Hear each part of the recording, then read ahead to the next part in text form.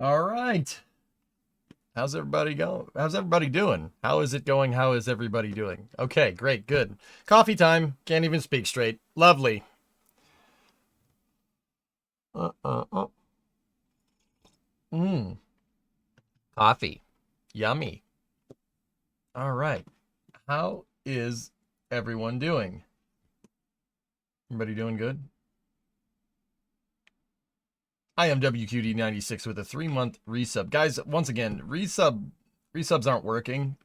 I checked again to see if it was anything on my end. Everything looks spick and span. Everything else works. I don't really understand what's going on here, but I actually think it might be something on uh Streamlabs then for a change, you know, because if something goes wrong, my first inclination is that I probably screwed something up. But how did the garage cleanup go, Rarest? Take a look. Take a look. Give it a second. Oh, it's clean.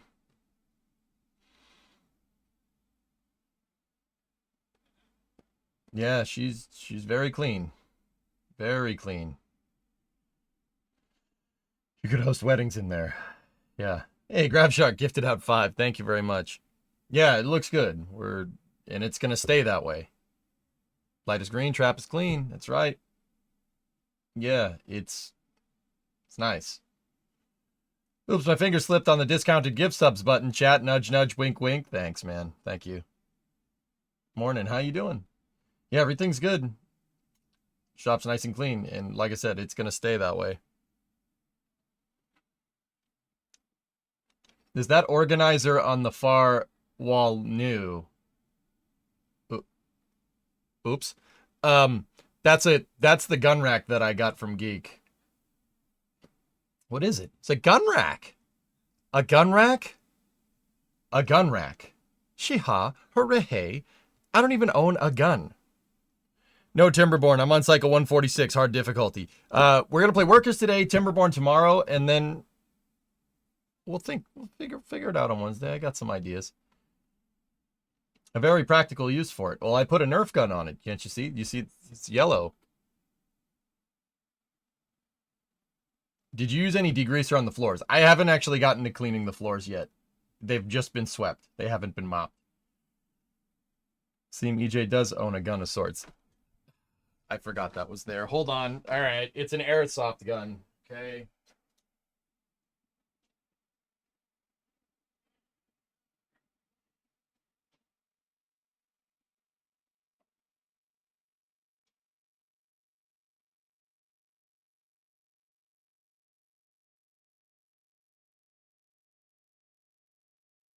Forgot I put that there. It's an airsoft gun, guys. Look, this is a classic Army M15 A4, M15 M15 A4. Yeah, it's an old classic Army. Um, Fun fact: this classic Army M15 is 20 years old. Yep, as if I would have my hardware out here. That's very cute. Yeah, this is a classic Army M15, an old classic Army before they cheaped out. It's 20 years old.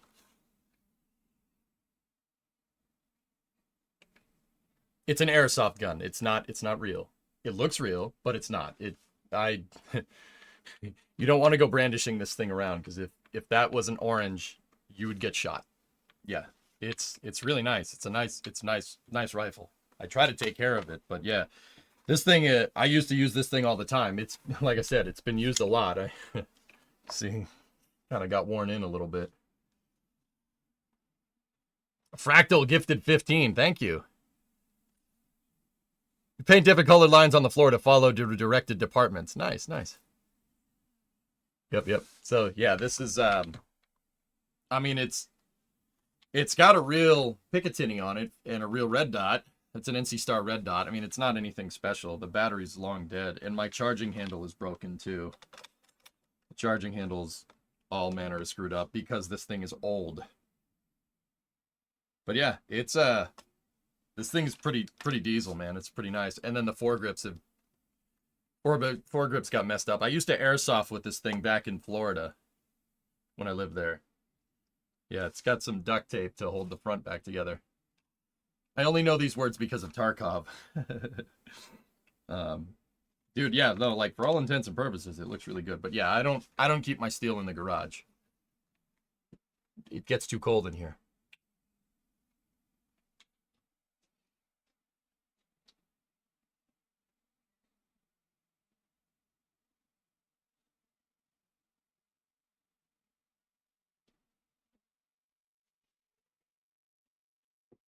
Ah.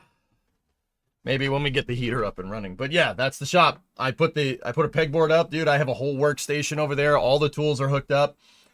I went to the hardware store yesterday and found some really nice diamond plate outlets. You can see it on the right workbench, like on the sill of the bench. It's like the metal with the dots on it. Got diamond plate power strips. So I mounted that up to the front of the workbench. Is that a real M4? No. That's a BB gun, guys. That's a BB gun. It's a BB gun. It's a BB gun. I wouldn't show real firearms on stream. I don't do that. You lived in Florida. Yeah, from 2006 to 2008, I lived in Winter Park, Florida. Did you catch the workers bug at all last week? It was such a tease starting the city to organize your life. Who needs something like self-care? Yeah. Ordon, you have a real one that you built yourself. Fun to build. All aero precision parts. Company used to make airplane parts. Now they make rifle parts. Shop looks good. Thanks, man. Can you add the aware emote? I don't know what that is. Quit smoking. Dude, what's up, dude? Long time. Awesome to see the shop coming along. Dude, it's bad. You see that like toad over there? Those pile of boxes? Those are boxes from when I moved out of the apartment that I never unpacked. Because like, I was so worried about getting my office ready to go when we moved in 2022. I was so worried about getting the office ready to go. I put all my effort into that. And I really, any shop work that we've been doing hasn't really been like, I haven't really unpacked everything. Now everything is unpacked. Very beautiful truck. Thanks, Arpazag. I meant the pegboard slat wall on the right bench. Then why'd you say on the left? Oh. Well, either way. I left the M15 on the freaking gun rack. And I was like, oh crap, I forgot that was there. Hope last week was successful. Yep. You were my neighbor then. Right on, Article. Yeah. I used to live on University Boulevard. At the corner of University Boulevard and Forsyth, if I'm remembering right. That's where the apartment complex was. If you know where that is. Yeah, so this is good to go. Quit smoking, gifted 5. And Fractal gifted 15 before that. Hellfish had a 68-month resub. Thanks. Quit, it's good to see you, buddy. I also got... The 97 was having some problems. The serpentine belt sounded like a bench grinder. Yeah. The idler bearing went and the tensioner bearing went as well. Like they both went at the exact same time. So I fixed that over the weekend. Yeah. Hey, Pythos. Hey, boss, how goes it? It goes. Dr. Gnome, 4-month resub. You know, once again, the sub alerts are completely broken. I don't know what the heck's going on there, but... What the heck's going on?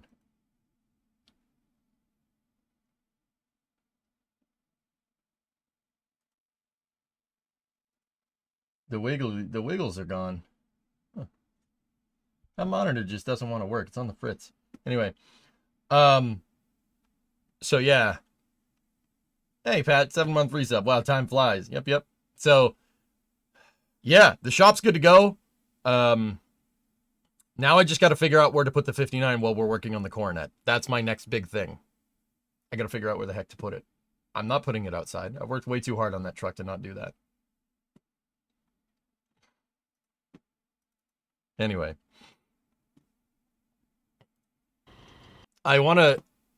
One thing real quick. I was watching Starbase Live this morning while I was further cleaning up the garage. And I wanted to show everybody this Peterbilt because it's freaking awesome. Look at the gear jammer going on right there. That's badass, man. Is your cold season over? We're kind of in limbo right now. One of those climate bubbles. Outside, though, Dude, that's sick. Look at that freaking truck. I saw it when I sat down for work a second ago. Oh, that's awesome. Why not?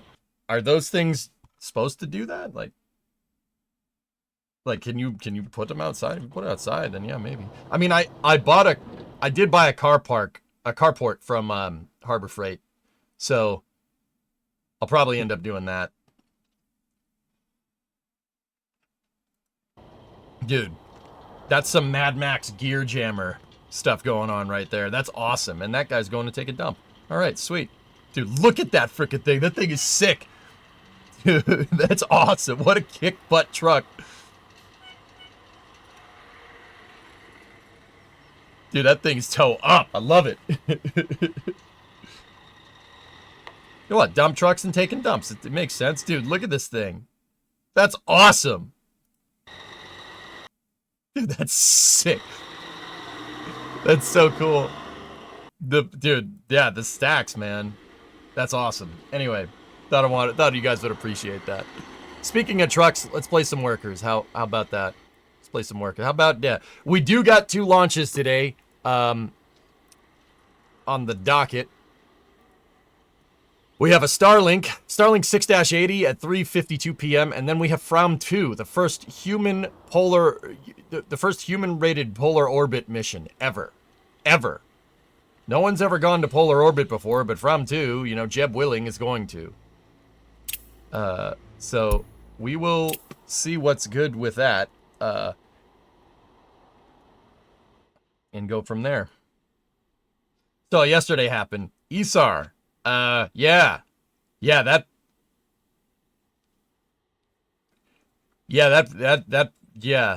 Isar.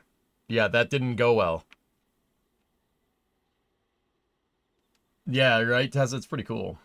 Did you have a good week of cleaning? I did, Vabis. Yeah, I did. Look, shop's nice and clean.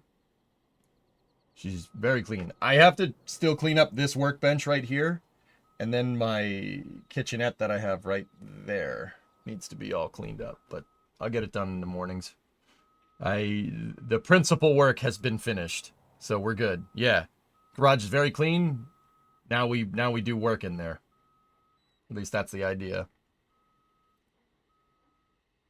The pad survived. Yeah, we were wondering at the end of the stream yesterday if it landed on the pad. It didn't. It missed. Thankfully. That would have really sucked.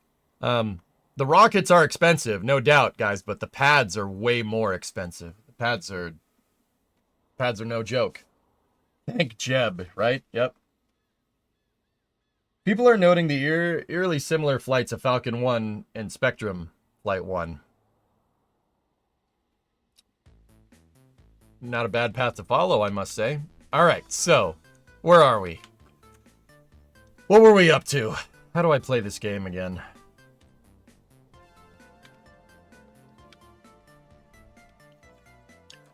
So we did get oil up and running, right? Yeah, we got oil going. That's good. Hey, the break gave me a chance to catch up on the VODs. All right.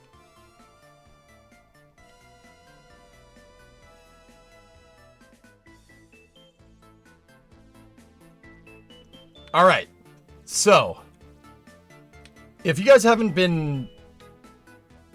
If you don't know what's going on here, I decided to plan out an entire city before we start building it. And go from there. We are pausing... I have the game paused right now to give you guys a little bit of an intro. We are pausing the game every April 1st to kind of audit ourselves from here and figure out what we want to do. Like, April is when we go into planning mode. We have plan A question. So I did start working on the streets here for the city. Started working on this. We have the 2 construction depots here set up and ready to go. And we actually are profitable. We have profitability in October of 61. That's pretty good. We're profitable because I decided to get in on this crude oil deposit that's over here. And started exporting straight crude. So what happens tomorrow on the real April 1st? We don't play workers.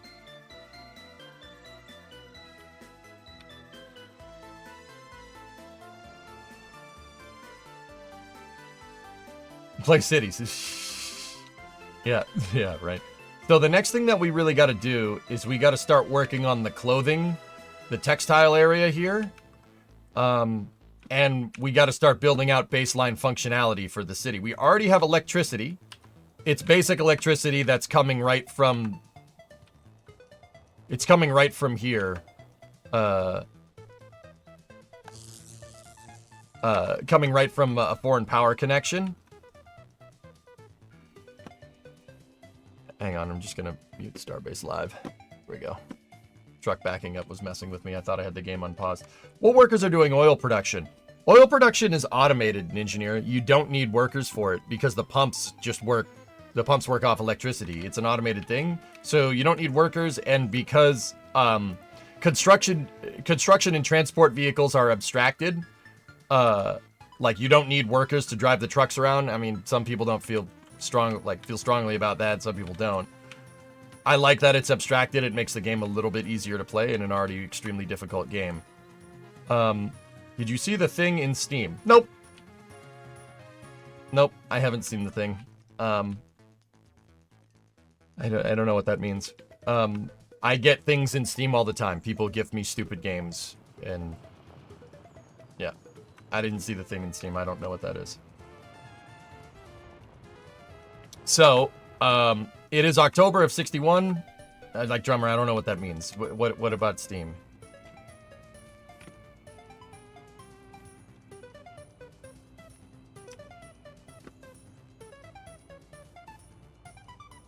You know what? I just want to play the game.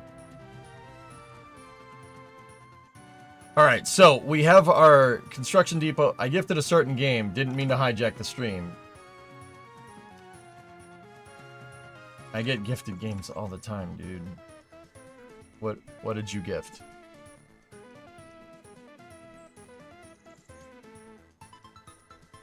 I've received a gift. Steam Engine Simulator. This game requires you to own the base game before you can put it in your library. Oh, no, that's RB. RB gifted me a DLC to a game that I don't own. So, you know, that's good. Are you not into trains? Captain of Industry. Oh, nice. Thanks. But I got enough games to play. Why would you do that? Yeah, why would you... What?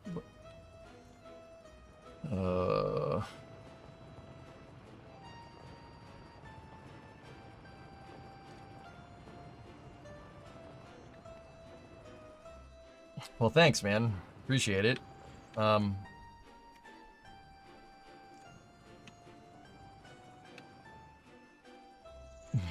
Something like that, J-Speed.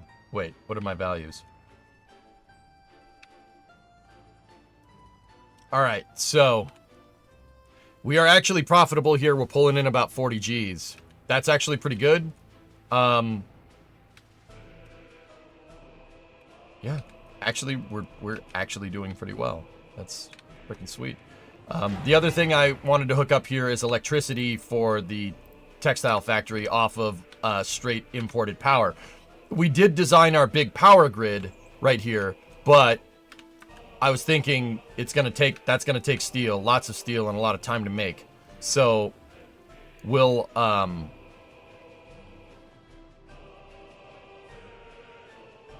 work on a small localized power grid first. It was fun watching you play Fallout 4 in the past, but now I want to see you play Alien Isolation. I don't want to play that. Plenty of folks have suggested Captive Industries, so I figured I'd get you one step closer. Thank you.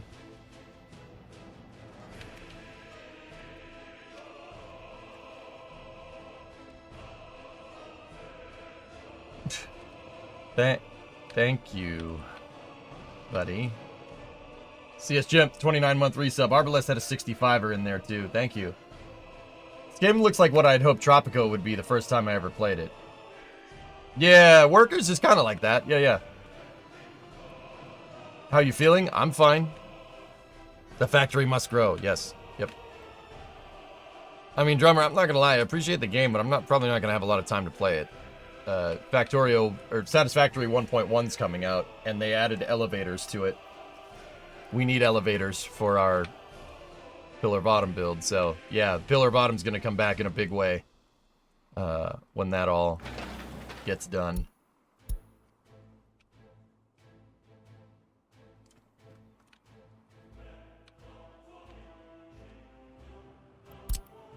All right, so I need to move my hauling equipment up to there. So I want you load up in that truck, you load it up in that truck, you load it up in that truck, and you to go over here. And then I want you to also go over here. Deliver mechanisms only with trucks, and make sure that that's part of our construction group too. It is. Cool. All right, so what I'm doing is, and then I want the crane over there. And over here, I should have more cranes. Where are the cranes that I used? Ah, there we go.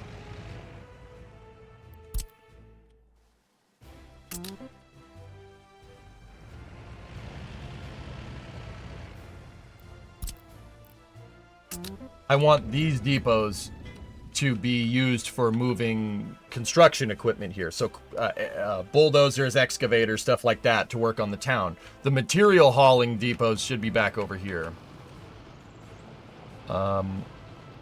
So actually I want you to load up this bulldozer, and I want you to go over here and grab that bulldozer as well. And then I want this crane going back over here to the crane hauling area.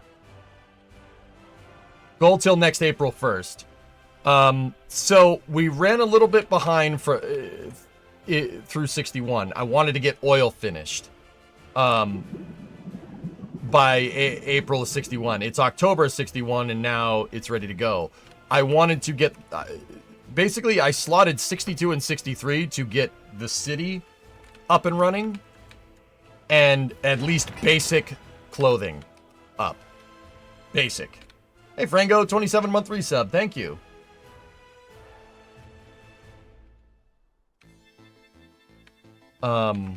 Yeah, that's where I wanted, what I wanted to do.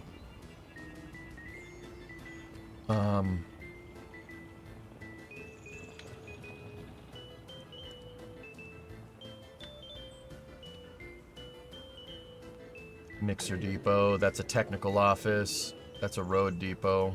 That's the demo office. Yakograd is looking like it has a glorious future, comrade. More walls to face in future. Ah, yes.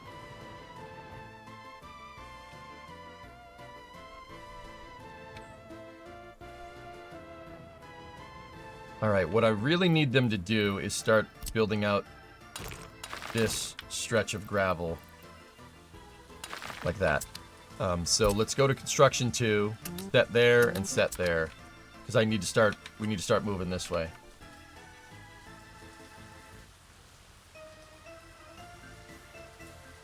I don't have expectations of you immediately playing it.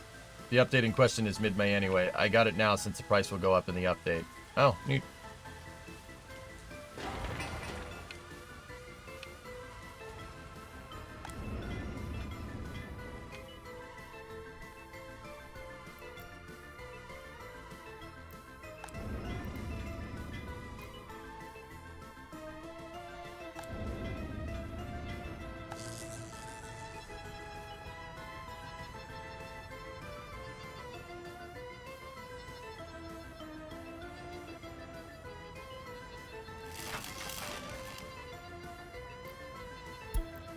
Yeah, we should probably rehook up that electrical grid. That's kind of important. Because right now these guys don't have anywhere to go.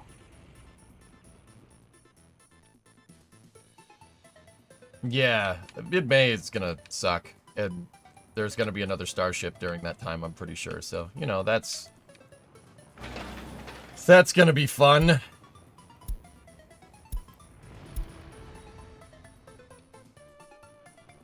How'd the Great Garage Cleanout come along? Fine, dude. Yeah, garage is good to go. And she's ready. It actually is nice because it feels like a freaking place that I can actually use. Instead of just a freaking absolute mess that I walk through every morning.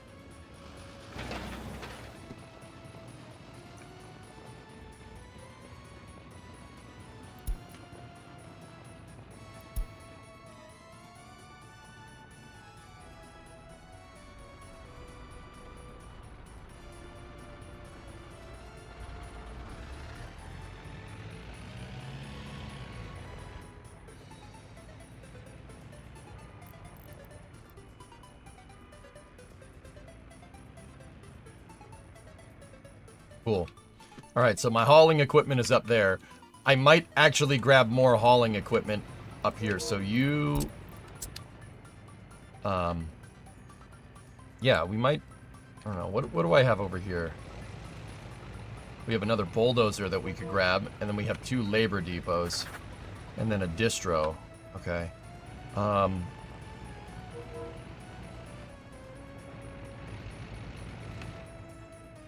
I do believe I sent a cargo truck down here. Yeah, he's going there to grab that bulldozer. Alright, cool. Glory to Yakograd. Also playing a cool game called Void Train right now. It's pretty awesome. I'm resuming construction on my 100 by 100 foundation pyramids in Satisfactory. I already built the structure, now just gotta fill it with factory. I've tapped every node in the northwest corner, plus a few more. Awesome. Void Train. The Interdimensional Express. Oh boy. Are you not going to finish the last 2 oil depots? I actually don't think we need to, Jens. We could, but I really, yeah, I don't think we have, I don't think we need to.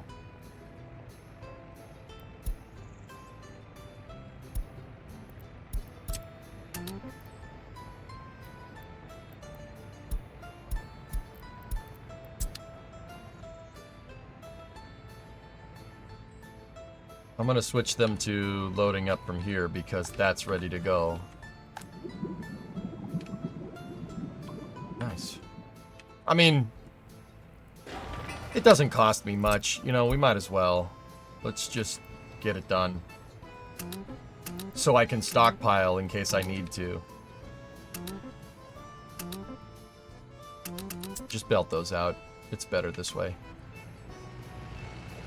Alright, you... get in there. The trucks can load up 2 bulldozers, so you go back over to my main hauling depot. My new main hauling depot over there. It's pretty up your street. A lot of games are, dude. Yeah.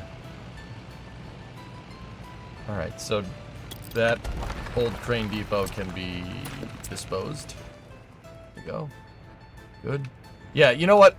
I was thinking don't finish it, but now it's probably better to finish it because what I want to do during the winter... stockpile.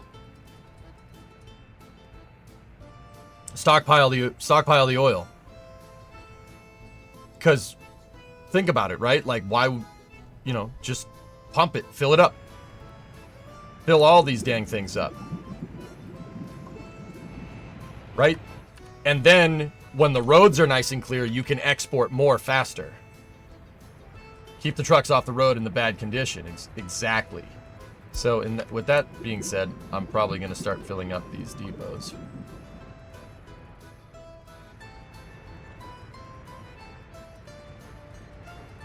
Is that thing's running on the map rather than just the planning stage? Yeah. I know.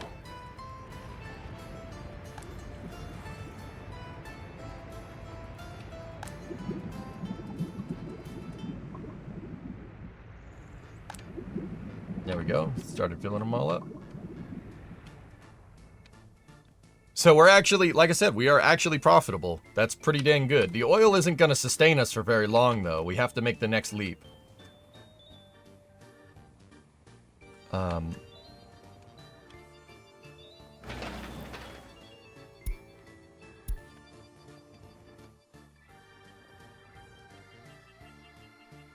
Looking good to now install that lift. Right. Exactly. Okay, the other thing I want to do is build the gravel road to here. We can get rid of that. And we can get rid of that too. Have construction 2, work on that. So the next thing we got to do is start building out our utilities. We got to build out sewage, right? So we got to build that gate. And then we got to build water out too. So assign construction 2 to there and have them build out the water and sewage facilities because we got electricity, right? Just got to build out water and sewage. New substation is up.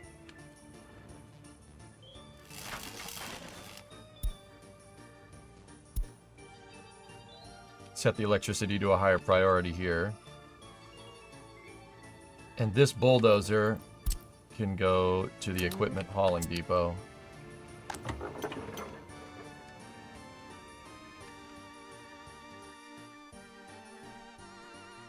Yeah, Brendan, we're making good progress, dude. Also, I do believe the road to NATO is all hooked up. Yep, we did get that done. I built a wood bridge here instead because building an asphalt one is kind of dumb. That's just would have taken too long. Hey, Fluffy, what's up? See, workers is in full swing. That's right, man.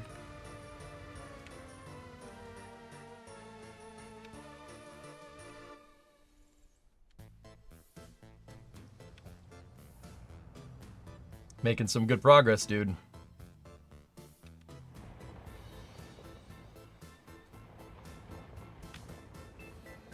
So, yeah, once we get water and sewage up, we'll be sitting pretty, actually. Pretty.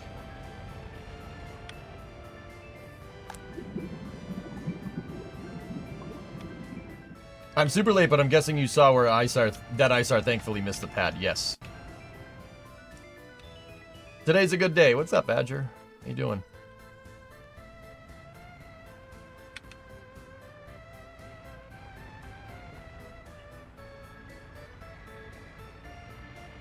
Yep. Yeah, Cunny, exactly. Yeah, Pillar's coming back in a big way. It's gonna be good. It's gonna be real fun.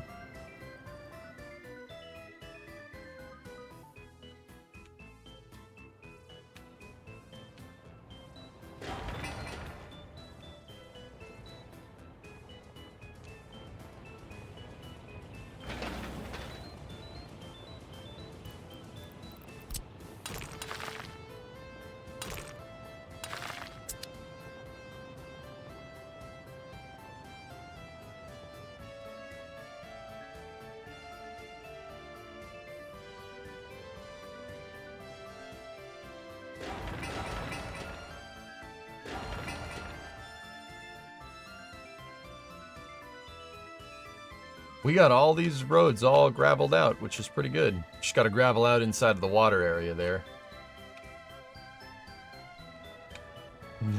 Double nuts. Today is a good day. You know what? You know also why it's a good day? I forgot. I have a hot cup of coffee here. So. Oh yeah. We gotta hang this over the coffee. Yeah, Russell, I saw it. Yeah.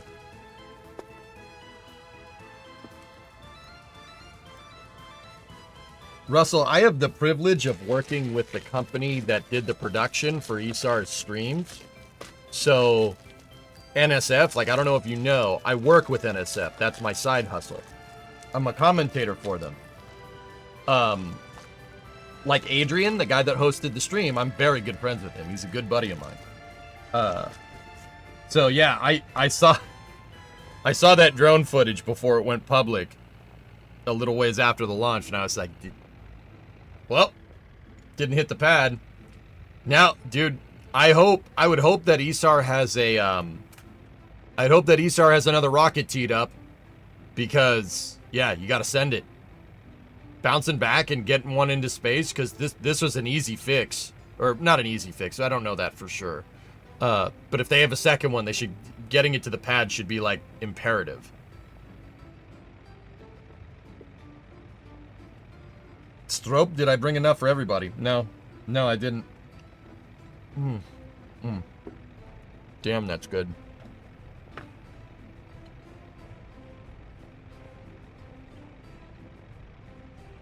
Hey, Kyron. How are you, buddy? Hey, 46, man. There you go. Elon even gave him some props. Said he achieved orbit in 4 launches and he hopes they can do it in less. Dude, the guy gets it. More rockets are better. You say whatever you want about him, dude. I understand spaceflight pretty damn well.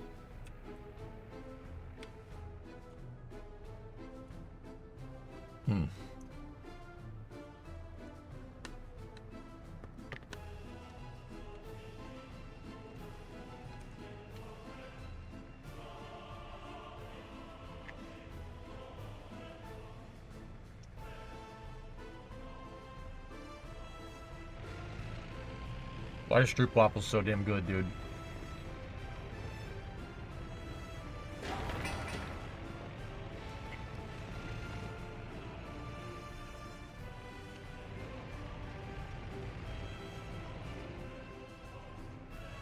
Alright, so we got to get water and sewage figured out. That's really important.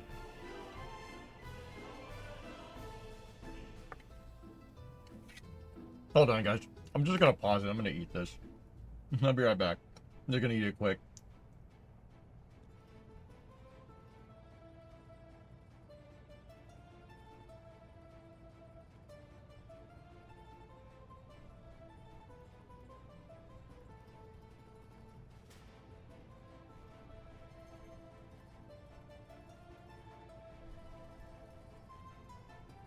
Damn, that was good. All right.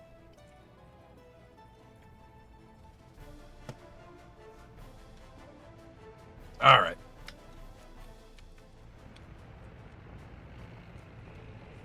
Yeah. Yeah, getting the clothing factory is basically the big thing I want to get done by April of 62. I'm dunking them in the coffee, dude. But, King, there's only so much we can do. There's only so much you can do with this, you know, while we work on the... Ah! Gifted 5s! 5 subs. Oh! Pip, old boy. How are you doing? How's things going in, you know, cold and dreary England? Hopefully going good, and hopefully going swimmingly, old lad. I don't think old lad is what they say. Whatever. I don't care. Tea in the harbor. You know how it is. Don't worry, my new book on how to lose friends and alienate people is coming out very soon. Old boy. Yeah, old boy. Good enough.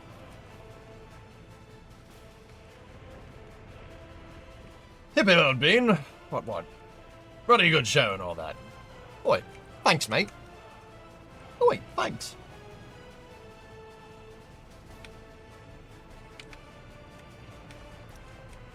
Don't rope me in. Don't rope me in with... Don't do me like that, King. Don't rope me in with them. Why would you do that?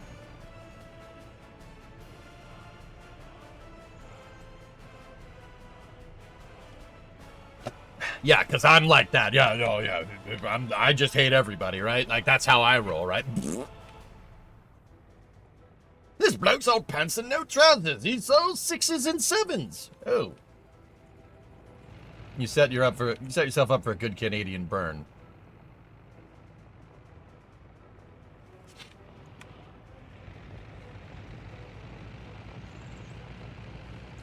I am going to be the bigger man here and not say anything.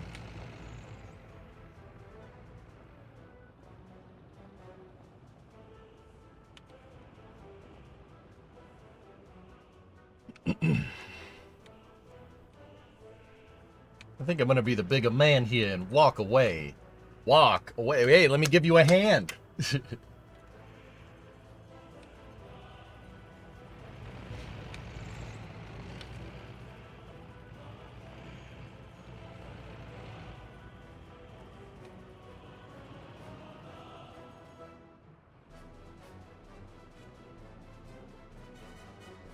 Bigger man. Again, you're American. Yep.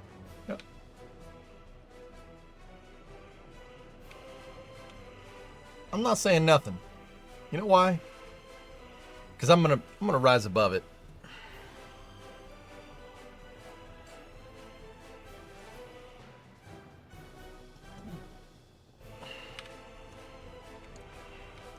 I'm not saying nothing.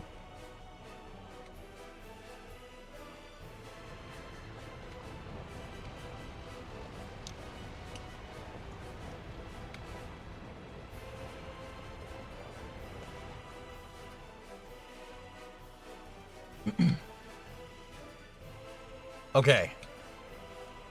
Damn, dude, we're actually pulling in cash. I don't really remember oil being this freaking profitable, like crude. But then again, I probably wasn't doing the crude oil right when I first did this. I was probably pulling crude right from the pumps and didn't have a loading station, so we couldn't export it fast, etc., etc.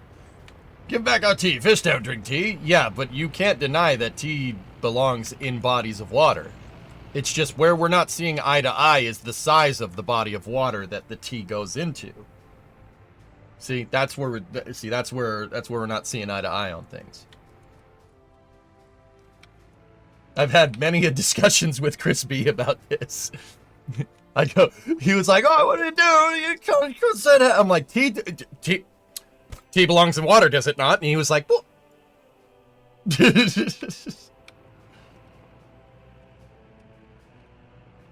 Do you plan for a port as well? Yes. Yeah, Jens. Over here is deep water. We just gotta dredge out that isthmus right there. Isthmus. Excuse me. And yeah, we'll put the big old Soviet port in here. I'm probably gonna put it on this side, dude. Yeah, we'll probably put it over here. And then connect the highway and the tracks to it. Because I want city to be right here.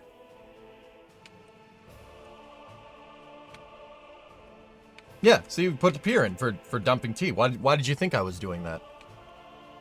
Isar was insane yesterday. Probably my favorite launch this year. Dude, I cannot stress enough, other side, how good it is. Like, I know, yeah, the thing exploded. Yeah, great.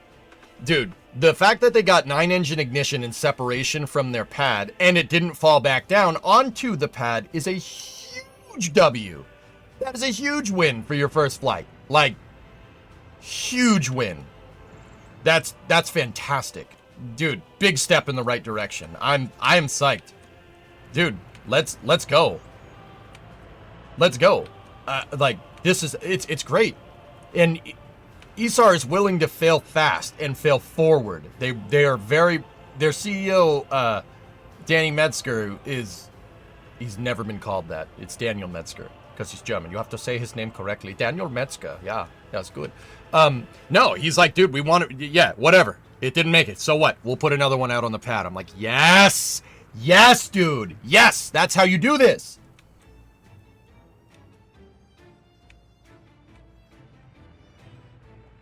Yes. If it blows up, who cares? Send a freaking another one. Send another one. Put another one on the pad. You'll get it right eventually. Dude, that's amazing. I'm in. Let's go, dude. I'm on board. I hope they do well.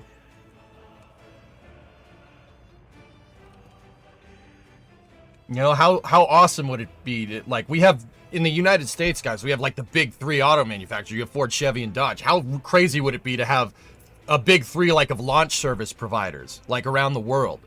You know? Like how Mercedes competes with Toyota, who competes with Chevy. Like, dude, just saying. I want that. That's the future that I want. So long as they understand that space is in the complete opposite direction of England. The last time the Germans played with rockets, we were not impressed with them. It's pretty good piece of kit, though. You gotta admit, it's pretty good piece of kit. You know, if the A4 had an upper stage on top of it, it would have been a pretty damn good launch vehicle. Just saying. Just saying, dude. But okay, like, uncapping. You want to be real for a second? And I'm telling everybody this in a historical context, so don't freak out. Dude, you know how many times Von Braun put an A4 on the test stand and it just blew up? There's footage out there of A4s doing that exact same thing from Peenemünde. They just go up and they come right back down and blow up. They go up, they go fly that way, they explode. They hit the blockhouse. The thing sits there and it wasn't able to maintain thrust pressure. It takes off and it just kind of sits there and then falls over. Like it looked like grasshopper. Dude, this happens. That's how you rocket science. You've got to figure it out. But yeah, dude, even Von Braun, he had his problems. Look up some of the early A4 tests. They did not go well.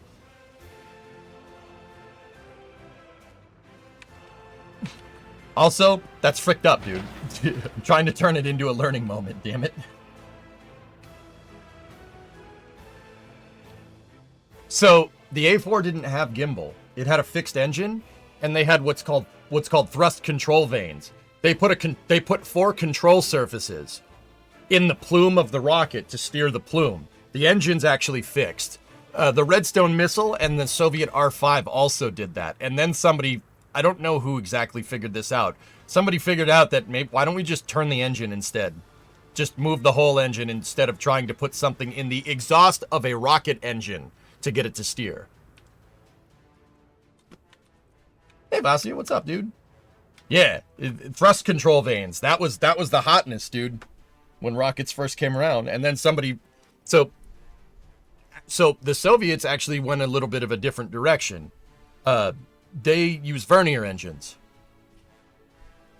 So like the Soviet, the RD-108, so rocket engine 108, rocket engine 107, they have little tiny thrusters that were on a tap-off that steer. The thrusters only move like this, right? But if you have 4 boosters and each booster can move the vernier thrusters like that, and then the center engine can move them like this, you can get all axis of control.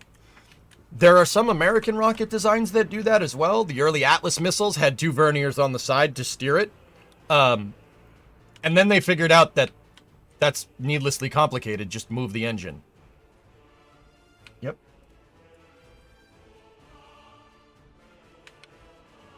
Yeah, so, dude, thrust control vanes were the hotness until they got replaced with gimbaling and vernier engines. That was the thing from, like, for rockets from, like, 1945 to, like, 55. Yeah, just put a control surface in the plume of the rocket engine and it's fine. It'll work.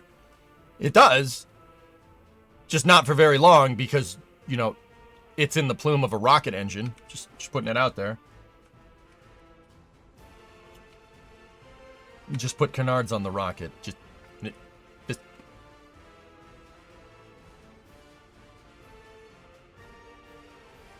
Korolev's rolling in his grave right now, man. What's wrong with you? What's wrong with you?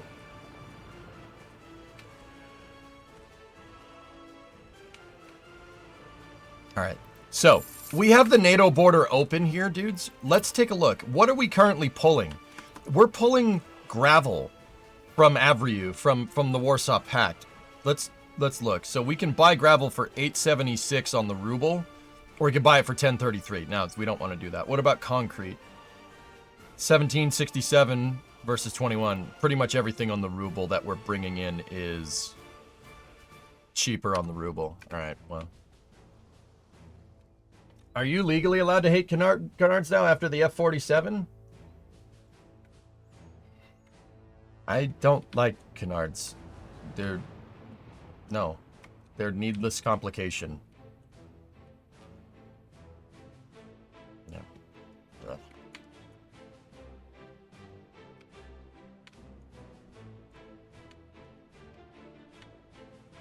Gross. Needless complication. It's disgusting. All right, cool. They make it look aesthetically pleasing. They make planes look aesthetically pleasing in the same way a big wing on a car looks aesthetically pleasing.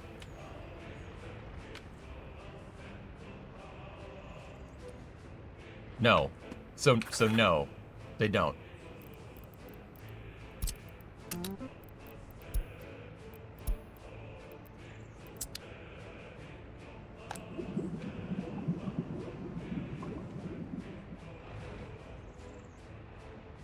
Canard saved the structural integrity of the B-1. Just saying. That's a winglet, not a canard. That's a winglet. A winglet was added to the front of the B-1 to reduce structural vibrations on the frame. Winglets are different. Winglets are okay. Canards? No. You don't like Menards? But no, Menards is fine. I'm gonna get back to work. No. Can you start exporting oil in NATO? What's the price for oil export for NATO? Sell for 51.91, sell for 51.31. It's the same. I mean, selling it on the dollar would be a little bit higher, Brandon, but you have to take into account the fuel cost of driving it all the way over there. That fuel cost is going to outweigh the increased price. It's not worth it. But that, if there was a big difference, I probably would have. Canards at Menards? No. Wait, yes. No. No.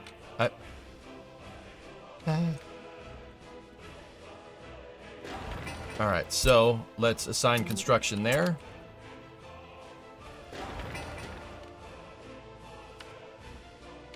Is there a reason why canards are then a French word for duck with an English accent? Why choose that name? I have no idea. I don't know the origin of the name.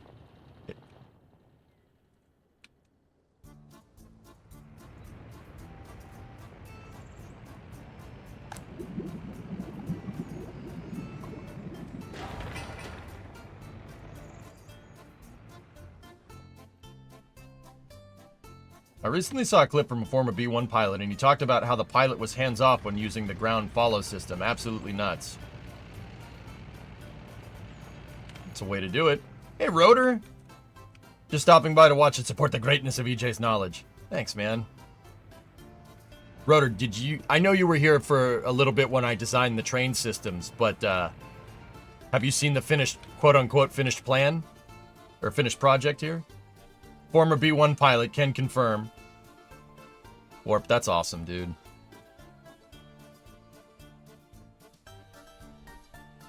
And it's a winglet, man. I will die on this hill. I hate canards.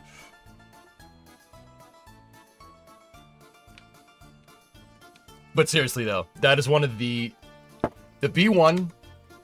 This is B1 appreciation minute here. I mean, the B1A would have been sick, but dude, look at that. That is one of the coolest freaking planes ever designed. The winglets that we're talking about, guys, is over here. Right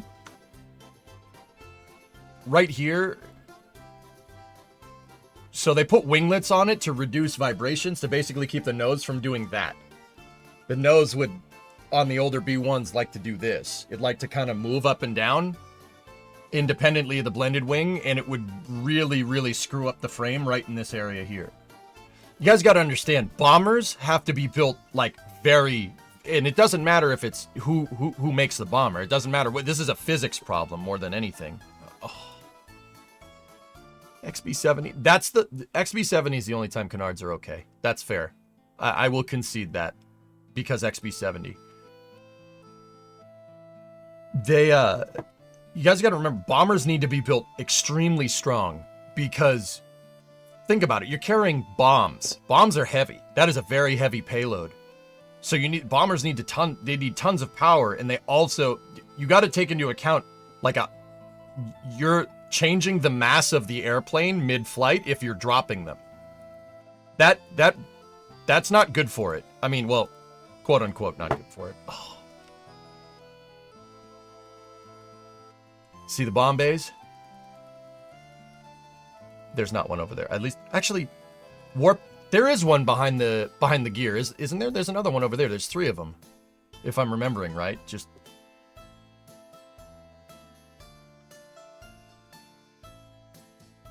oh, so yeah. Anytime you can put something on there to kind of save the frame and make the frame of the plane last, because aluminum wears out. It goes through load cycles and it wears out. Like if you have a soda can and you pull the tab off, same idea. Planes do that because they're made out of the same stuff. So they put those winglets on the front to basically make the frame not vibrate itself to pieces. I live in Billings. We've got bone visitors from Ellsworth every so often. Yes, 3 bays. Dude, okay. I'm sorry, that is one of the sickest looking. I love V1s, dude, because I'm a huge Rockwell fanboy. Look at that damn thing, dude. Oh, that is... It's so sick, dude. Thank you, Ollie.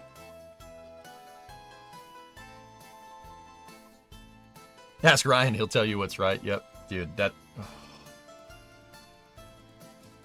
It was fun if it wasn't broken. Would you just look at it? It's one of the sickest looking planes ever, dude. I love B1s.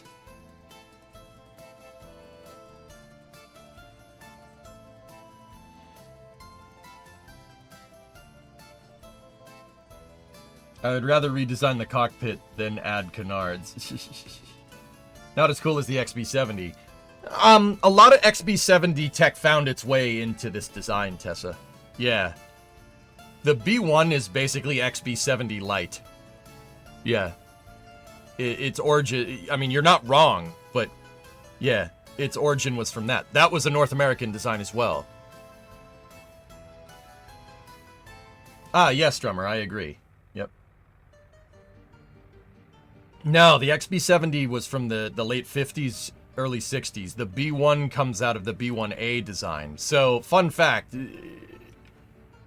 They started working on the B1A program and got a big contract for it, and then President Carter canceled that contract in the late 70s, and then Reagan came back in the early 80s and reestablished the program. He reactivated the program with some slight redesigns and started the B1B program. Yeah, but the origin of the design was from the XB70. The B1A, dude. You want to read about a ridiculous airplane? There's a big difference between the B1A and the B1B. They're...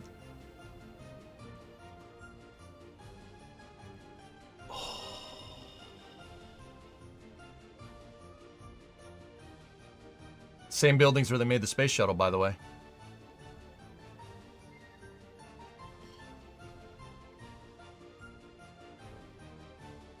Dude, what a sick airplane.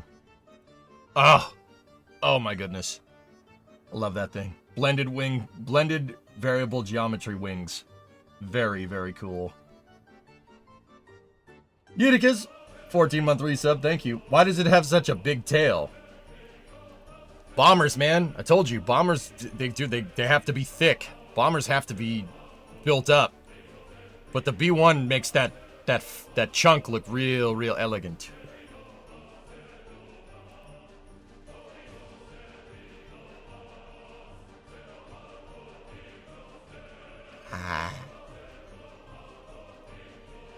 Nice.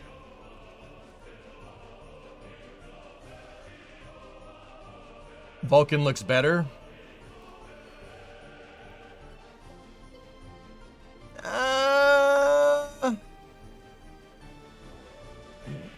I think I like the B1B more. Vulcan's awesome though, but the B1B is... I mean, you're comparing bombers from different time periods, but also just... Now that's an airplane.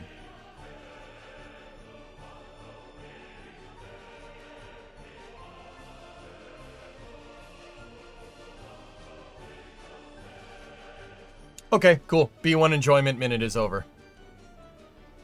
Anyway, Rotor, thanks for that resub. I started building out the cargo depots with provisions for track expansion and stuff. So Rotor, like, all of these systems, dude, and this is the reason why all the train areas, they're like super spread out, is because there's a theoretical max consist, or it's actually not theoretical. There's a maximum consist length that you can have in workers, and everything is designed around the maximum. You can only have a 1,500 foot train in this game, so all of the sidings, all of the tracks, all the sidings, all the spur lines are all designed around a 1,500 foot consist, or about 500 meters, give or take.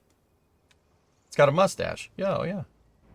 Those computers are replaced eventually, but there were still a reminder of the shuttle, like using the same tape gauges and its integrated test system at only 3 display lines, which was designed to monitor the 3 main shuttle engines. Yeah, Warped, I wasn't sure how, and I was kind of hoping this conversation would happen, because I know that in some way, shape, or form, the B-1B has a lot of similar systems to the shuttle. The avionics package is similar because they were both made by Rockwell, but still cool.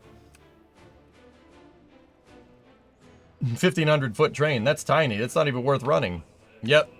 So everything is built. All of my thresholds for tracks are built around 1,500-foot trains. And then, dude, somebody actually taught me something that I thought was really, really cool. You can, if I build sidings, right? So if you build a freight yard and you put down a bunch of waypoints in the freight yard, you can just tell the trains to stop at the waypoint and stay there. So you could stage trains in the freight yard instead of storing everything in the depot. So you can actually put consists on sidings in this game, which is actually superbly smart. Yeah, just take the train out of the depot, right? And put a waypoint at the end of a siding and tell it to go to that waypoint, and when it gets to the waypoint, just tell the train to stop and it'll stay there. Well, obviously we're gonna do that. Yeah, yes, that's correct. Paul, what's going on, mate? How you doing, buddy? All right, so we are unpaused here. What do we have set up?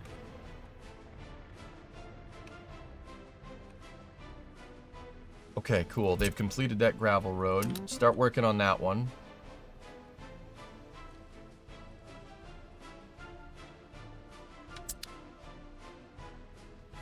The real question is how many track builders. I have the provisions for like 5 or 6 EDKs. Sea Kraken.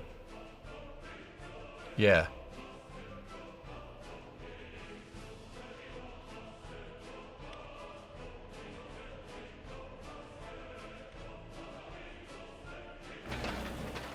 Elfish gifted a sub to Warp Space. Yeah, no problem. Miss the most airplane is my current one doesn't break near as much though, but it's not nearly as much fun. Anyone else dropping frames? I'm not dropping frames on my end, Dino. Anyway, Warp, that's cool, dude. Good stuff, man. I assume you know that as soon as you unpause, it's going to snow in 2 to 3 days' time. Yes.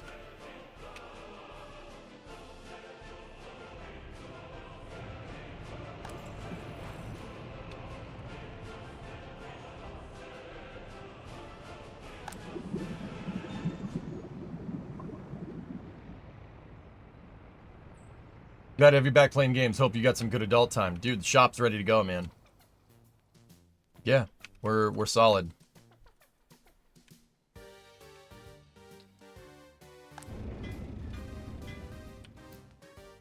This could do with another excavator.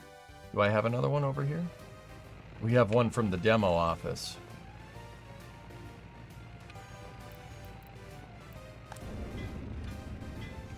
I'm hesitant to purchase more equipment. Just because, once again, we're at 542,000. We started with 1.3 million rubles. I'd say probably about 500,000 of that. 500,000 of those rubles are vehicles, buying vehicles. So I think we should make doo-doo with what we got. Yeah, you know what I meant.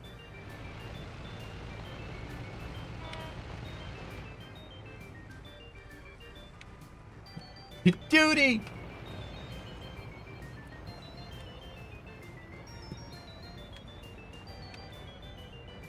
Pipes are almost done. And then what I'll tell my trucks to do is in the wintertime here, just start, don't move and just build up the stockpile in the winter.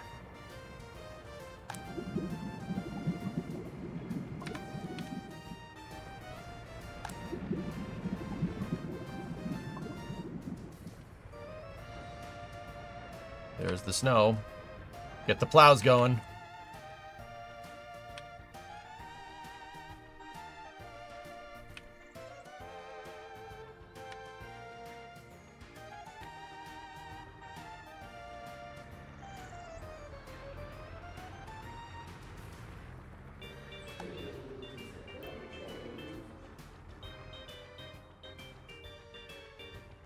My eyes!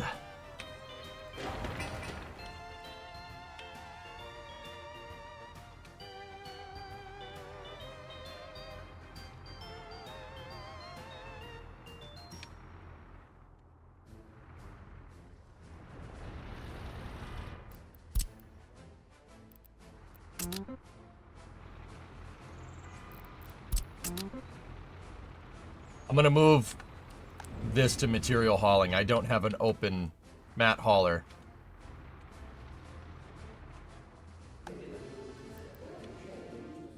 That should get all gravel roads in the area. Good. Yeah, that thing, snow screws up the bit rate. What's the first project you want to do in the cleaned and organized shop?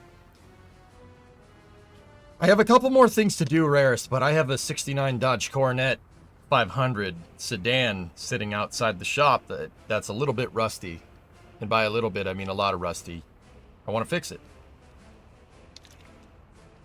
It runs, doesn't have any brakes. So, you know, we got to fix that. But we will get to it. That's what I want to do in there.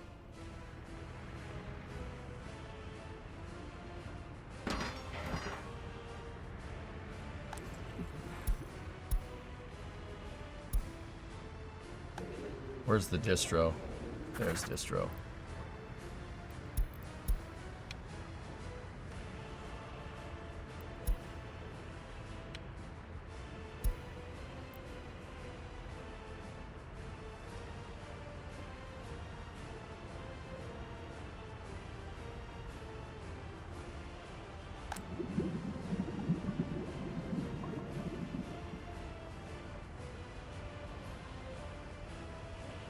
Have you ever been tempted to upgrade the garage to a machine shop? Yes.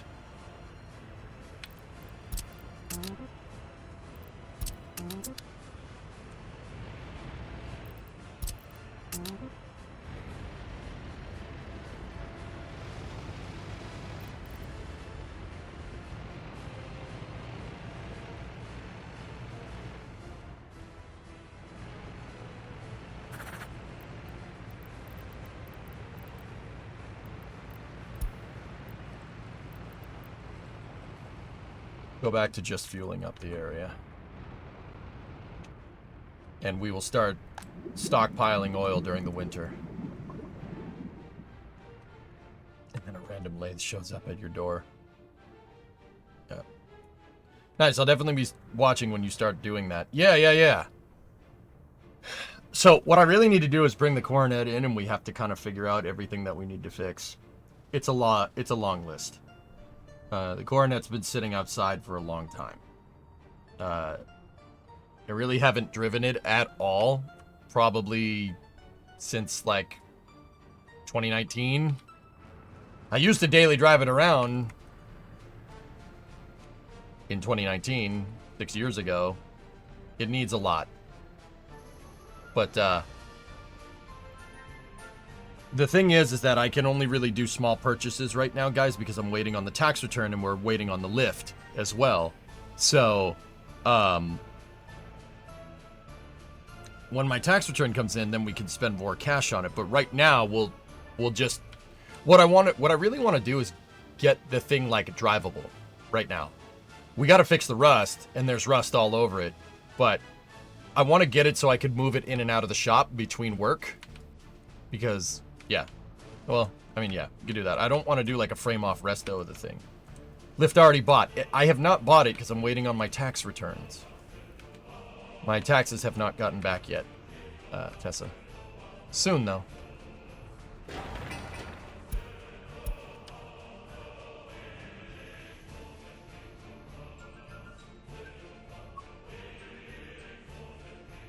But yeah, that's what I want to do. The other thing that I need to figure out is where I'm going to put the 59. But I have a carport that I can set up. I'll set it up outside the shop or somewhere in my driveway, and we'll put the 59 in there so it doesn't get messed up. No, I haven't bought the lift, but I have the cash to buy a lift. You guys, yeah. Remo called Chat out. It's like, okay, we'll buy a lift if you give us enough cash. And then Chat gave us enough cash like 2 or 3 months ago. I haven't forgotten about that. Neither has Bree. We're gonna do it. Last one free. What's up, Baron? Let's go. What's up? The FAA has confirmed both the mishap for Starship Flight 7 and New Glenn Flight 1 are closed. Both are closed without any safety impact. killer. Don't forget the pipe bender. So, yeah. And, yeah, I want to get a machine shop. I'd like to get a mill in here. Yeah. Find a Bridgeport mill for short money, because they're everywhere, because, yeah.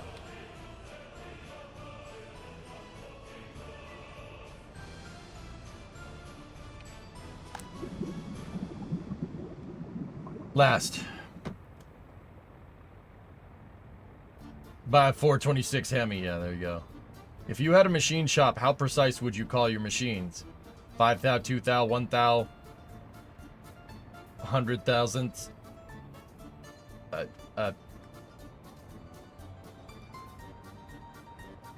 I don't know. It depends on the machines that we get. I'd call it 154 thou. Yeah, we'll call it that and leave it at that.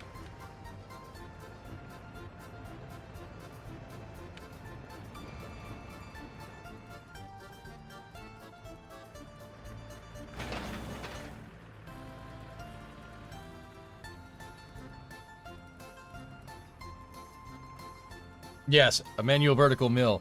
Now you're speaking my language. Make sure to get a digital readout for it. So, can't see me. My dad is a machinist. Yeah, he was a machinist, and he once upon a time, he machined oil pumps for fighter jets. At one point in time, so he's gonna retire soon. And what I want to do is buy a mill, and I would really like my dad to teach me how to do all that stuff. I know about machining, I understand it, but not like him. So I talked to him about it over the weekend, and he was like, hell yeah, please. I'm about to retire, give me something to do. I'm like, all right, cool. Gotta find the space for a mill in here, but I would love to. Sea Kraken, yeah, we'll make parts. I run lathes as well. Nice, I'm happy to help. Heck yeah, man. So that's kind of a long-term plan. I'd love to get machine tools in here. A lathe and a mill would do us just right. The lathe would be great for machining parts, like rocket engines.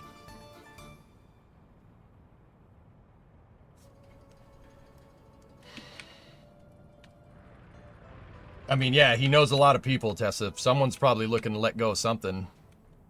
What I want to do is learn how to manually operate these machines, but yeah. Need 3-phase power. I have 50 amp service out here. In the garage. We should be able to get 3-phase out here. Don't forget a CNC machine. I don't have enough room for a CNC. We'd have to expand the garage. Have you seen metal 3D printers? They seem insane. Yes. All right, the road to the clothing shop is good to go, so let's get that thing ready.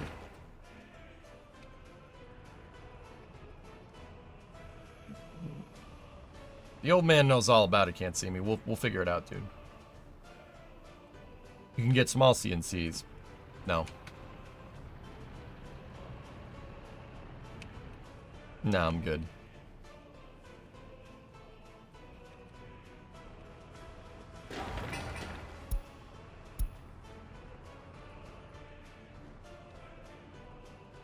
Between the CNC machine, like if we get a mill and a lathe,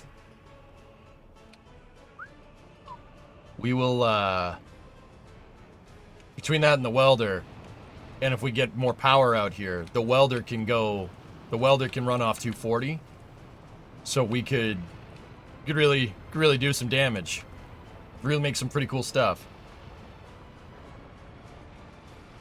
I mean, according to your control room fixed monitor, you have 4 RS-25s test firing in your shop.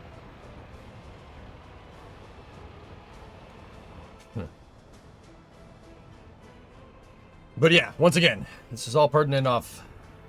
I think you should have enough space for this.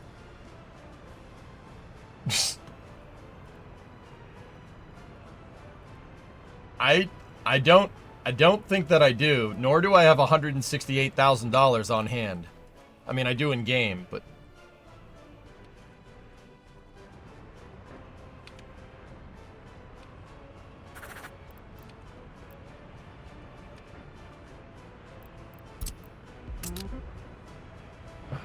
No, you don't need to start the pot. We're good. Don't worry about it.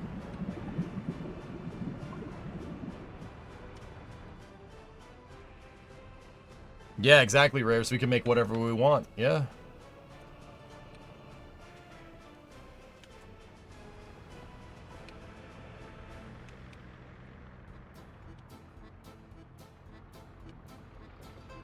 Yeah, exactly, Tessa. That's the last... Yeah, I mean, lift first. I got the welder. Lift first. Then, you know, we'll see where it takes us.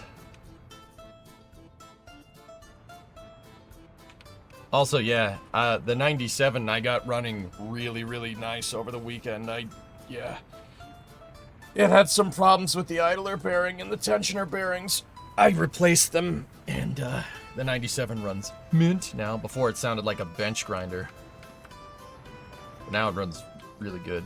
Motor's really nice and happy, which is excellent. Just on a side note, yeah, to fix all that. Hey, B0, 51-month resub. Thank you. Right now, EJ needs an intern to help with the garage stuff. You know how well we delegate all the non-fun stuff to interns.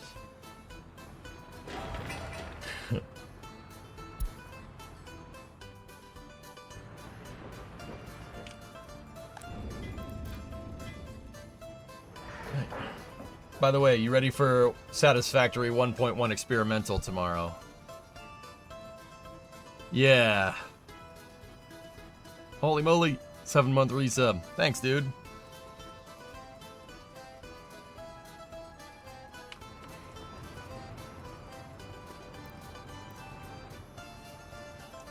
How much fuel do we have, or oil do we have on hand? Look at all this oil. So busy now. 320. Oh, a little over 400 tons of oil on that one, and then we have 400 tons over there. Mint, mint, mint, mint, mint. See the trailer for 1.1? I have not watched it yet, believe it or not.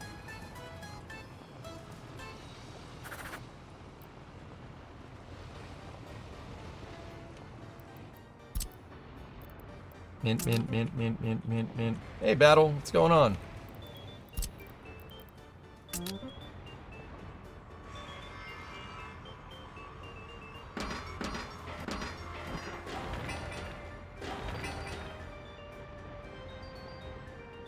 Did you finish the Halo spaceship? No, we're gonna work on that HMS this week. Yeah. Yeah, elevators are gonna be clutch, Sneaky. I was really, really wondering how the heck we were gonna design that thing without elevators. That was a really kind of, how am I going to do this moment, you know? Hey, Boxy, what's going on? I was gonna just do all staircases, but now we don't have to worry about that.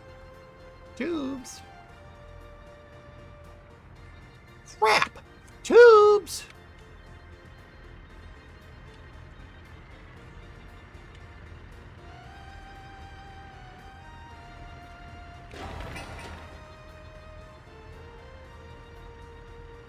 I'm going to set the clothing factory to high priority because that's what I wanted to get going by April of 61.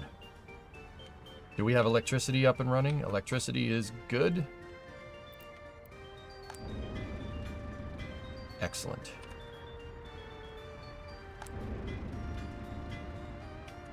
Cool.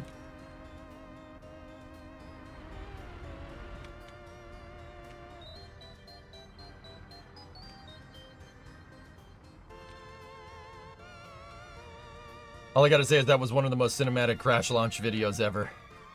It was something, dude. If it's 0 degrees, how many Fahrenheit? 32. 0C is 32 Fahrenheit. What's the conversion formula, guys? It's times something minus 32 or whatever. Because they're using a different scale. Vertical nudging of holograms. Yeah. 1.8. 1.8 plus 32? Fahrenheit equals Celsius times 1.8 plus 32. There you go. That's what it was. 1.8. Yep.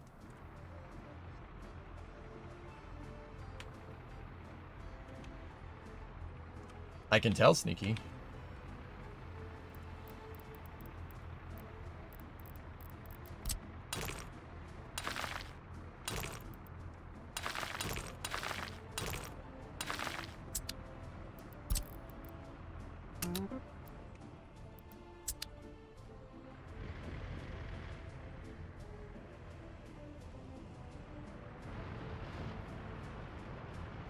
Yeah, there you go, Norath. Yeah.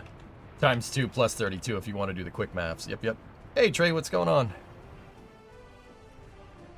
We are in dead of winter. It is 11 Fahrenheit.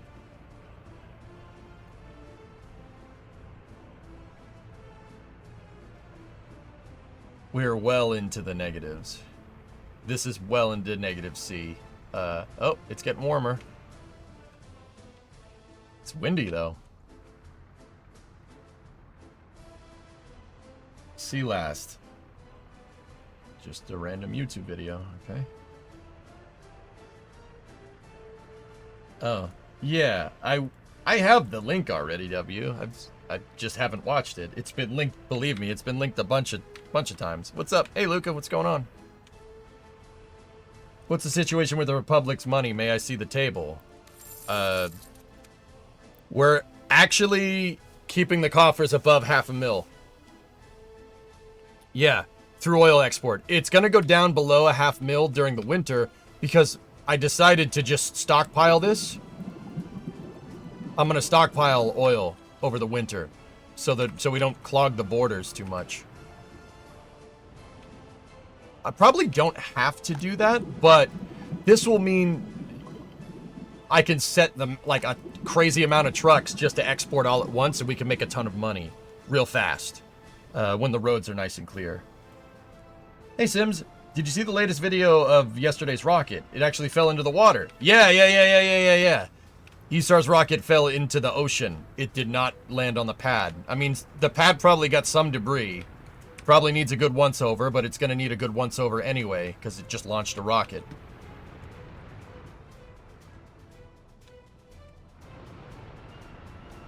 But, yeah, good stuff, man.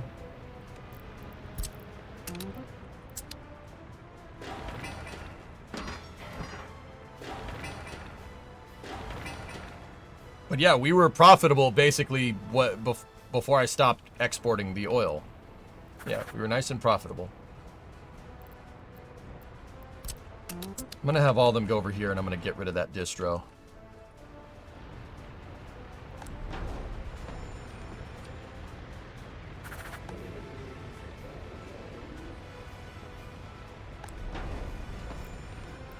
All the garbage.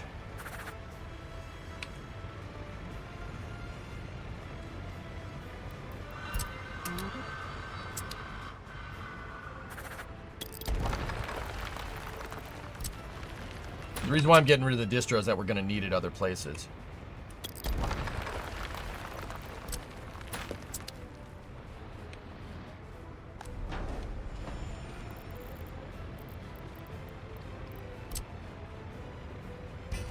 I'm already out of technical. Crap. Have you planned the steel plant border? No. I want to start doing that in the mid-60s. See, Kraken. So 65 to 70. Basically, once this is all up and running. I gave myself 5 years to get clothing and at least minimum viable city up going over here. That and chat was sick of watching me plan stuff all day. We will plan this out, and then I gotta do the NATO border over here as well. We have to get the highway going. Build the highway this way.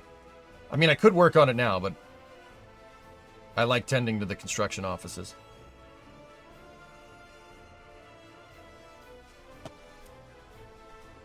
Yeah, so my solution to this problem, fellas, is to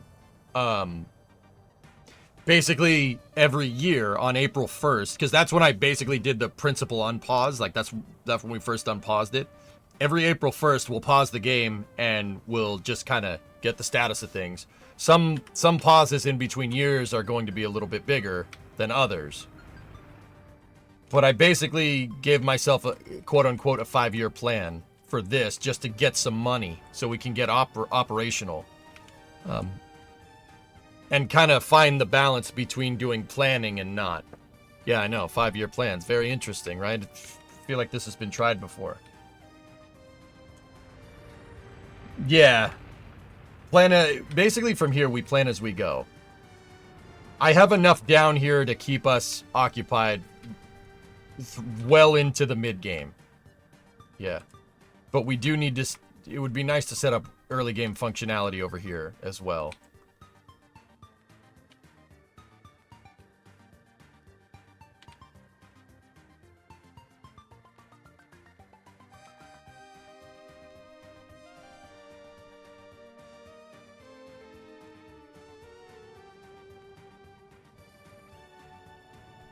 Yeah, we'll get this all figured out.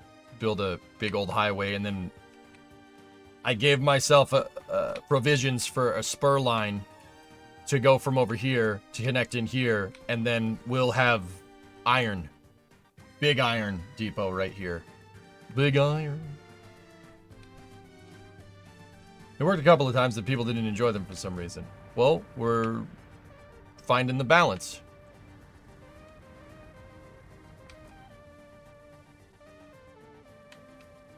Not much. Hoping the next month is very exciting. Hoping Flight 9 plus Jared's nomination. Yep.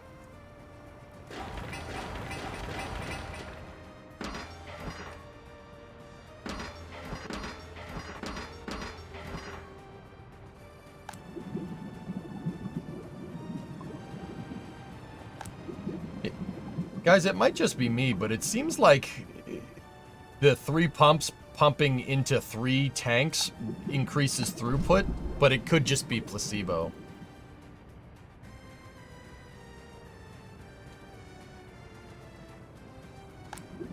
Because it seems like, I mean, I did stop exporting too, like, it's me, what's up?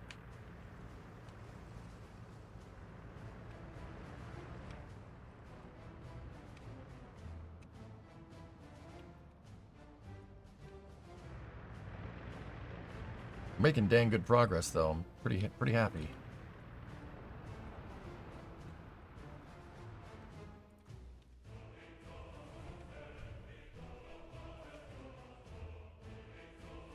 I might even have these guys start working on the intersection, so we don't need that road no more. And that gets us over here, and then we could start building out the road into the railroad area.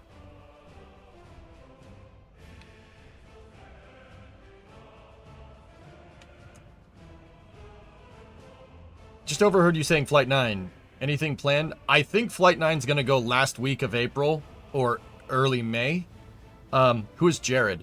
Trey over there in the YouTube chat is referring to Jared Isaacman, who is the president's current nominee for NASA administrator. The NASA administrator is the guy that's running NASA. Isaacman is he's a commercial astronaut that's flown 2 times into space. He's flown more into space than some actual NASA astronauts. He was also the first dude to do a commercial EVA. He went out of his capsule, at least partially, on the Polaris Dawn mission. And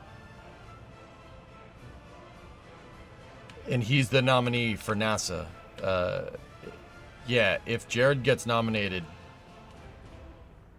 that'd be really good. He is the right type of dude to get NASA kicked into overdrive.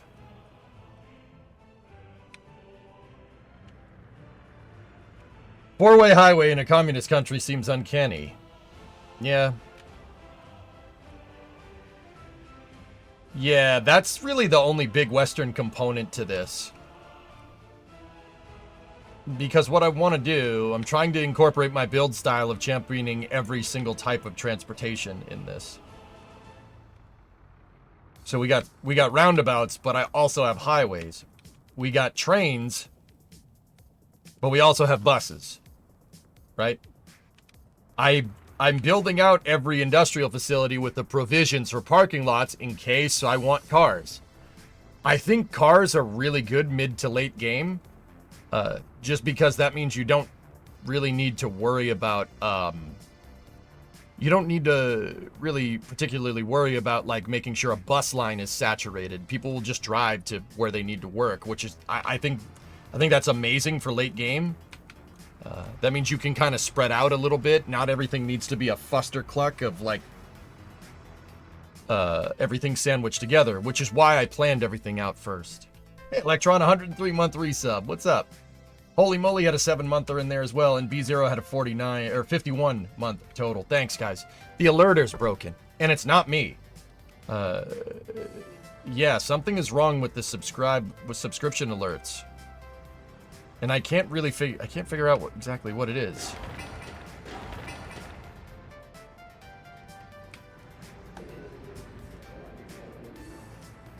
Bits work, tips work, everything else works except for subscriptions. Which is, once again, that's just strange.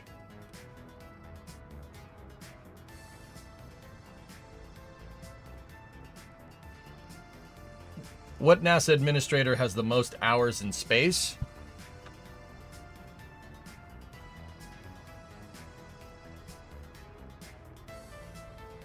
I would guess Charlie Bolden. It's either Charlie Bolden or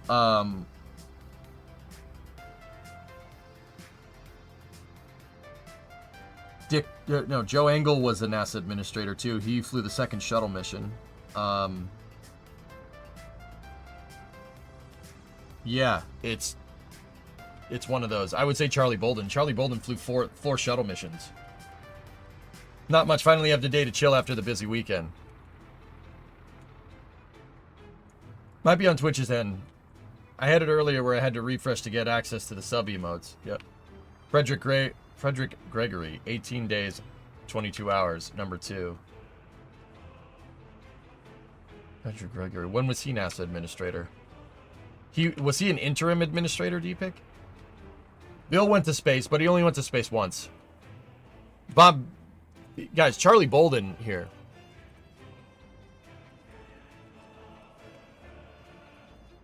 Three NASA administrators ago, this dude, he's a United States Marine and he flew 4 times. 61C, 31, 45, and 60. That's a lot. That's a lot of shuttle missions. Yeah, dude. That's cool, man. He flew the space shuttle. That's pretty sick.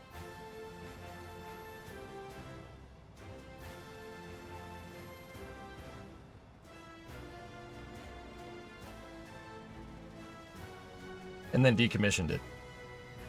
Which was... well, that was a low point. But hey, whatever. We don't talk about that. You're not the only one with wonky alerts. I tried cloning the alert. While I already did that, it doesn't work. The interesting thing is that on the Streamlabs dashboard, subscriptions are not popping up. I don't know if there's like a new filter or something. Or what?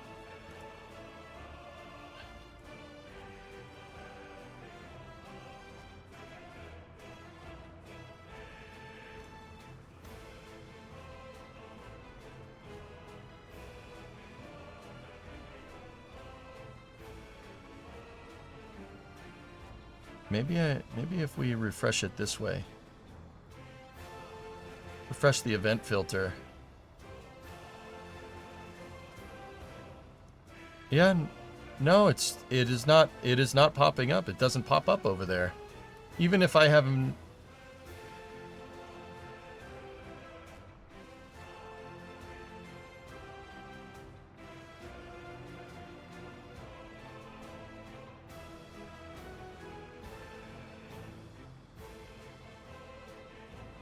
Hmm. Yeah, I don't know. I don't want to spend time during the stream troubleshooting it. How's the clothing depot coming? Good.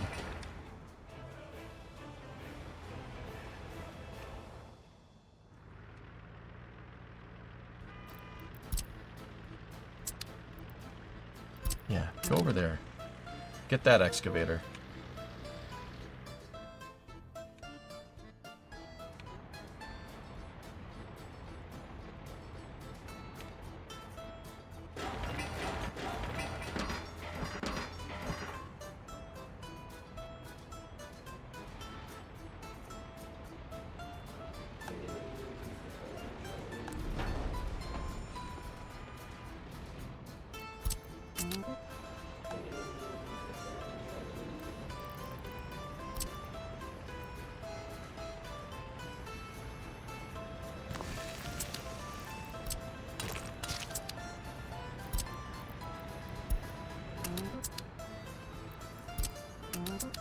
There's technical across the street. So I'm going to have them build that, build a big container. So these guys can throw waste into the big container and go from there. That's what's going on. Penguin, 3-month resub. Thank you. Yeah, not showing up. Very strange. Hey, Raiden. Oh, 98 minutes. What did you miss? I started building out the clothing factory. I showed off my shop. That looks a lot more clean now. And my monitor still doesn't work. And the resub alerts are broken, which is, you know, great. I started building out water infrastructure here. We're building out the roads. I started building the gate to the sewage infrastructure has started as well. Build out the Stalinator right there.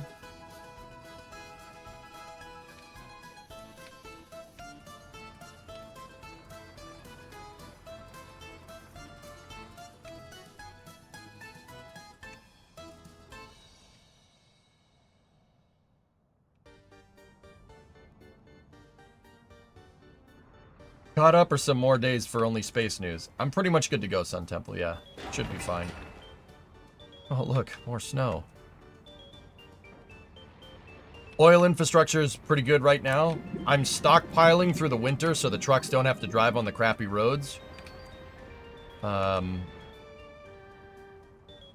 We have the connection to the NATO border all set up in case we want to buy some equipment there. Yeah, we're doing pretty good, dude.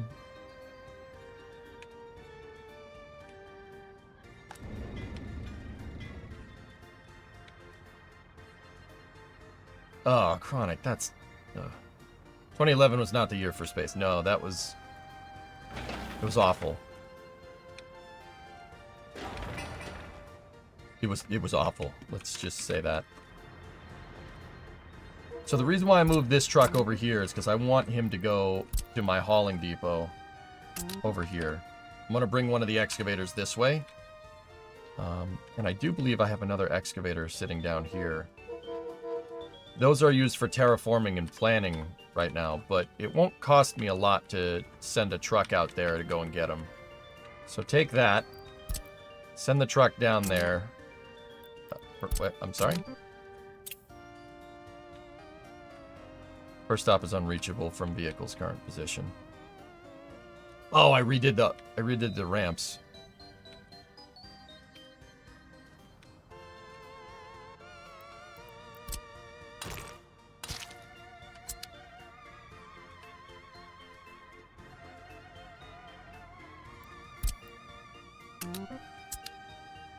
There we go.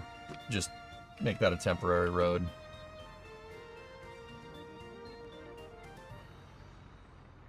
I mean, how else could I buy F-100s if there's no NATO? Yep. Now these guys, you know what I'm going to do for construction 2?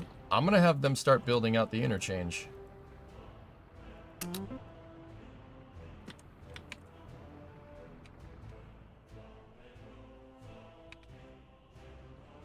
Yeah, at least that and that.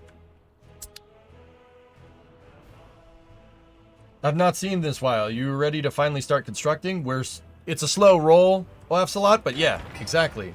Rail to NATO, I know you want those American trains. I already have the line that's going to head over there made, Raiden. We just have to connect it, and then I have to design it. Well, one of the years where we pause, we'll do that.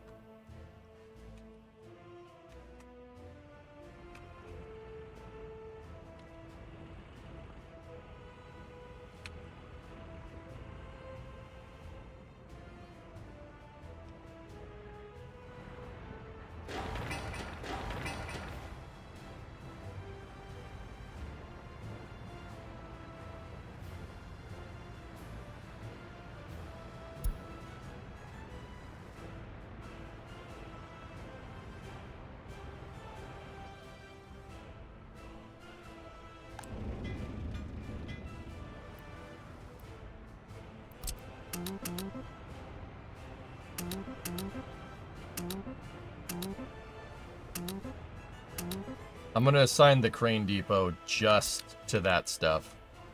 And the cranes will help us build those tanks out faster. Why was EJ not here last week? I was cleaning the shop, Endo. I did all Space News. I did only Space News. But yeah, I cleaned the shop and I set up all my tools and everything, and yeah, it's nice and clean. I still got to do a little bit over here on this wall, but that's stuff I can do in the mornings. But yeah, this place is very clean.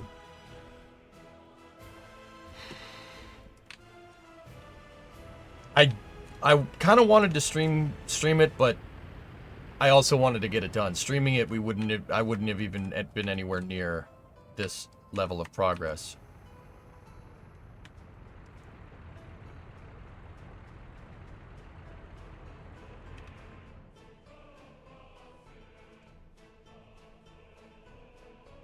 It'll last a month at most. No, it will not.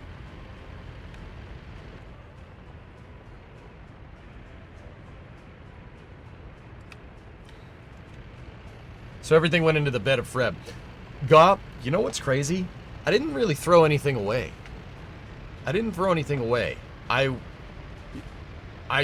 Dude, that's all trash. Trash and cardboard. Just, the stuff around here was so inefficiently stored because basically it's leftovers from when we moved in. I had boxes that I hadn't even unpacked yet, which is a vibe. Yeah, dude, so much of the clutter in the shop was just like one car part in one gigantic box that was just left over. So what I did was I took that one car part out of the big box, put it in a smaller box, and put the smaller boxes inside of the big box, and then threw away all the boxes that I didn't need. Like, dude, I didn't even, like I said, I didn't even throw anything away. I didn't throw away anything crazy, which is bananas to me. Like, it's just clutter from moving in, and I was working in that the entire time. Now I have everything set up. I have workbenches set up. My tools are, my bench grinder and my drill press, for instance, are anchored onto the workbench. I upgraded the workbench by installing a strip outlet on the front of it. I put a backboard on the workbench because, you know, when I was working on the transmission with my father-in-law for the 59, bolts were rolling and falling off the back behind the bench. So I put a bumper board up there, and I anchored it in with 2x4s so it's not going anywhere. You can't really see it in this shot, but on the second workbench below all the orange bins over there, you can see I put a 2x4 in there. So now that workbench is like, you don't need to worry about stuff falling off the back. And then you could see the outlets that I put on the front there. And the outlet is a diamond plate outlet, so it's all metal, so it's not gonna break. Harbor Freight had a good coupon this week. Got yourself a rolling tool cart. Nice, nice. Yeah, it's a little drill press. It's a Harbor Freight specialty, Kraken, but dude, you know what I've been seeing with that Harbor Freight thing? Like, the drill press is not inherently bad. It is made out of cheap parts, but what I found is, like, the belt, for instance, that turns the chuck, the belts weren't aligned. So I realigned the belts. So the machine works a lot better now because the belt wouldn't bind up. And a lot of it is just the thing was cheaply assembled. It wasn't put together. It wasn't assembled right.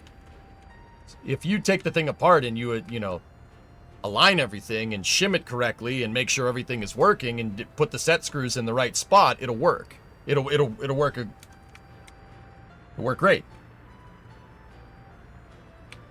Yeah, Harbor Freight QC is the problem with these tools. I mean, that and they're made out of cheaper materials. The plastics that they use are caca. They're using just regular plastic. They're not using ABS. But yeah, I mean, whatever. Where's your welder stored? It's up against the back wall, next to the toolbox, drummer. Yeah. I made a whole little welding station over there because, well, it's not a little welding station, it's welding storage, because with the welder, I kind of kept it up at the front of the garage before. I don't want to do that. The welder's going to need to be moved around, especially if we're going to be working on the coronet, so I just want a place to roll it off to the side, like a place to store it. But the welder, yeah, the welder will be out and about, you know? So I have that, I have the welding table, I have a bunch of jack stands, basically right in front of me. Dude, you've seen the garage. They're right in front of me. They're through the wall right there. I cleaned up the whole shelves. All those shelves in the back are neat and clean and more or less organized. There's one part that I didn't get to, but it's fine. It's just holding all the patch panels for the 59 in case I want to do that. Next time I visit, I want a welding lesson. I'm probably not the guy to do that, but all right.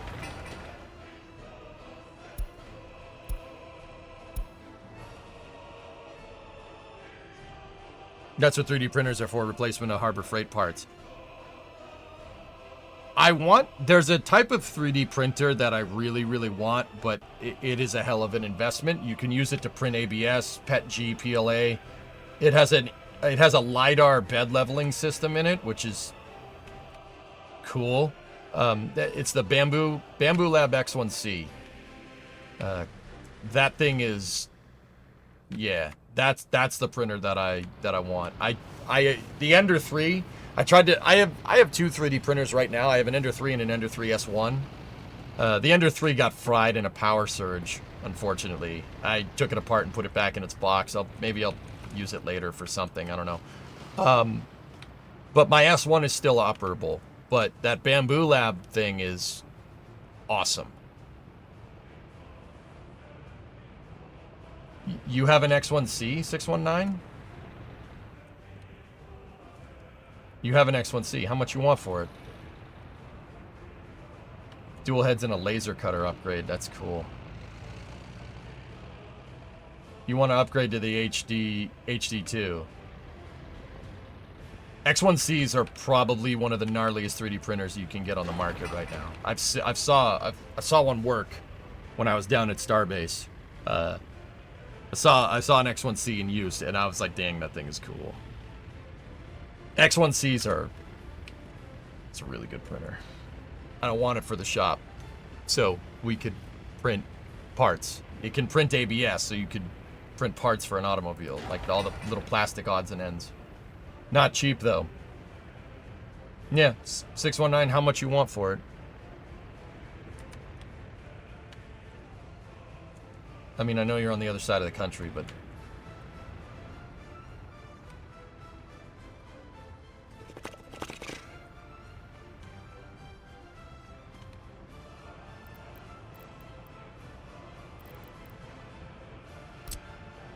I don't think there's any need to plowing anything. Yeah, there is. We want to get the water. I'll talk more after work. All right, dude. Shoot me a message. We'll see.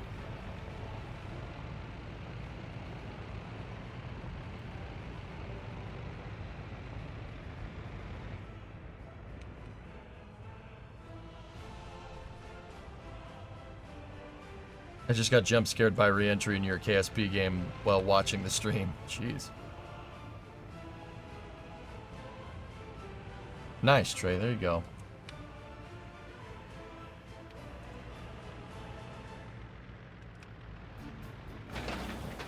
All right. We're making pretty good progress here.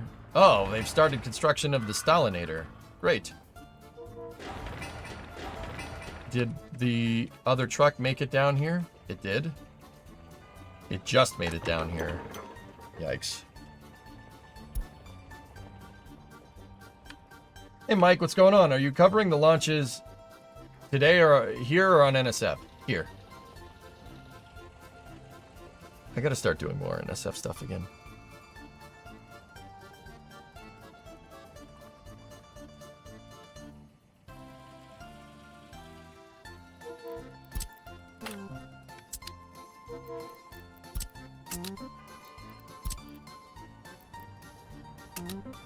Bring the excavator back down here.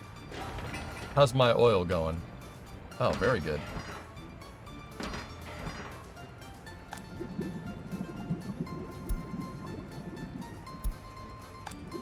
Dude, look at that.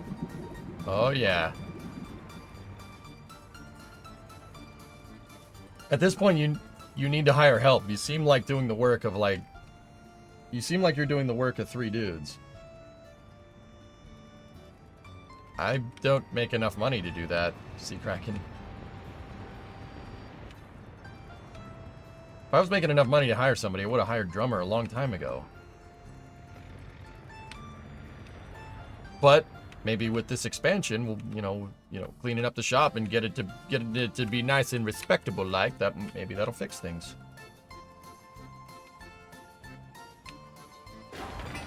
Maybe we'll get to that point.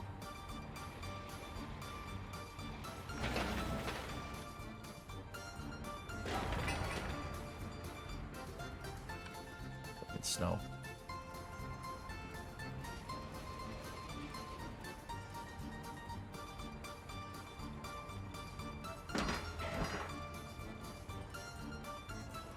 Brom 2 is tonight, guys. Yeah, the first humans ever to be launched into polar orbit. A commercial mission on a Dragon. That's happening tonight. That's in 7 hours. Yeah, about 7 hours from now. Oh, we're covering that. There's also a Starlink in about an hour and a half. So what I think I'm going to do is just game it out until Brom 2 coverage starts. You know?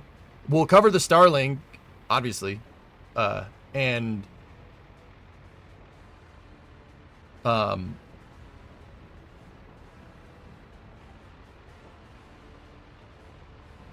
I'm thinking like, yeah, we'll cover the Starlink and then we'll go from there. I'll probably just game it out until From 2 coverage, or we'll start a little bit early. Like, the Space Dudes is going to be a little bit later tonight, so it better coincides with From 2. Are you planning to fix customers' cars in the shop? I'm planning to fix my own stuff in the shop, dude, before anything. It's a lot of snow.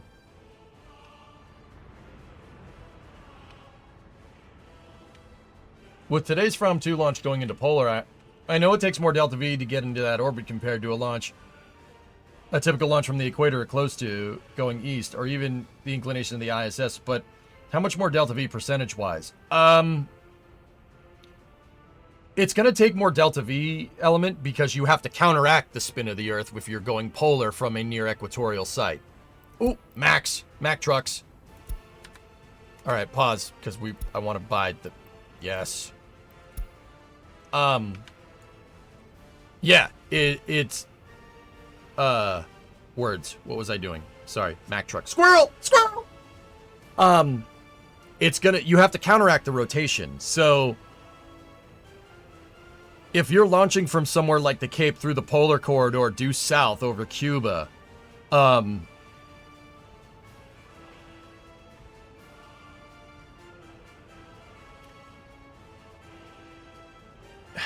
don't know it off the top of my head, like the extra Delta V that you need. It's somewhere between 500 meters a second and 1,000 meters a second. It's somewhere in there. So it takes about 9,000 meters a second to get into orbit around Earth. That's what you need to accelerate fast enough.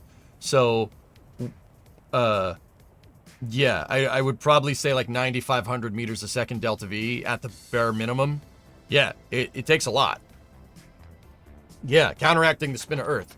That's why for polar orbits, that's why, guys, everybody, you know, because of Kerbal, everybody's like, oh, equatorial launch sites are the best. Equatorial launch sites are the best. No, I'd rather have something at a mid-range latitude, anywhere between 20 and 40. That anywhere between 20 and 40 is like my personal opinion of the best launch site, where you 20 to 40 degrees north or south latitude, where you have a corridor that for polar and you have a corridor for equatorial or near equatorial. That's like Kennedy is perfect. Kennedy Space Center is great because you can launch polar south, or you can go equatorial, or you can go to the ISS.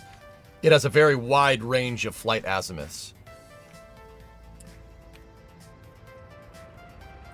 I think 960 feet per second is what we're talking about here, Sea Kraken. Yeah. So I know it's 1,000, like, it's 1,300 feet per second. I know it's 1,300. Kourou is 1,500 feet per second. So, you know, quick napkin math, 500 meters a second, 300 to 400 meters a second for the Cape, 500 for Kourou, right?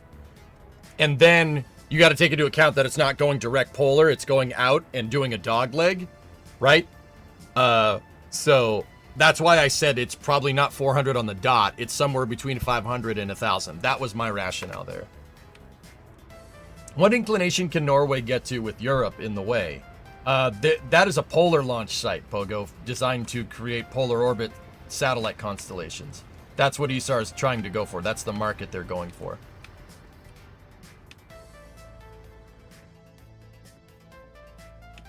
When did Cape Kennedy become Cape Canaveral again? In the late 60s, it's me.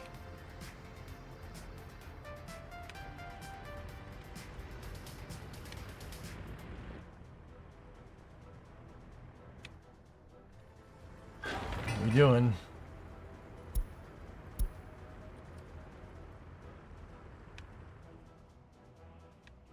Oh, it goes so dang slow.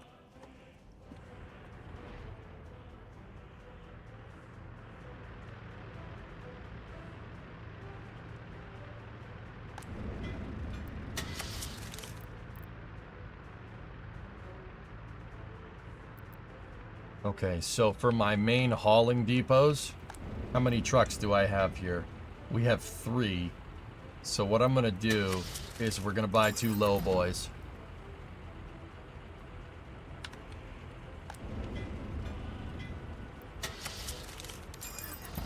Those low boys are where it's at. And then what I want to do is over here, we have a good amount of T-138s. I want to go here, and I want to buy some big old Max Cistern trucks here. We'll start with 3 of them, and we'll go from there. Because we have a lot more oil to move now. Yeah, if they're not driving on a plowed road, it's going to take a little bit of time.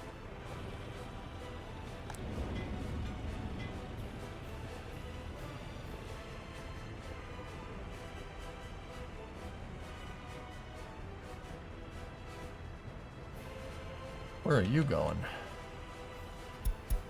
Oh, he's going to get gas.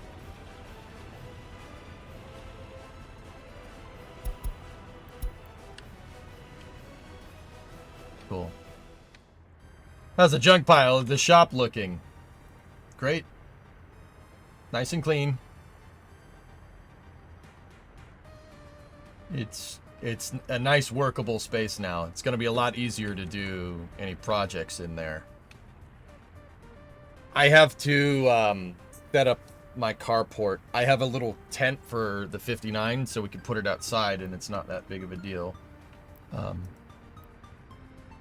Yeah, so we can work on... So we can bring the Coronet in here. It looks the same? No, it does not. It absolutely does not, Ando. Trust me. Look at it at the beginning of last week. It does not look the same.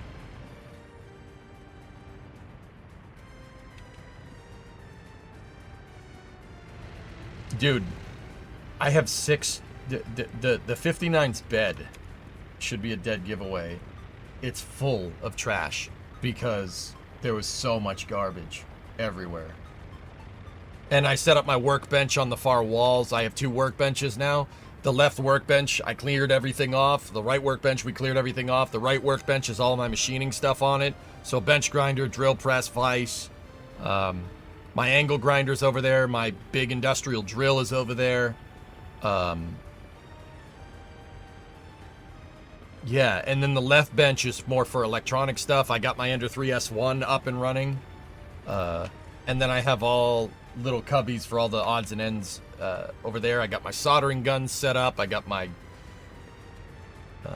voltage multimeters are all over there. Everything is more or less organized. Like that over there, that one's for electronics, that one's for machining. So I can make wire harnesses over there. What I still need to do is get a rack to hold all of my wire spools so we can, you know, color code wires and whatnot, but I'll do it in good time.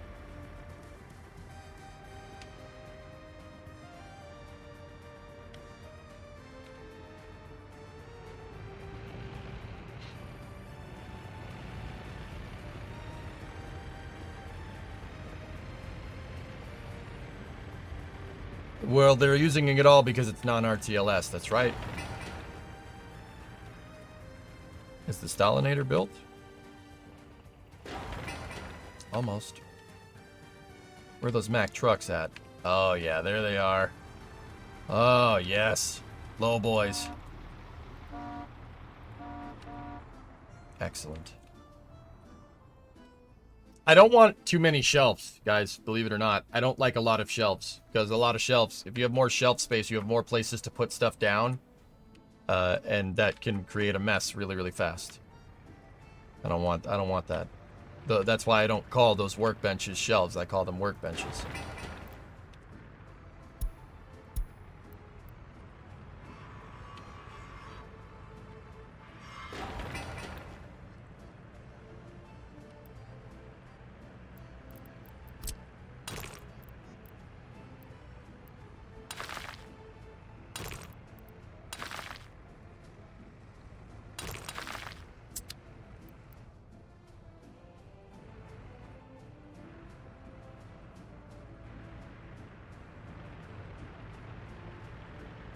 You can also say that they just work. They just work. Oh, excellent.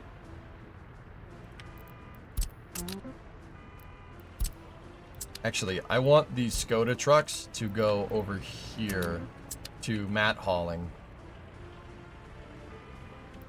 Bring 2 of the 706s down here for hauling materials.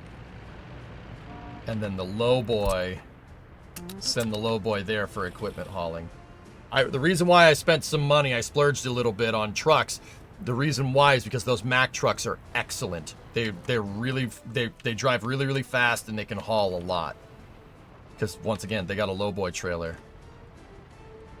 This game would be pretty sick if you could detach trailers from things, because see that trailer? So those trailers are called, in real life, they're called low boys. The reason why is, if you notice, the trailer is running, well, extremely low. Now, these types of trailers, you don't drive something up onto the back and then down onto it. This type of trailer is detachable right here. So the truck can set the trailer down, right? And then detach it at the neck right here. And then the truck with the 5th wheel can drive away.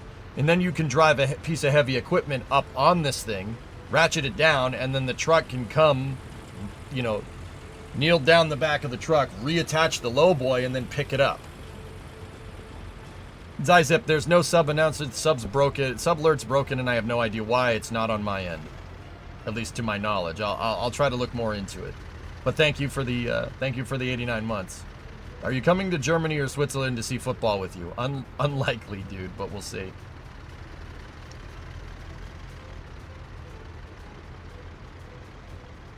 But yeah, low boy trailers are good for hauling heavy equipment, which is why I brought them to my heavy equipment hauling. That truck I'm specifically going to use just to move these big excavators around and bulldozers and stuff.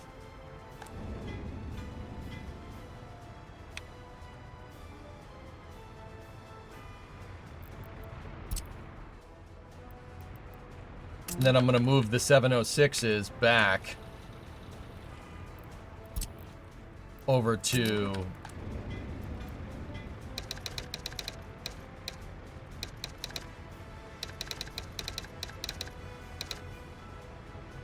material hauling over here. Last, what's up? What you want is a ladder on wheels and a small base, then you can install high shelves above the workbenches and stuff. No, how did you get that out of me saying I don't want a lot of shelf space because it makes clutter? I don't understand. How did you get that from that? Is your rotarying backwards? There's no signs for one way here, Aldesert, because it's not paved. You can only paint, these are gravel roads. You can only paint lines on tarred roads in this game. So yes, they're British roundabouting right now, mate. Regarding notifications, don't know if you use Streamlabs or Stream Elements. I use Streamlabs. Twitch is deprecating PubSub, so it could be that you need to upgrade your software so it uses the new way. Just a hint. Yeah, Zizep, I understand that, but that might be the problem. I'm not saying that it's not. Now, where this gets really confusing is that bits, tips, and follows still work. Yeah, I don't understand that one.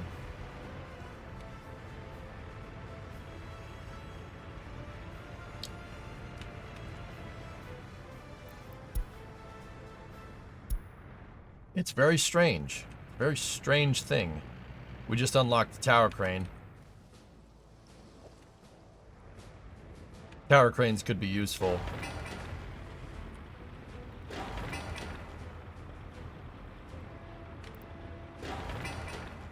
Are my oil tanks finished? All tanks are finished. Excellent. Man, when the winter comes, we are going to be hauling.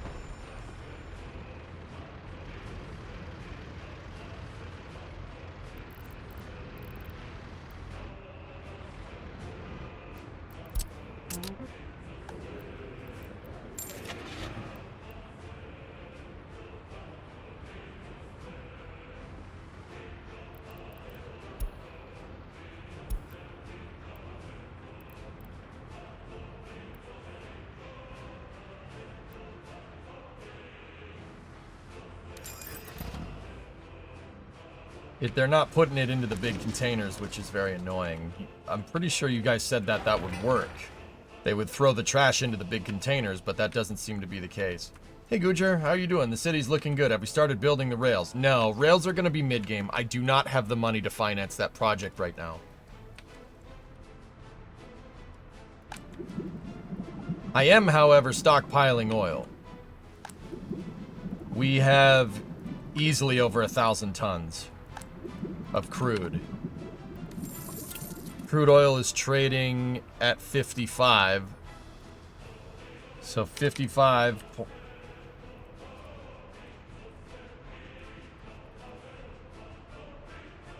Yeah, we got a good amount of cash there. That's not a lot, that's not the most, but that's enough to finance getting clothing up and running, which is good.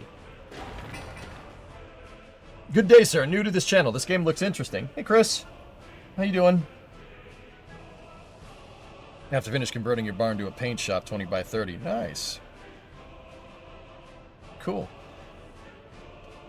New to your channel. This game looks interesting. So this is a STEM channel, Chris. I do play games, but I teach people about space and science here. And I like to play games where I can teach people about things. This is a city building game called Workers and Resources, Soviet Republic. It's probably one of the most, like end-to-end realistic city builders around. It's a really complicated city building game.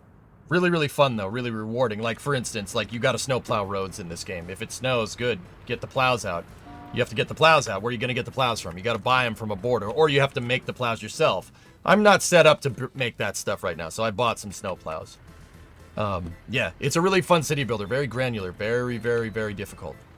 Go over there. But, yeah, welcome to the channel.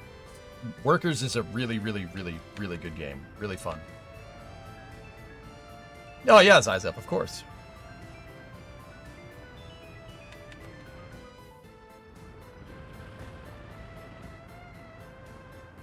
Where the heck did my... Oh, dear.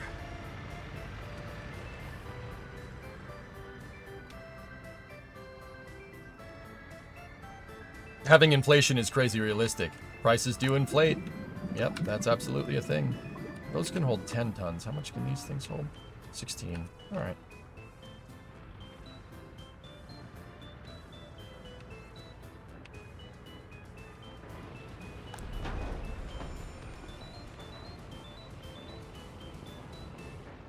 There we go.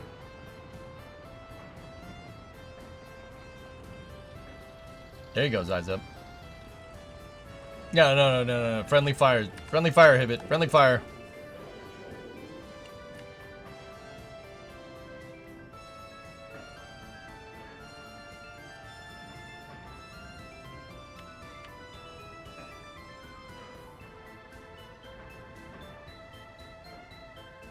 Yeah, guys, I didn't just buy the shop, you know, like YouTube chat's talking about having your own shop and everything. Dude, I started wrenching on cars in the driveway of my parents' house.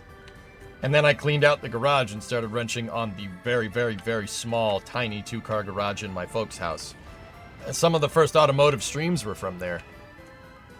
Yeah, if you're an older viewer, you remember those. Yeah, I grew into the shop. It takes time.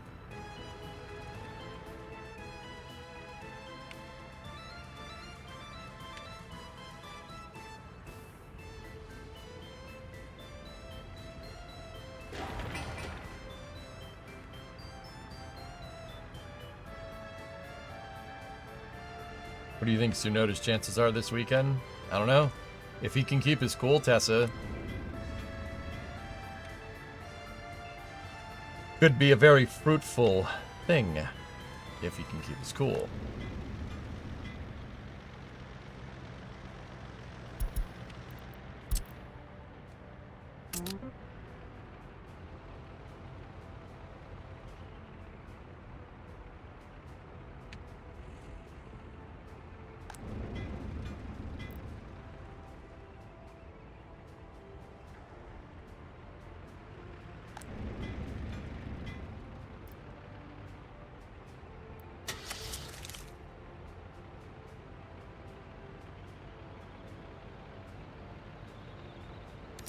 I'm doing it.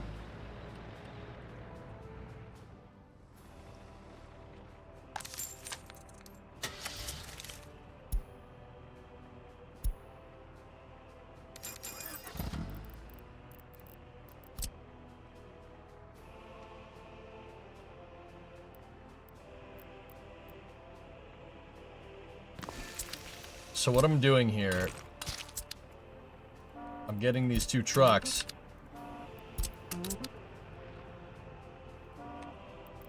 And we have 2 tower cranes here. So I'm going to get the truck, tell the truck to load the crane, or just load whatever. Wait until loaded at the border.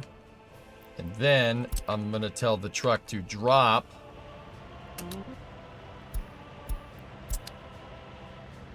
the crane over there. Not wood. Just the crane. And now I'm going to copy the schedule to that second tanker truck, or the second low boy, and tell them to do their thing.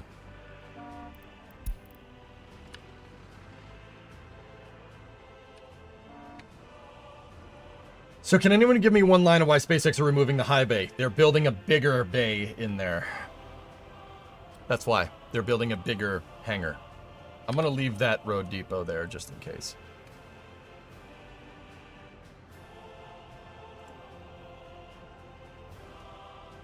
Not just a city builder, it's a republic builder. That's right. That's right. Goes in the square hole. So tower cranes are good because the tower crane can build way faster than these little tiny cranes that I have. The truck mounted cranes, those are okay. Let's see the road crane level, 26. Tower crane is way higher than that.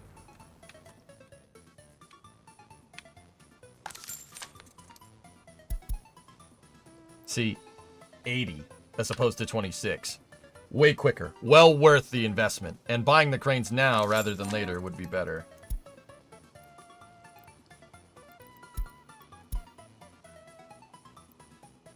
No. No.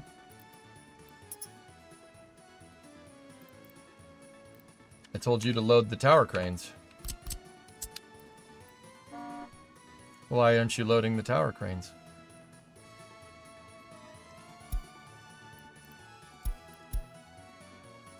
Nope. He's gonna load whatever now. You don't want to do that. Pause this.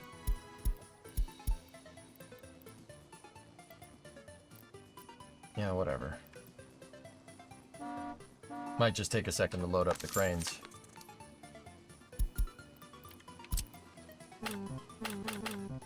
Must be located in the same building. They are in the same building.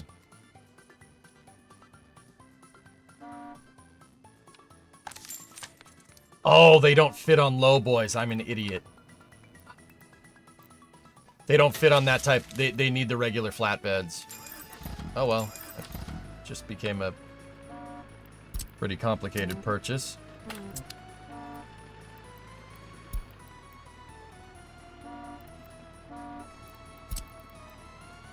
Whatever. It's not like we're not going to need more Mack trucks. I didn't want to go below $500,000.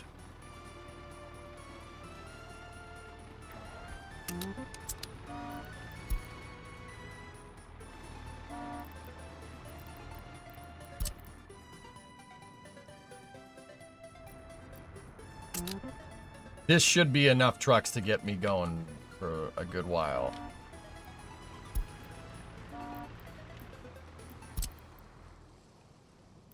And now I have more hauling trucks, which is good. That means we can get equipment faster. But yeah, you need the low boys can't move the cranes because it's not one big flat surface. You need these other flatbeds.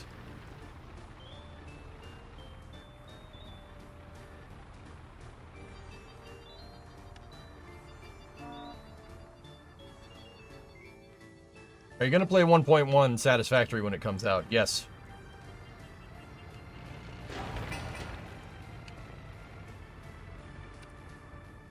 So all the oil over here is good to go. Nice.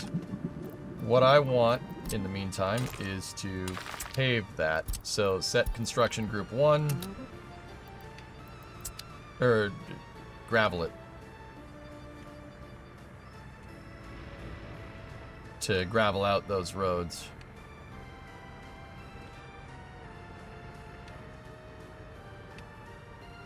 Forget the tower cranes exist sometimes. Fair.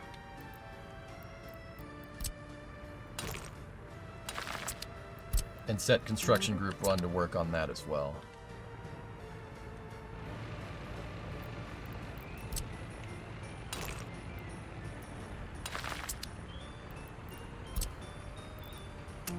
And those. I always want at least a gravel road going to my pumps so a fire truck could get there quickly in case something bad happens.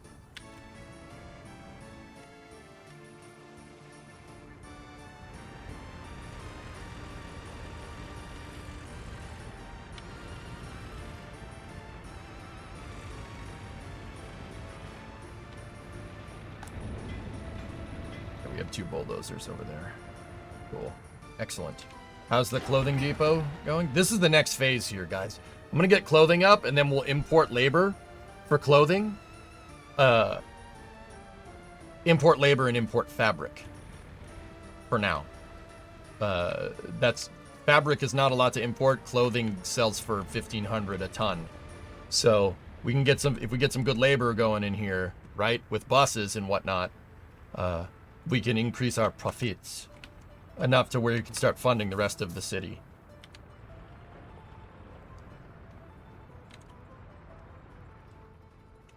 Crew 9 post-flight. That's not a word.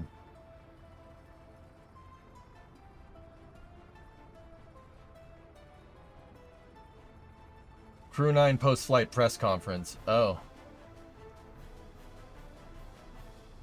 Oh, I don't want to. I don't want to, dude. I don't want to. We'll get the cliff notes later. Can you calculate with foreign labor and material cost how much profit you'll make off clothing? Yes, of course you can.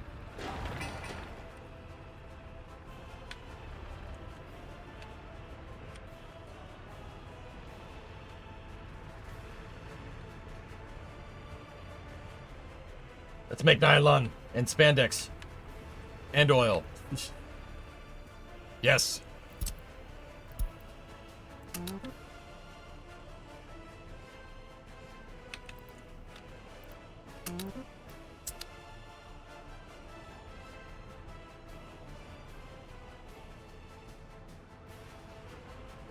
I'm not, dude. We'll cover that some other time.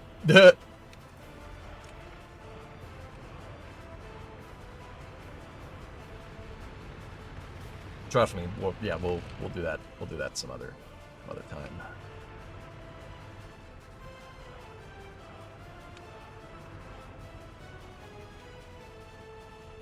It's Butch and Sonny's post-flight press conference.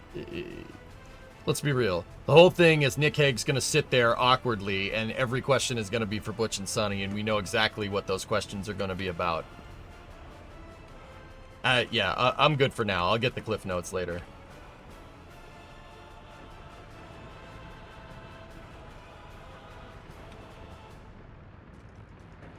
So how did you feel knowing you were stranded? Yes, exactly.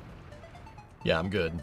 Yeah, I don't want, yeah, no. Nah, yeah, nah, mate. Nah, I'm good.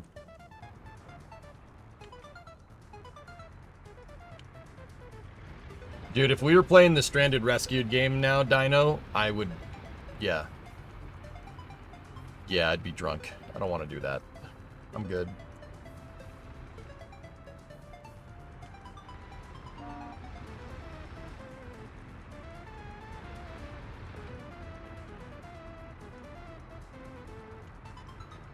Yeah, you guys know what that entails, so. There we go. Trains, baby. Yeah, no, I'm good, Brandon. Yeah, I don't need to. I don't want any part of that.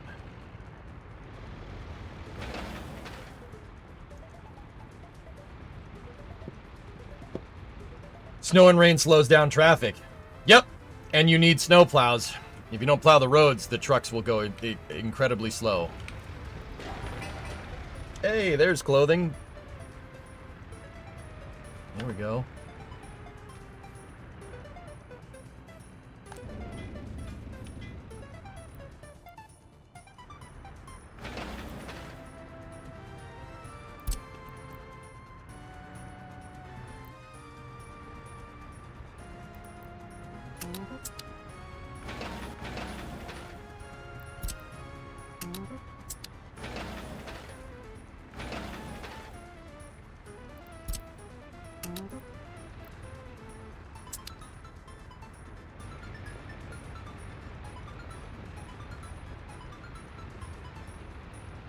Almost like you know what snow and ice will do. Yeah. Yeah. Not watching Crew 9 press conference? Nah, no, but I got it on in the background. If there's any tidbits of information that gets said through there, I'll let you know, but I'm not about that life. You know exactly how that press conference is going to go, dude. I'm alright. I don't need to do that.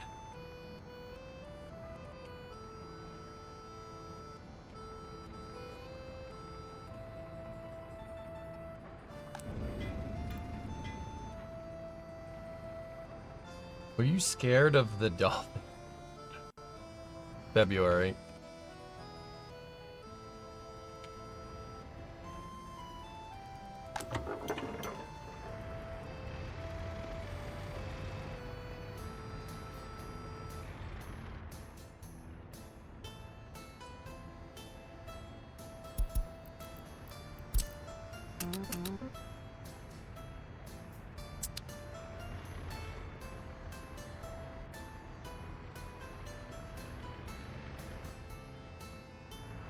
We have idle equipment here? Yes. Make sure we're on construction 2. Gravel that thing up. And then we need a gravel extension right there. Gravel that thing up. Cool.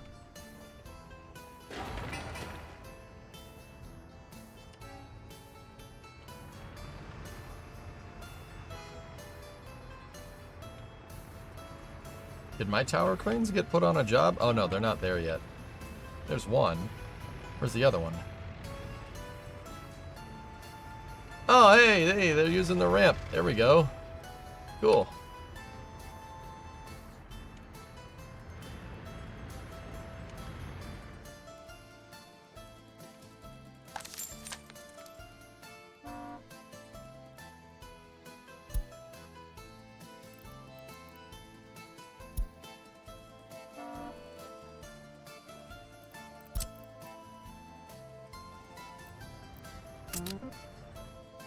I was wondering where the second crane was.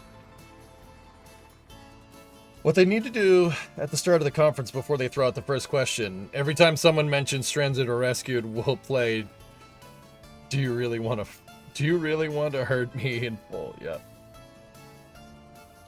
That's why I'd rather watch you. I'm sick of hearing about it. Yep.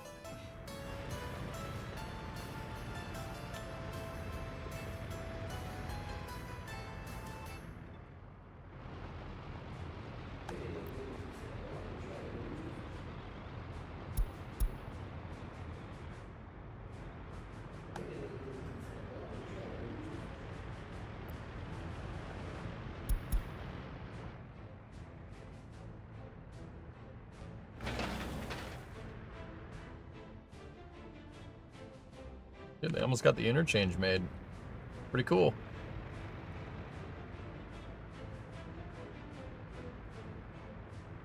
Yeah, we already played that Stranded game. We did already play that Stranded game.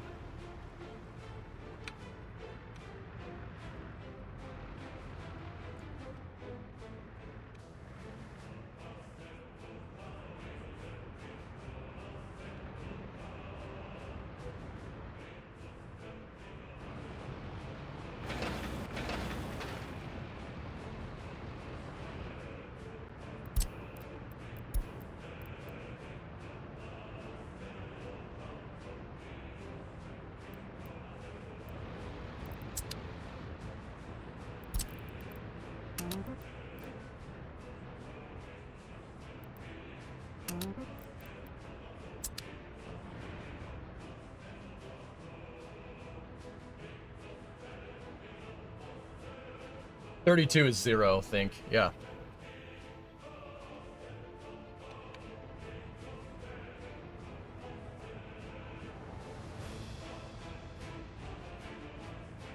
No, Kenny, I'm not really in on that, dude.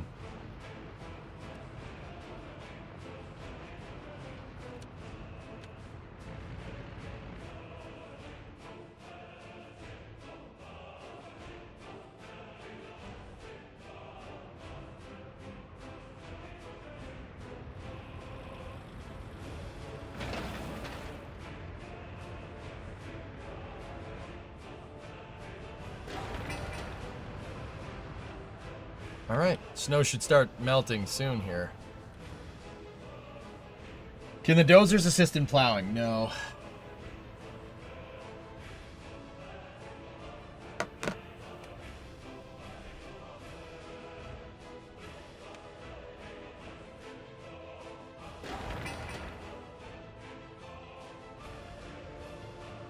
Yay.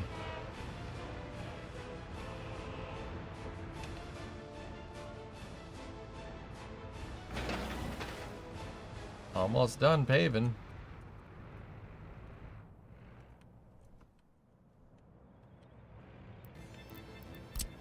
I think we'll start paving our first bit of highway here.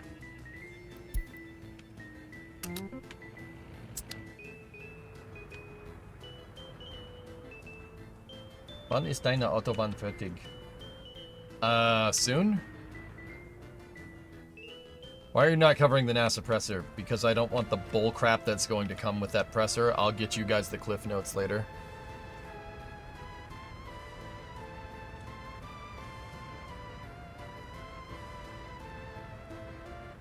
Yeah, John, do you really think that's going to be a fun press conference to cover? I don't want to sit there and have to explain why the media is asking dumb questions all day. I'm not doing that.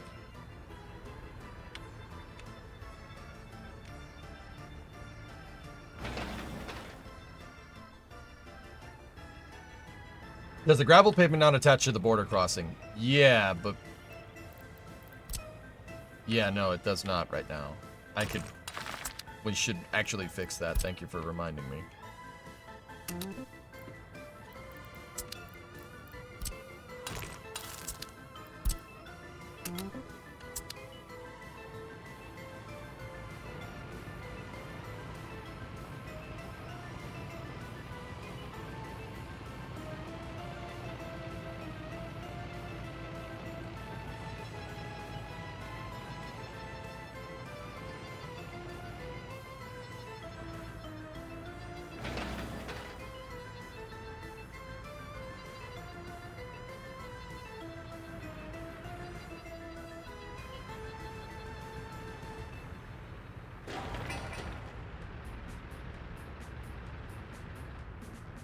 So what I'm doing here is I'm getting the gravel road to the bus station finished. I want to get this thing operable by April.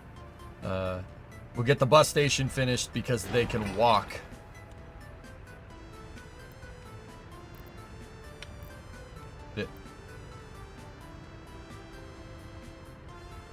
There we go. They can walk to the clothing depot from there.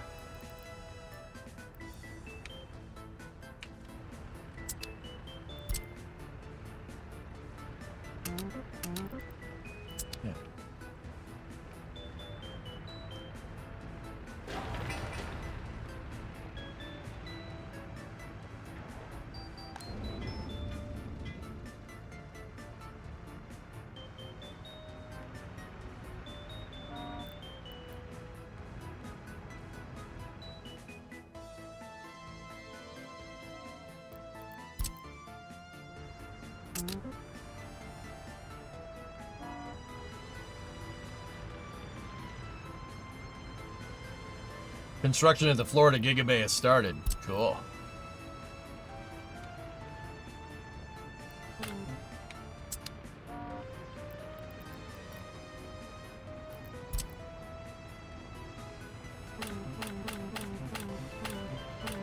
I don't want that dude to leave.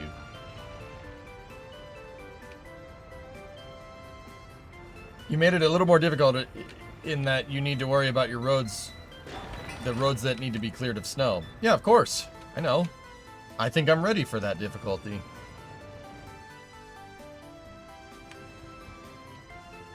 I can't have any more snowplows, dudes. I gotta build the technical depot. If we want more snowplows, we're kind of stuck with what we got right now. It's okay. We have enough to cover this. I was about to say cover the spread, but it's not sports, but you get the idea.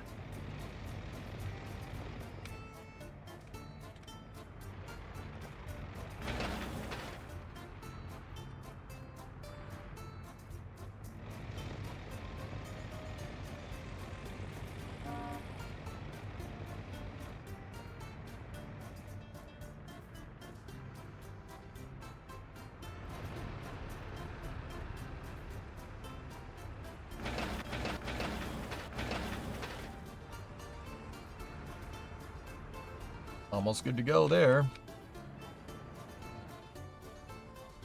I think it's the fabric factory that needs water. Yeah, clothing factory does not. Good. How much oil do we have? Got about 100 grand worth of oil here.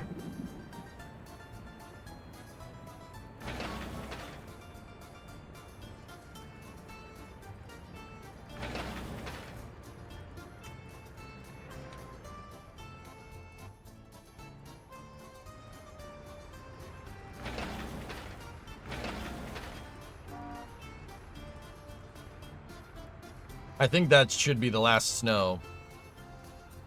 How many snowplows you got, though? 12.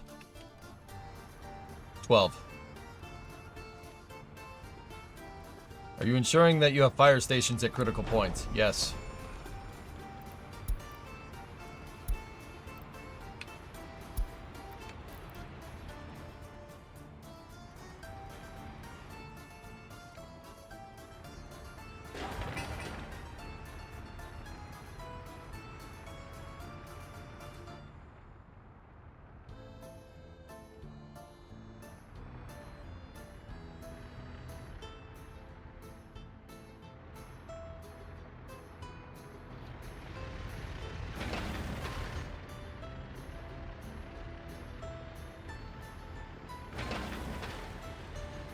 There we go. Pave the road.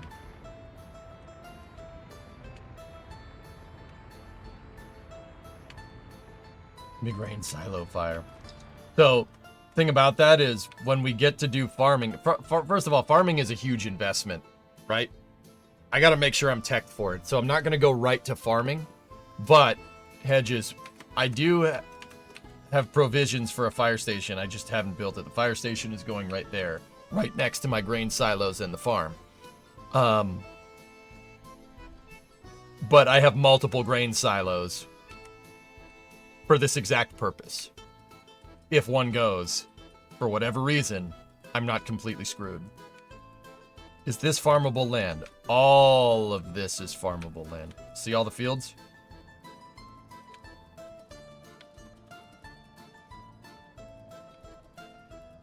Yeah. That'll get up and running in the mid-game. Yeah, mid-game. It's, right now, it's just get clothing, get the textile factory operable. First, get it operable with foreign labor. Then when you have enough to finance this city, build all the things that the people need here. And then use domestic labor there. Then build the second one, use more domestic labor there. Then build out the entire thing, right? And once that's profitable, by 1965, I want to set up... I want the food factory set up. I just remember your grain silo crushed you. I'm taking that into account. When will the snow melt? Actually, it should be melting in the next 10 days in game.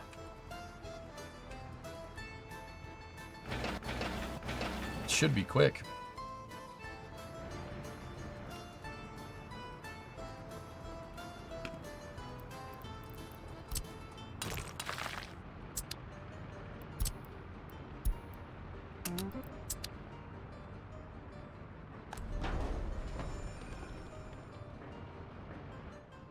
Where's the distillery?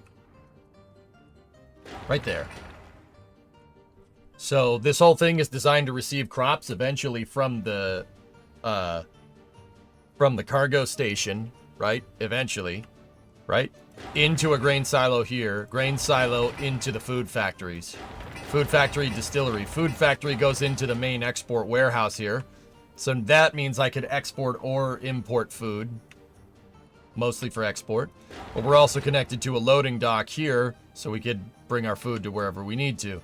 Alcohol over here goes into a little mini warehouse next to meat storage. Over there. And then I put in parking lots for and a bus stop. So I have the provisions to make it car-centric if I want to. Over here is going to be my mid-game construction depot. This depot is basically designed to...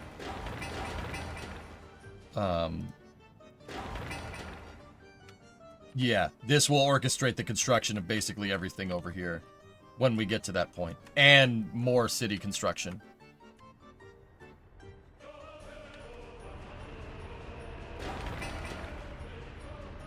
Almost done.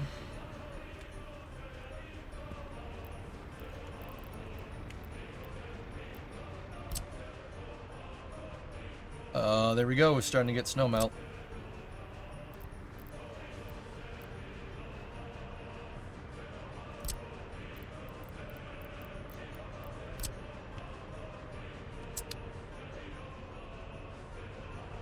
Okay. Let's go over here.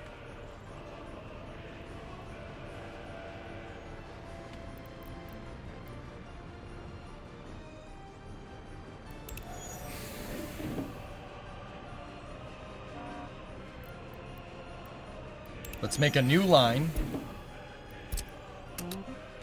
Have the line go here, and have the line go there.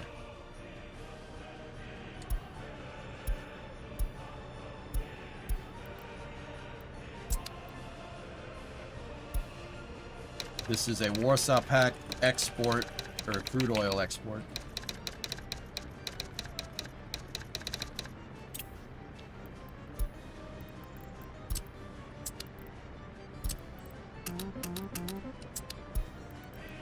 Load crude, unload crude, check. Assign the 3 big tankers.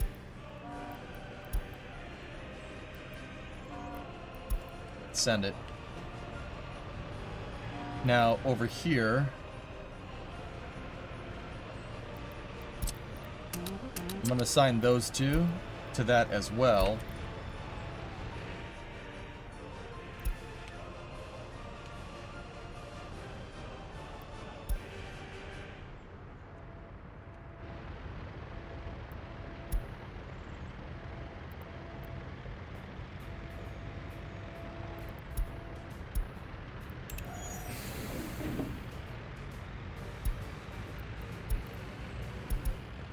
I already had that line made. Oil above. Oil export. Now we got to make another new line. Warsaw Pact. Oil above. Crude oil 2.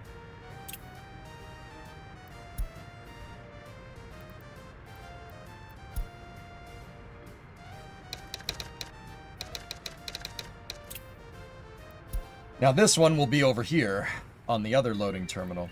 So over here, load, over there, unload. And now we will add 1, 2, 3, 4, 5, 6. 6 trucks should be good.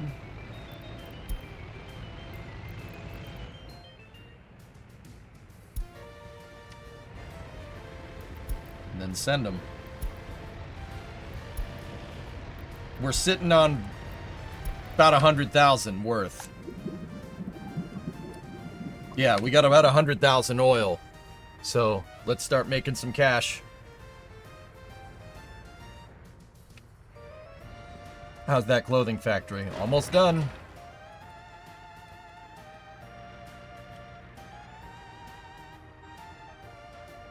It's so much nicer on the eyes without all the damn snow. How's the road paving going? Good. Good. Good, good, good. Save check. Thank you.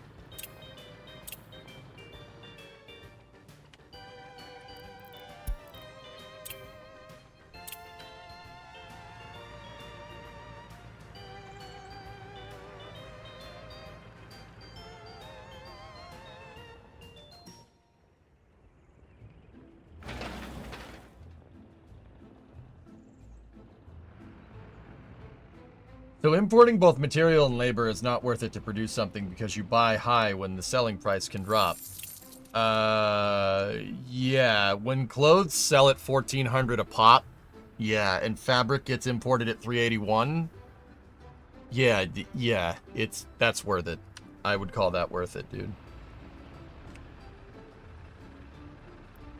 Epidemic, yeah, too bad nobody lives here.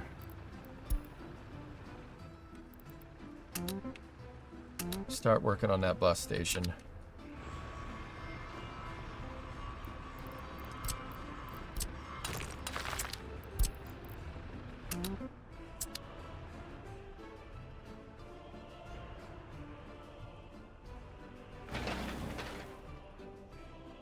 But you have the difference is labor cost.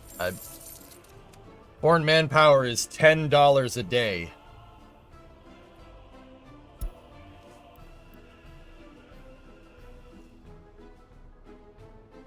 That's $800 a day in manpower.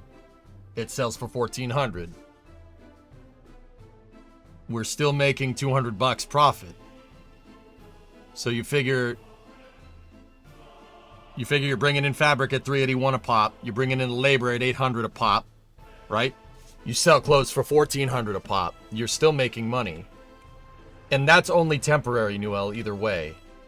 Because 200, I'll take 200 a pop over trying to get all the stuff that you need to build this out in the beginning. I'm not saying I'm going to stick to foreign labor the entire time. It's just a way to get started, by the way. Sorry, I should have been better at explaining that.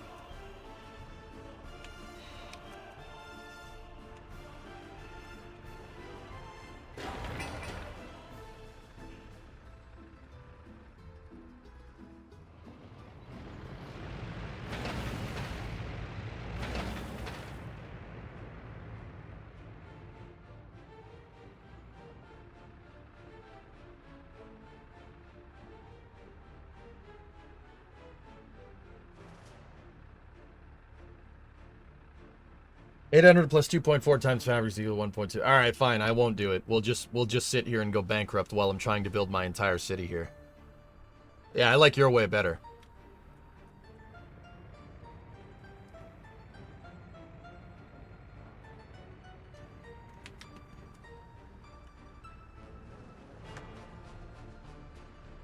I know, Newell.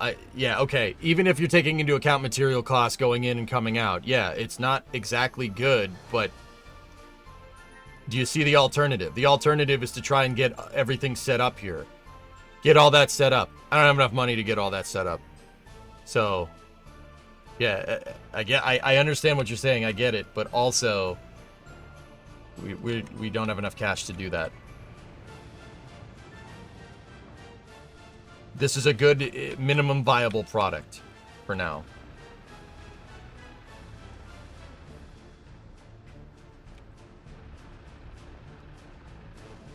Just get a loan.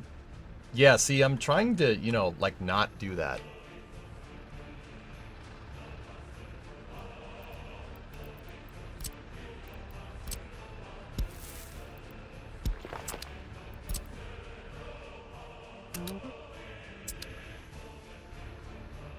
Yeah, I know. You're right. It's not going to be very profitable. I see what you're saying, dude. Like, yeah. Thank you for double checking me. But yeah, there's really not a better way to do that, at least initially.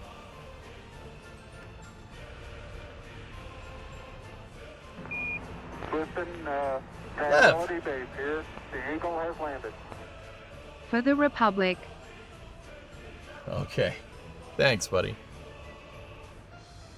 I have an airplane question for you. Have you ever heard of the wing locks on planes that can fold them failing? I don't think I've ever heard of a single one that can fold them failing. No, I don't know what you're talking about.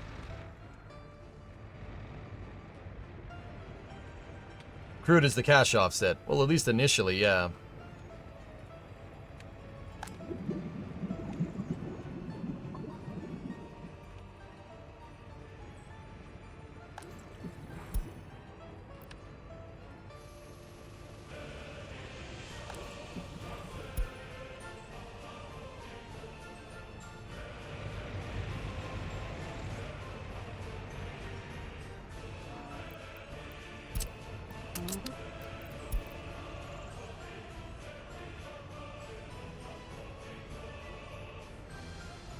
Planes with folding wings, have you ever heard of failures in those mechanisms? No.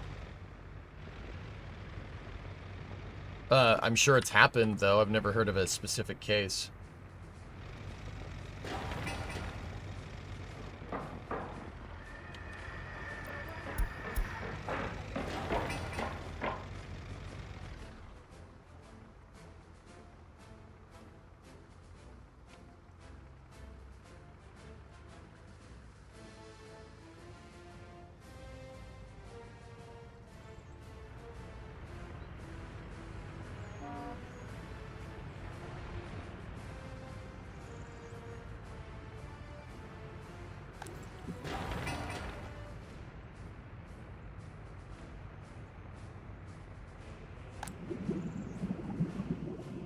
Like I said, early game isn't ideal. We're not shooting for high profit margins here. We're shooting to get operable. That's really the important thing.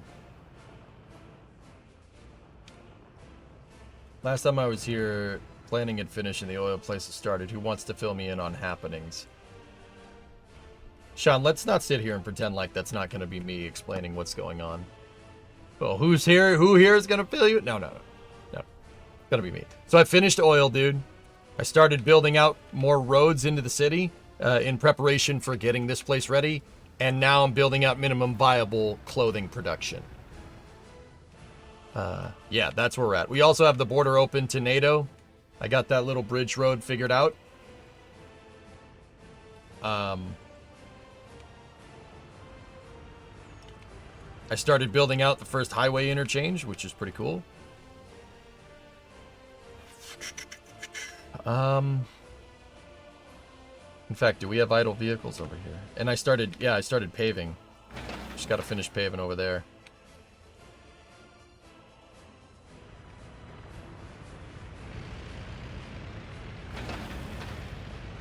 We got Mack trucks, that's right. Hey, there it is.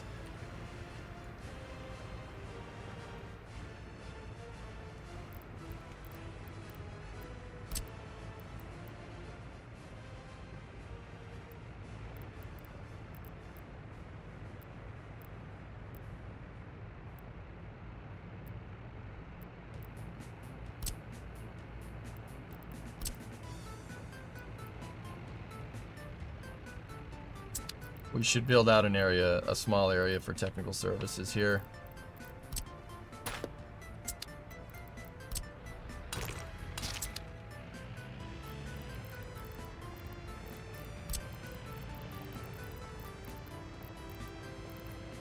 Place is gonna need water.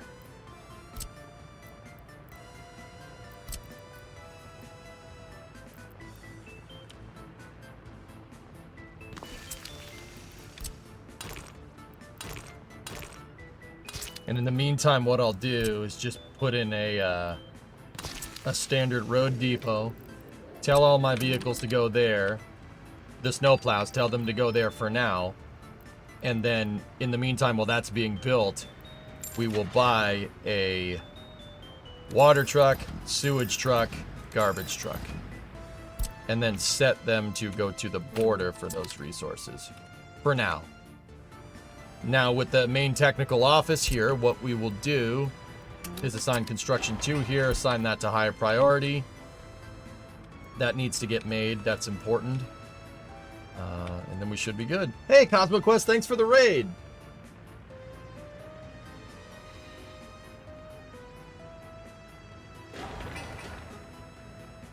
Hey, William. I see we're in planning mode again. Not in planning mode just yet. We got another month. You guys know CosmoQuest, fellow STEM creator here on Twitch.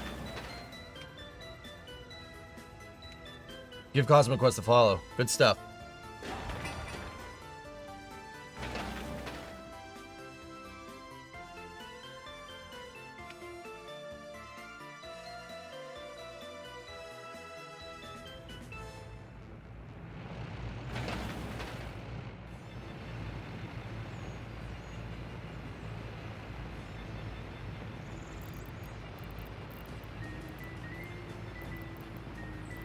Alright, welcome Raiders. I'm working on my crappy little republic here. My crappy Soviet republic. It's very nice.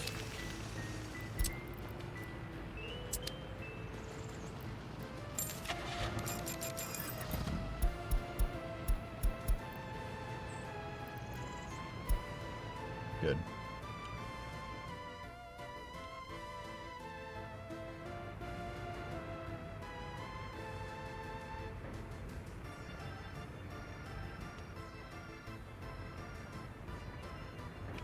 Very nice. Over here is actually pretty straight. Pretty good.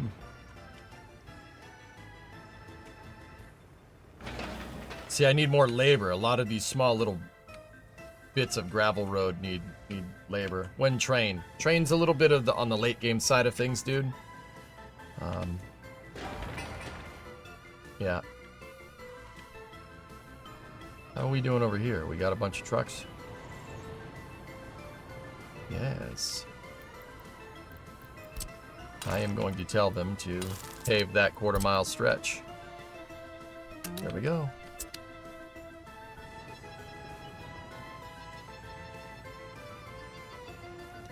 Trains should be coming in the late 60s. Maybe you already have answered that, but would you agree on Isar's take that they terminated the rocket in a controlled manner? Didn't look like that much of a controlled termination to me.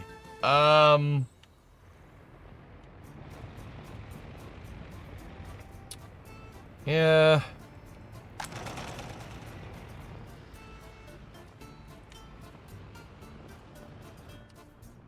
I was wondering where their FTS is, but if they said it's good, I guess I mean,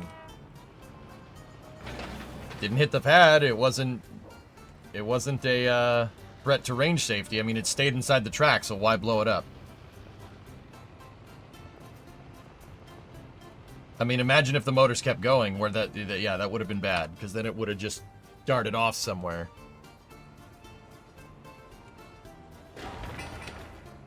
I mean, clearly there's different definitions about range safety, but, you know, whatever.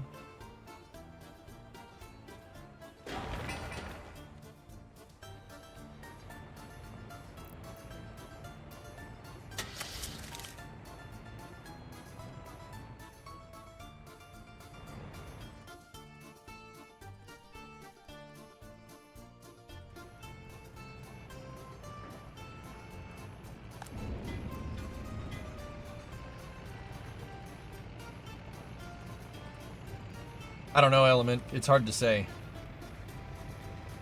The four fishermen still, yeah, they're just like, oh, it exploded. Neat.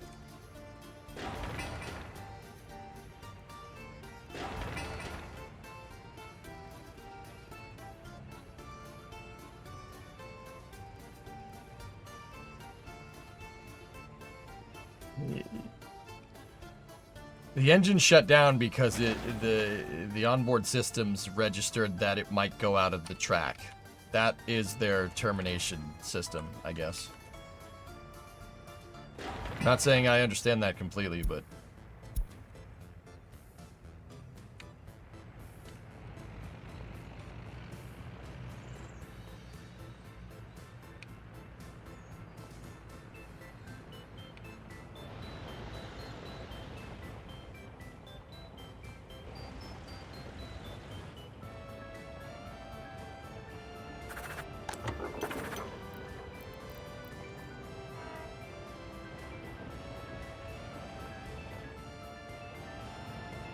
Construction is progressing, yes, very nice.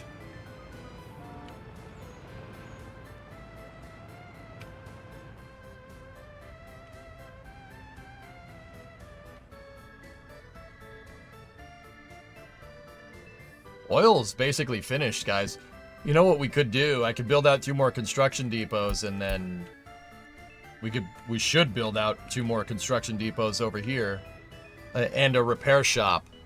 And get it, well, you don't necessarily need a repair shop. I'll build out provisions for a repair shop and then combine our 2 construction depots. What we should do over here is leave bare minimum vehicles for building maintenance and then go from there. What do you need for bitumen production? A refinery. Are you going to ship the oil? Oil is already going out. In fact, the only reason I'm not 100% profitable here is because I needed to buy trucks for technical services for this area. Well, we build out the new technical services, and then all the trucks will go right there. Well, like I said, we're sitting on about 100 grand worth of crude that we collected up during the winter, which is pretty sweet.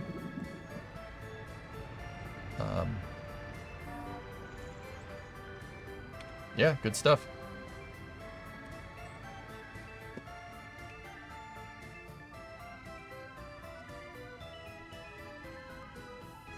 The Warsaw Pack Crossing Road isn't connected either. Sorry, OCD things. Crossing Road isn't connected. I don't...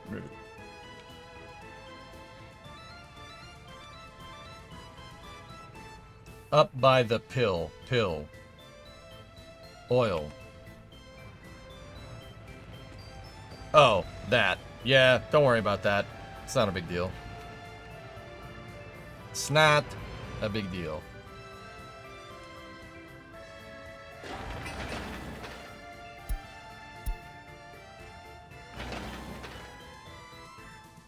So that's a byproduct of building the construction, of doing construction, Fluffy. I'm getting gravel from here to build all this stuff. How are you going to get gravel to build the road there when the vehicles are behind that? That's why I have strips here. I could do it now if I told my construction depot from Avriu to come down here and pave that, right? I probably will eventually. But yeah, right now that doesn't matter. It's just a small bit. They had to slow down for it anyway, so.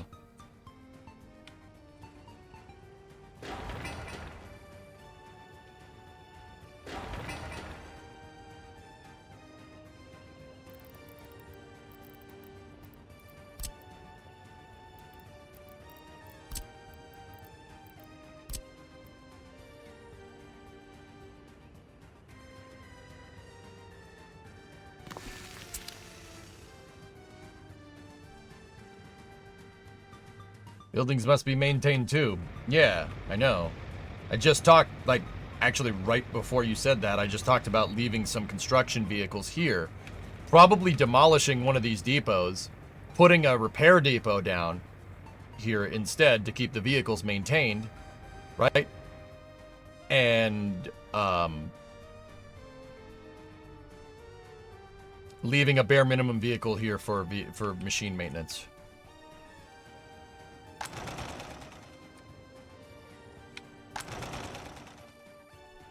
Meanwhile, over here, I'm going to need distro.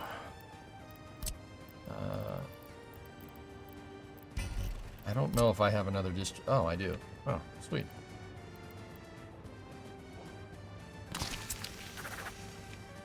I should have a covered hauler over here already. No. All right, so here's what we do. We go here. Go there. Actually, don't add anything to it yet. Let's buy some trucks. This is going to need a hauler for bringing in fabric, and that's basically it. So just do that. Just, yeah, wait till he gets there. And hey, Audrey, what's going on? I have gift for you. I don't know if I still have link perms though. Oh, yes.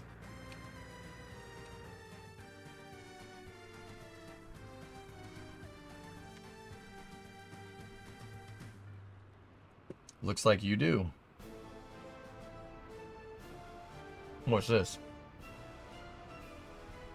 Oh, I've seen this before. Yeah.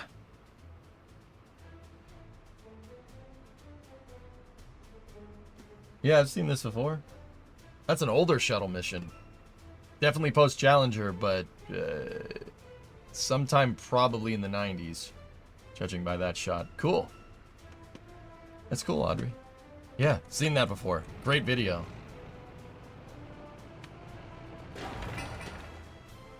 How you doing, Audrey? I haven't seen you in a little while.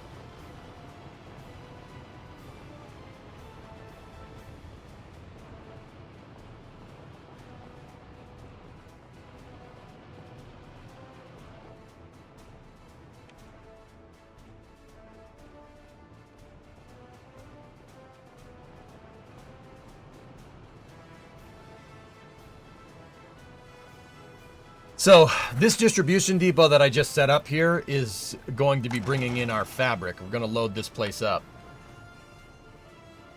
Doing pretty good. Got a proof of disability, which will double my family's income per month. All right. That's pretty nice.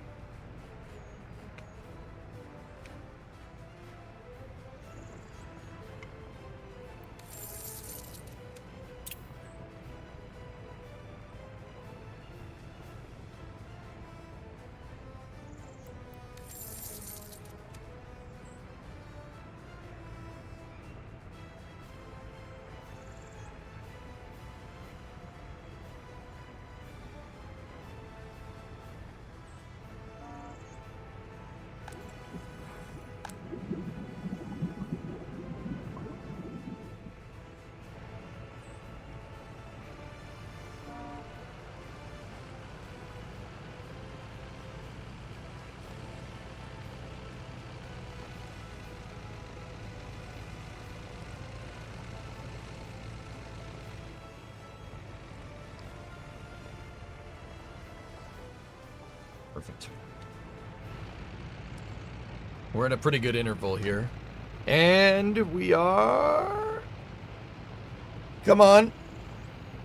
We're almost positive on the month. Come on. Positive. We're making money.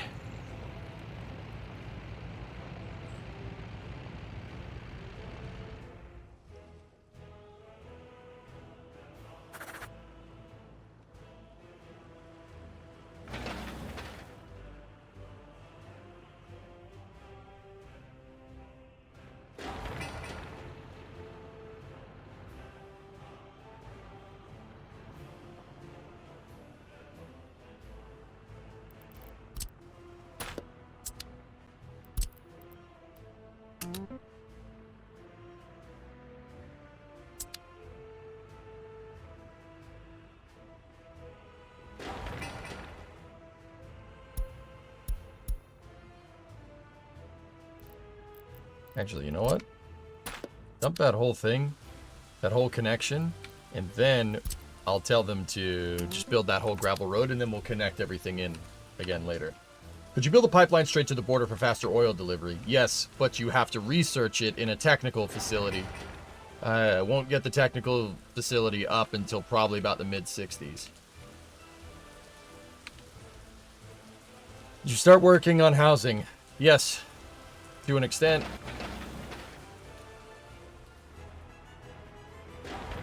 I'm trying to get clothing figured out.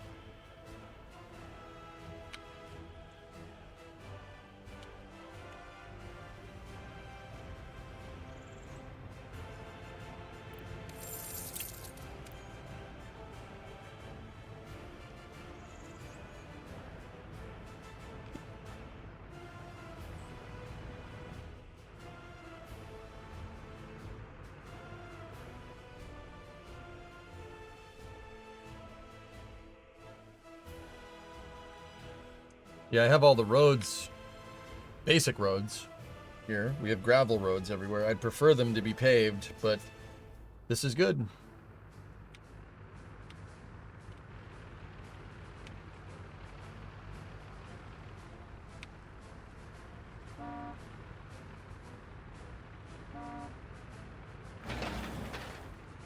Going first population soon.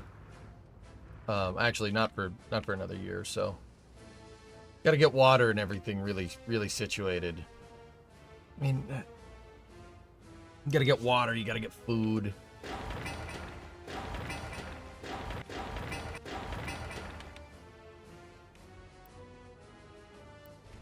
I mean, we're going to start soon because, I mean, Newell was pointing out in chat that it doesn't really make sense to do this with foreign labor, but it's a good way to get started.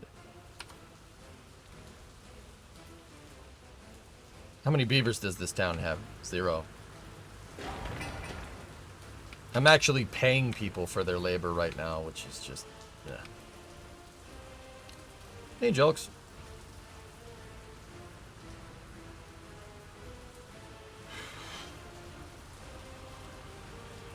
It's a bit weird that this can run without any workers. Dev should add the road depot needs workers on hard mode. No, they shouldn't. Nope.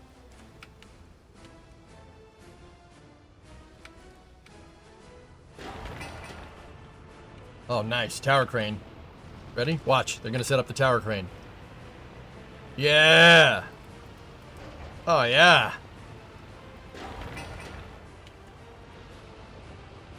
Cool. Paying for labor. I know. It's awful. How dare we do that?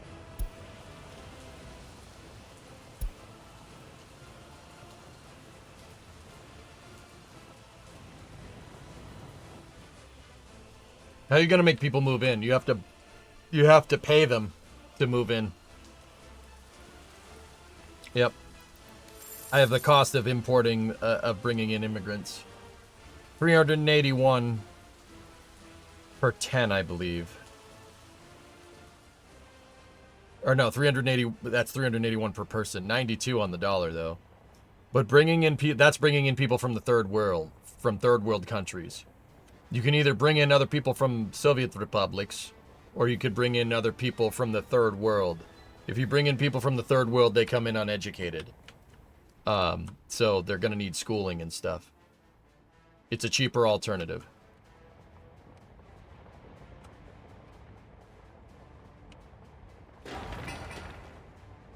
Right now, everybody's just chilling here because the vehicles with all the construction mats haven't gotten there yet. So we're getting a little bit of downtime here.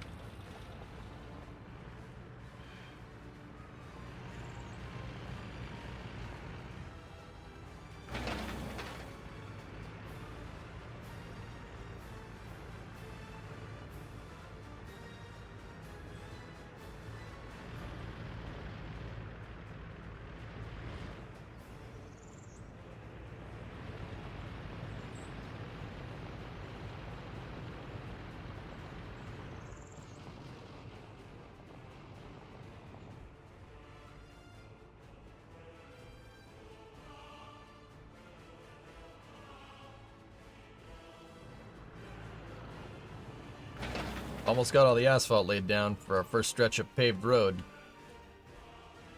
I want to work towards getting the first dog bone interchange figured out here. See, looks like a dog bone. See, it's got roundabouts on either side.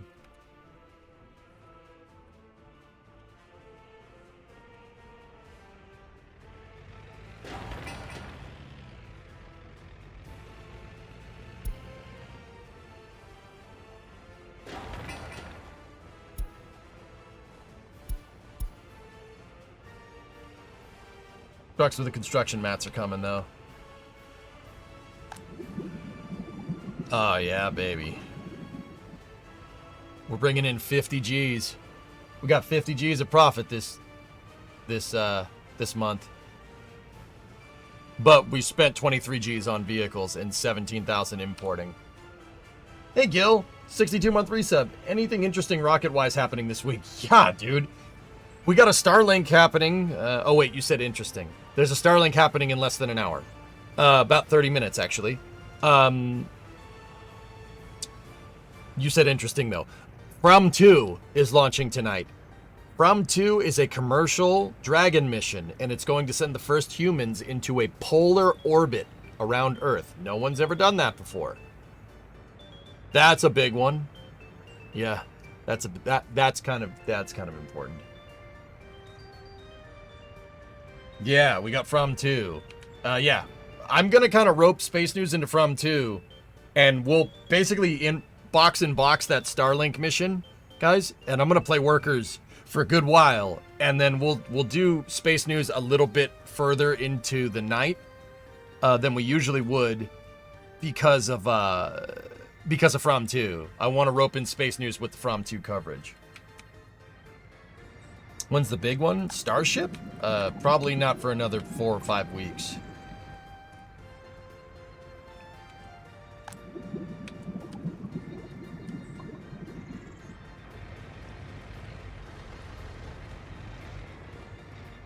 Look at that. We pulled in 51 G's.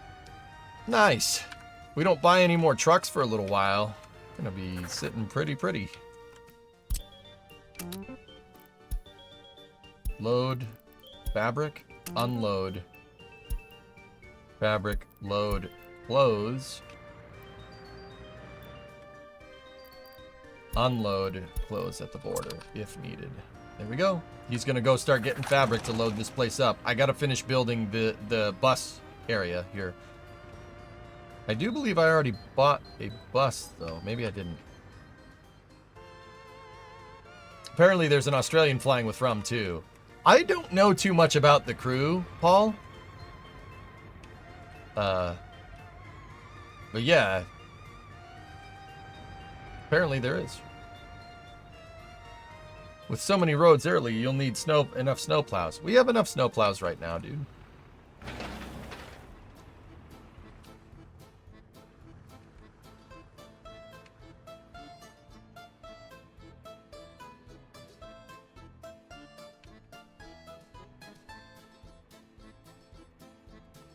Yeah, Mayor, I don't want to do that. Almost time to do a annual in-game pause here.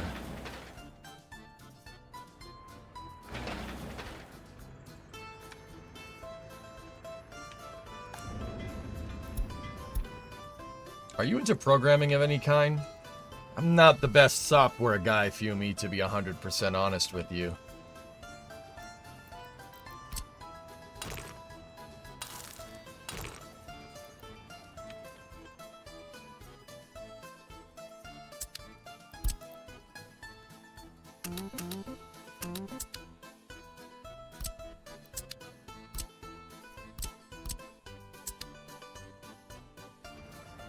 I understand logic and stuff, but I just, yeah, I'm not the best coder.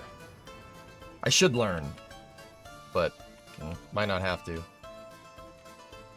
Yeah, you want software, you got to talk to Brimo. You got to talk to my wife. That's right. My wife's a software engineer.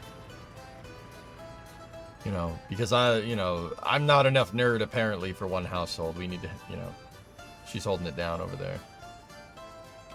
I'm more mechanical. If anything, I like mechanical. I know mechanical engineering pretty well, not software.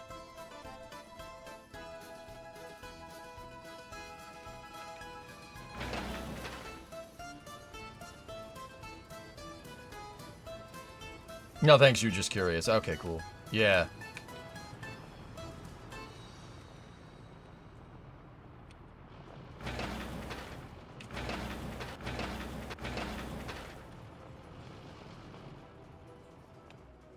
Hardware and software under one roof.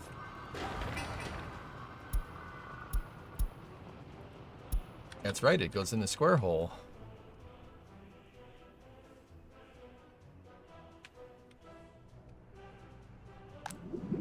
Oh, yeah. Dude, look at all that, man. We got crude for days. Heck yeah. Yeah, man, Rimo's super smart. Wicked smart, dude.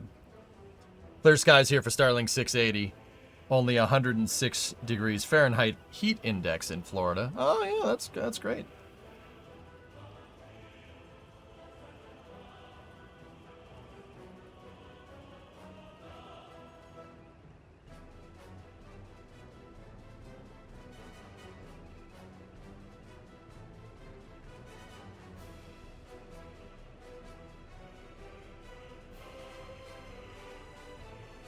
Yeah, man, that's... Dude, for some reason, coding... Nobody's explained software in a way that clicks in my head. If that makes any sense. Like, it just doesn't... It doesn't click like mechanical engineering does. Or D is gonna have to... Or D-wise going back to that from Endoya. Yeah! If I had to guess, I think D's probably missing the heat at this point.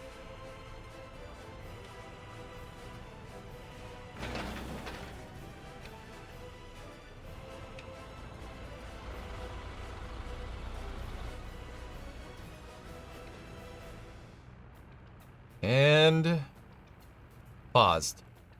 Okay. April 1st, 62.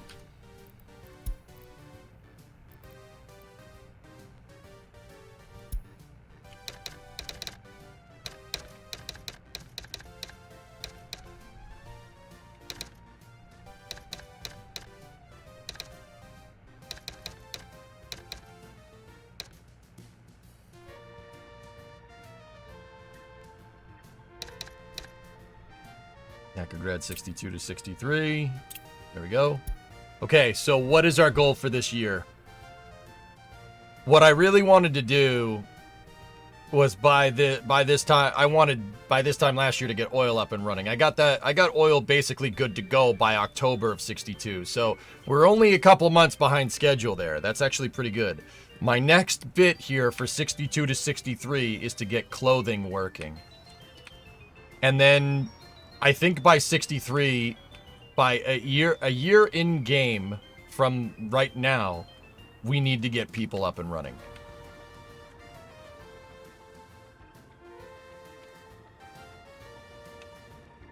Yeah, Sean, exactly. So, yeah, I just haven't had the right teacher for software engineering. Like, I did CS50 because it's free, and I get it. But for some reason, if it's like, hey, write this script, I'm like, Okay. No. You know.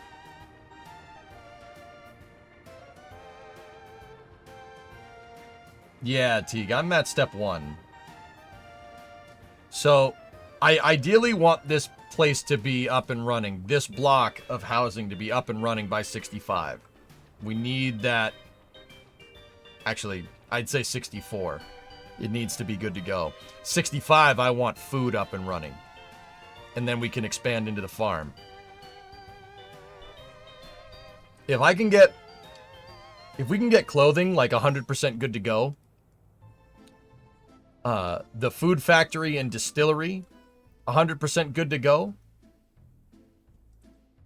and the farm 100% good to go by 65, we should be sitting very good. If I can do it by 64, we'll be really good. Yeah.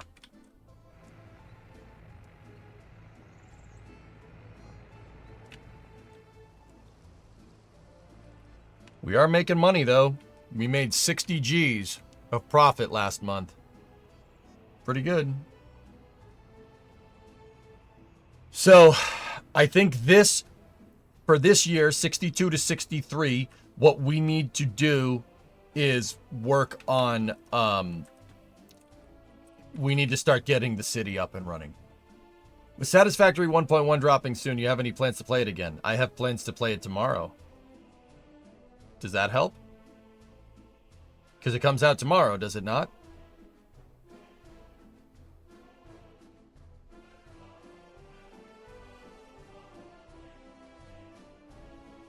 I was going to play Timberborn tomorrow, but I forgot that Satisfactory 1.1 is coming out. But we'll see. It's coming out on April 1st. I don't know how to look at that, you know.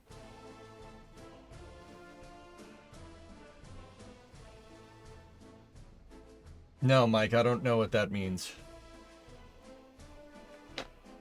When do you plan to start the work on that heating plant? Oh, Andrew, that's a good point. Oh, I didn't take that into account.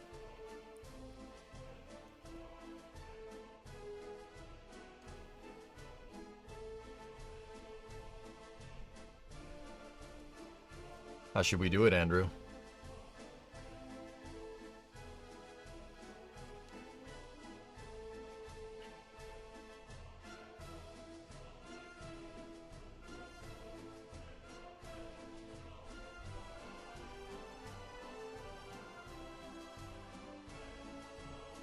When is it train time?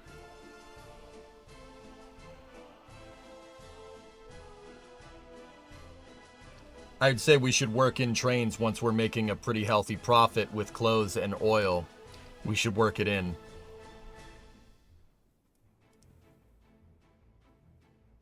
That's cool, Mike. Neat. Hey, Jack, 66-month resub. Gilmere had a 62-monther in there, too. But yeah, that was the answer. Okay. We got to get the heat plant going, dudes. The heat plant is quintessential to that. Einstadt? City?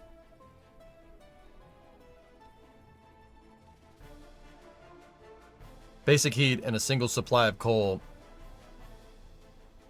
Maybe build a small heat plant in the interim.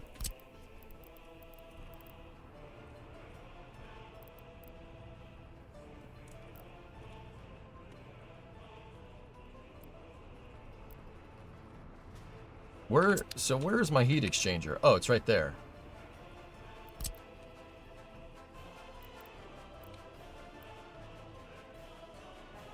We could get away with the heating plant being over here. A small one. A little tiny heating plant. And that heating this area, at least in the interim. Andrew, I think that's probably a better idea. Place it close to a planned heat exchanger. The problem is that the heat exchanger over here is using a big pipe. It's using big pipes, not small pipes.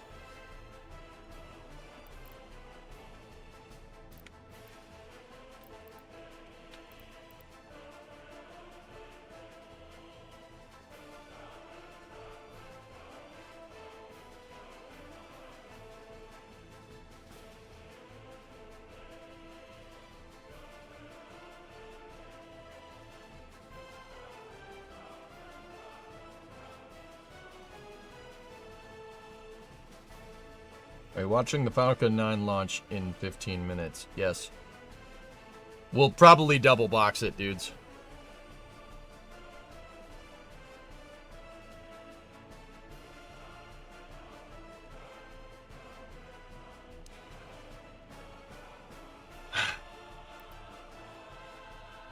That might be the solution for right now, dudes.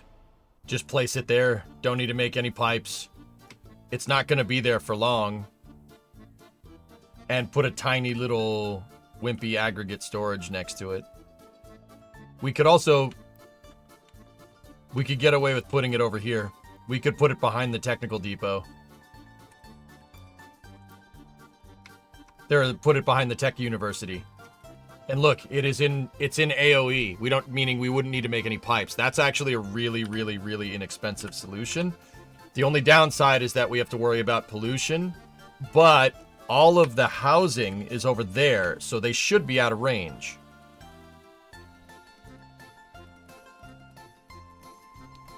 I think this is a good interim solution.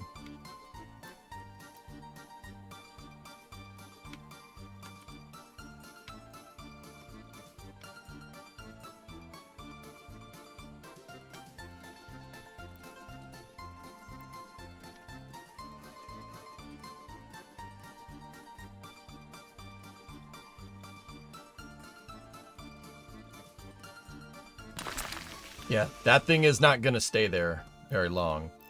And then...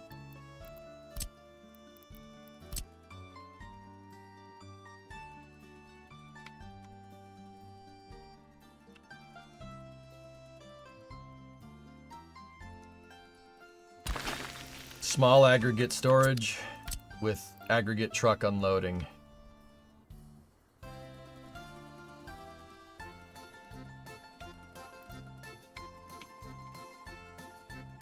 Actually, you know what? Don't even do that. That's fine. That'll work. Are we in range of electricity? We're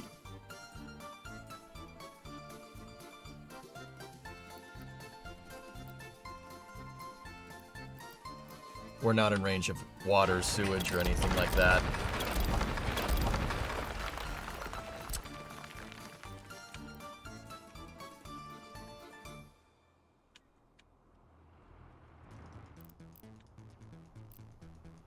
Balls.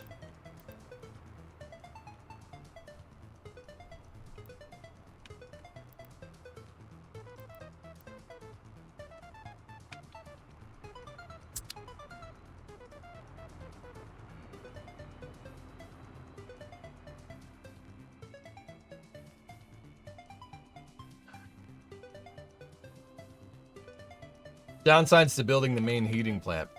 It's all the way over there. We build the main heating plant. We have to build the power plant. We build the power plant, we got to build the power lines. That's a lot of investment. Could we do it? Sure. We got to build the power lines, you got to build the roads.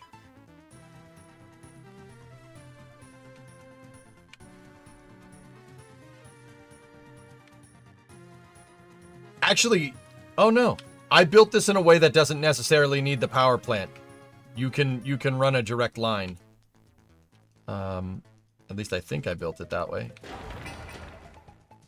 That's designed to pick up from there. Pick up from that substation. Which means we would have to build that substation at the very least. We're gonna need to build that substation anyway because we gotta build food factory and everything. Oh, crap. We also got to get a water line out here.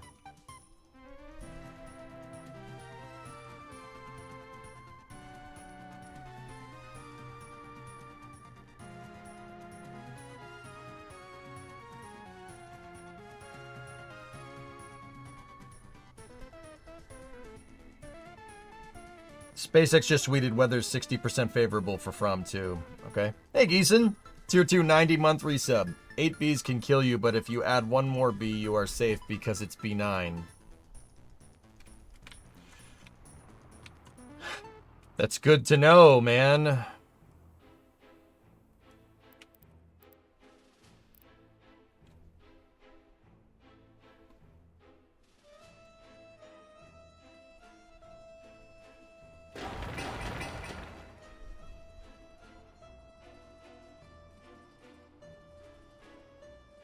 Temporary solution, freeze or cough a little bit. Yeah.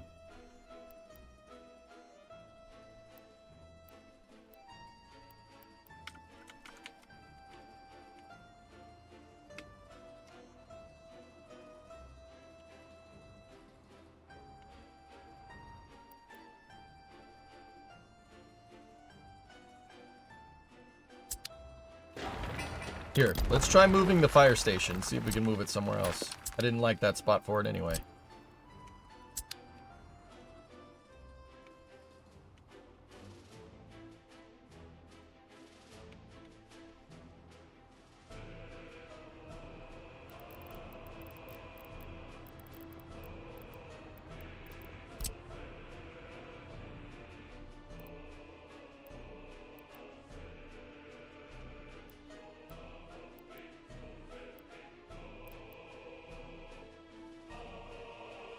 Yeah, put it right there on the main drags. On this main road. That's a good idea. And then, get our crappy heating plant. Can we fit it in?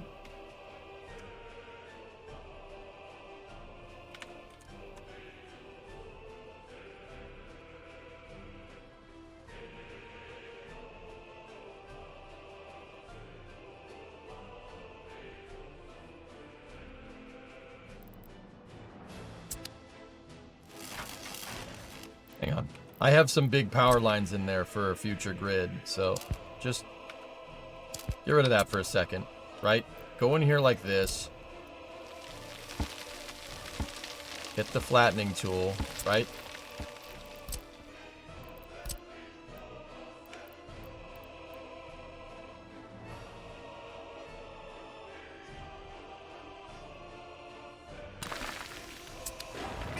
Is that in range?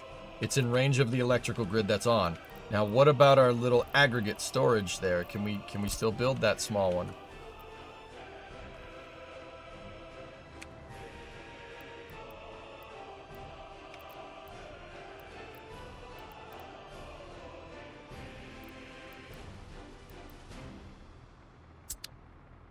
No.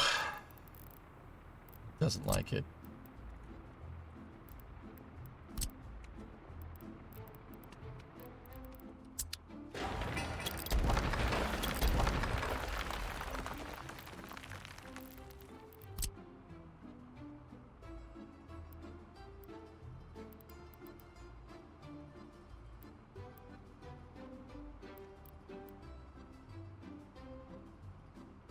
By the time I run power lines over here, there's not gonna be... This heating plant won't be here.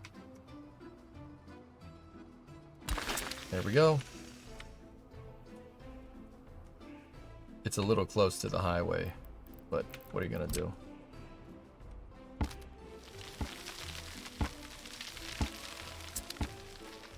There.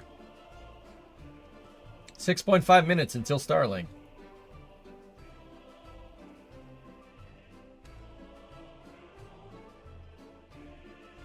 I'm fine, Chief. I'm trying to balance this Starlink launch with getting what I need done. This game is also an insanely high amount of stuff to think about. There's always stuff. Alright,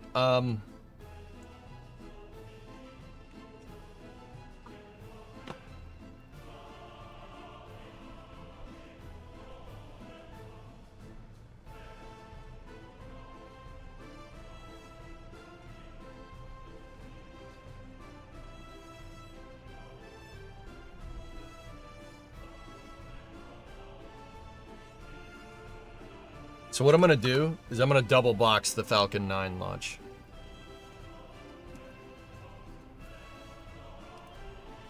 Once again, it's just a Starlink. We don't need to go for like full awesome super coverage.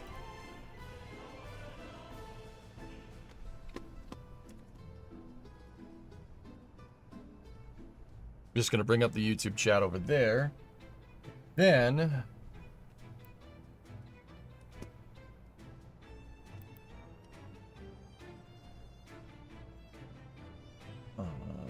let's go here for a second. Go in there. Go into studio mode.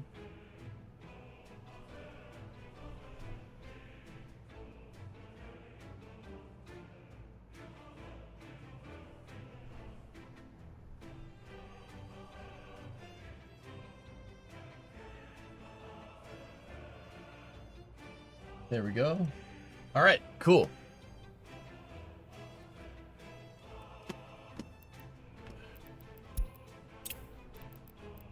So what we'll do is save the game, just lower the sound here. And cool, now we got a double box going. Sorry, you didn't mean to complicate. You're not complicating anything, Andrew. No, you're not complicating anything at all.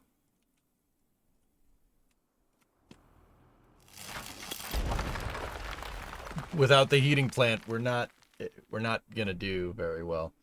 All right, so we're 4 minutes out from the Starlink. What is this? 16-80, I think, or 6-80. This is using booster 1080 on a drone ship landing on its 17th flight, 41-day turnaround. We got 28 Starlink V2 minis here.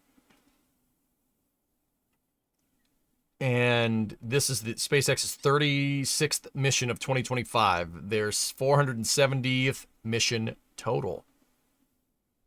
Cool. It looks very warm down there in Florida.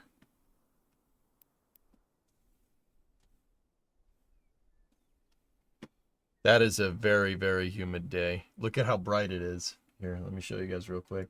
Look at how bright it is. See how bright those clouds are? That's how you know it's extremely hot in Florida. See how washed out everything is? It's the haze from all the dang heat. But yeah, we got double box here. Got the double box going on. 85 on the coast. Yeah, nice. Beautiful day. It's warm in Florida. I would have never have guessed. That's pretty hot for Florida right now, dude.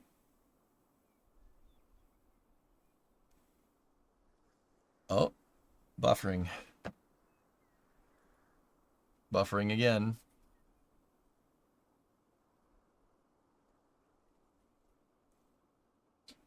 Hello?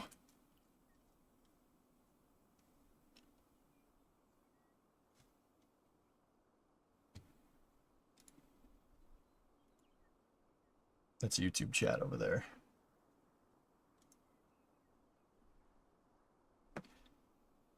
Is it me you're looking for? What's going on here? It just stopped.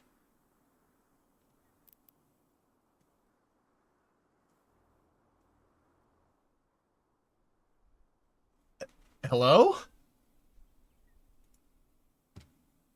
Did the feed conk out? Hold on, let me double check it.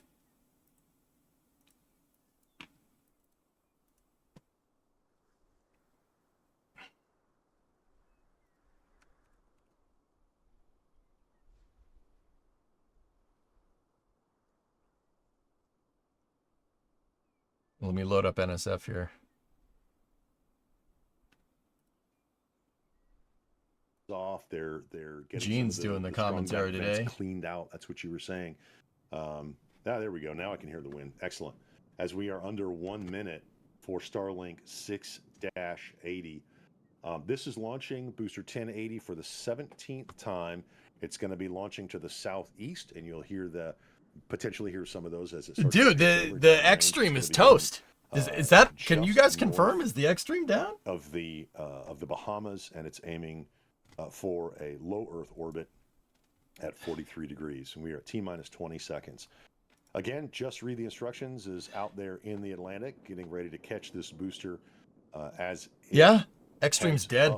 Uphill to space, carrying those 28 Starlink V2 mini satellites, and we are just under 10 seconds. So let's listen in. It will be just a couple minutes after launch, and we'll see you guys on the other side. All right, I'm gonna big box this for a second, then we'll get right back to workers. Here in a minute, and there's ignition and liftoff. You can see that strung back, retract over to the right. Let's listen for that great rocket noise. Damn, Gene. Gene's got the voice, dude. He's got the voice, dude.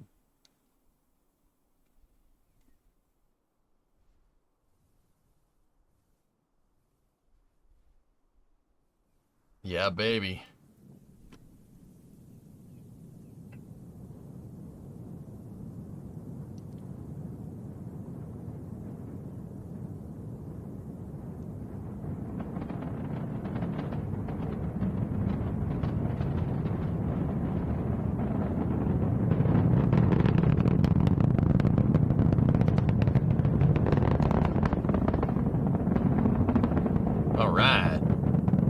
Where's the second stage landing? It's not.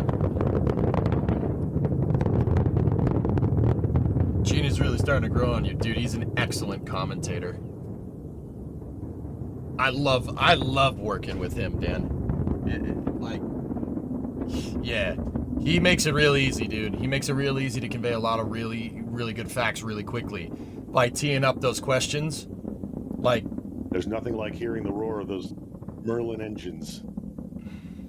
Our team is doing a great job Now, Long tracking it March through 5. the clouds. Some of our robotic cameras as well. Gage and a couple other folks probably need pizza in the background. And you'll see as the rocket I need pizza. goes up in altitude, it starts to flare out the exhaust as it gets to the thinner parts of the atmosphere. The exhaust. Okay, let's see. I don't want to double stream NSF on YouTube, so let's jump right back over to the Xcast here. Let's go back over there, do that. Get you guys a big box there. There we go. And now if we... Yeah, there we go. All right, we're good. Excellent. Gene's awesome. He's the real deal, Dan. Yep. All right. Look at that shot, man. And then I should be able to just pop back and forth here. And then if I do that, hey, now we can reverse box workers. All right. Sweet. All right, so we got the heating plant, our interim heating plant figured out, but we should be coming up on stage separation here on Starlink. So we will flip her around. Oh, wait, no, I had it right. Oh, yeah. Stage separation confirmed there. I'm not getting any audio from that.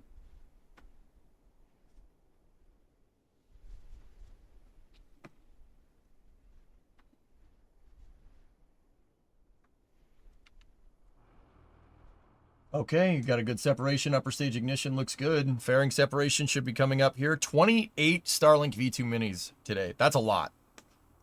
Would you just look at it? Oh, would you look at this? Would you just look at it?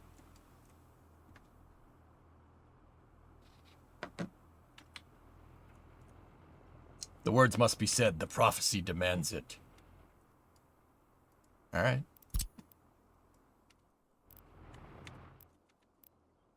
He said no. Should we do it? Yeah.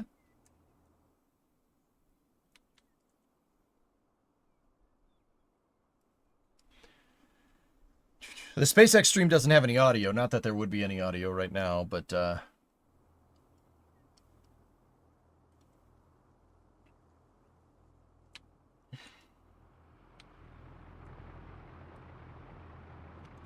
right, so yeah, we should be good.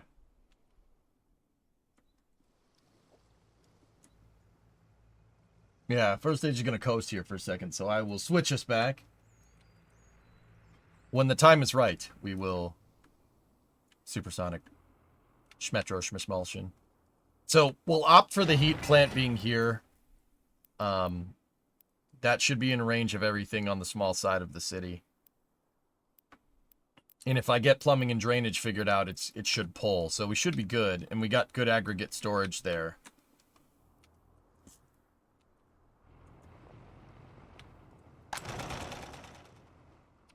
All right. So we're pulling in about 60 Gs per month. Good, good. Guys, is there anything else? So, actually, you know what? We'll talk about this after the launch. It's almost getting up to my time. No sound from the rocket stream because the game is running. Yeah, that's not how that works at all. When are you planning to get agriculture up? We got to stop for a second. We really have to... I have to think about how I'm going to do all this.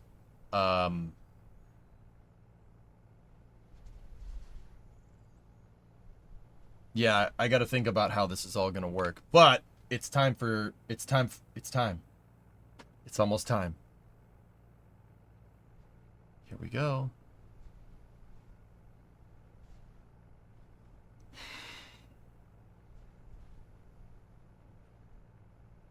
It's time for supersonic retro propulsion.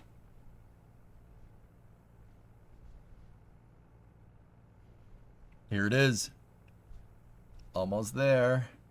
Ram 2 weather is at 60% favorable. Yep.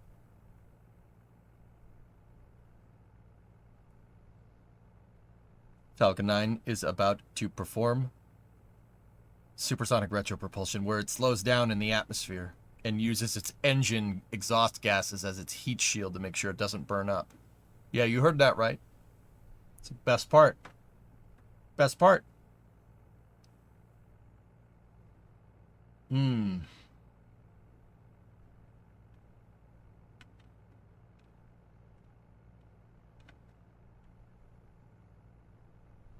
So, EJ, how does SpaceX handle all that heat during re-entry? The rocket exhaust gases push it away, Ska. It's the best part. Supersonic retropropulsion right there. That's a long entry burn. Dang. Okay, entry burn is concluded. Second stage still doing its thing.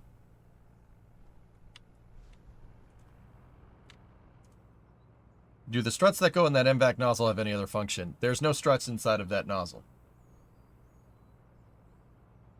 The struts were part of the first stage that you saw, Yo Mama. They were part of the separation mechanism. There's nothing inside of that except a hot exhaust gas.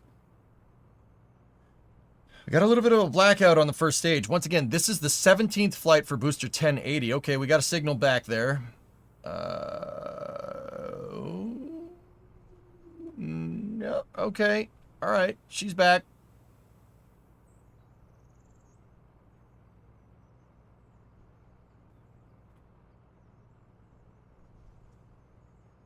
Everything's looking good here.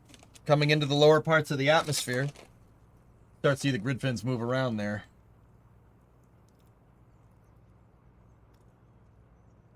Once again, got workers going in the double box here. All right, there we go. She's really moving. This is guys, 28 Starlink V2 minis is pretty.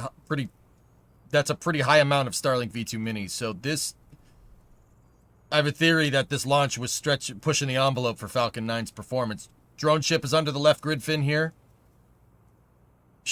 I was about to say you should get a call for landing leg deployed. Drone ship deluge system is on. Watch the water. It'll evaporate real quick. There it goes. Bye-bye. Landing leg deploy. And... Hey, all right. We got a touchdown. Booster 1080 down on the drone ship. That was just read the instructions that it landed on. Completing its 17th flight. We should get a call for nominal orbit insertion here. The staging number that we're really looking for is 27,100. Somewhere around there.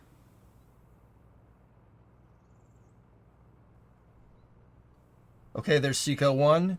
27,097. Good. That's fine. The small thrusters can make up for that. Good insertion, good orbit. Great mission from Falcon 9. Yeah, baby. Let me just reconfigure all the scenes so we're not double boxing everything. But yeah, good. Another good Starlink mission in the books. Anyway, I'm going to jump us right back over to workers.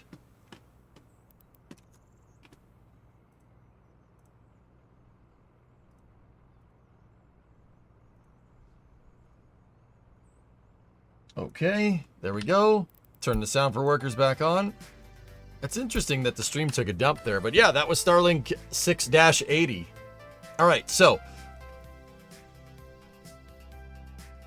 we're back, and we have the combination. So what I need to do now, guys, is... Does that clothing industry not need raw materials? I have a truck that's going and getting fabric from it, believe it or not. I got to figure out where it is. There it is.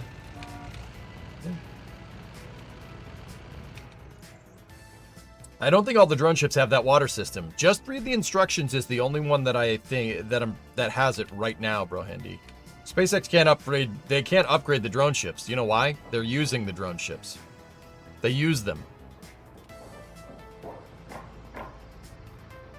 So we got the heating plant figured out. That's an interim solution. Guys, so I'm really thinking this part of the city needs to be up and running. Textiles need to be up and running. I don't think we'll necessarily need fabric import. I mean, what does the fabric factory need? It needs crops and chemicals and a lot of water.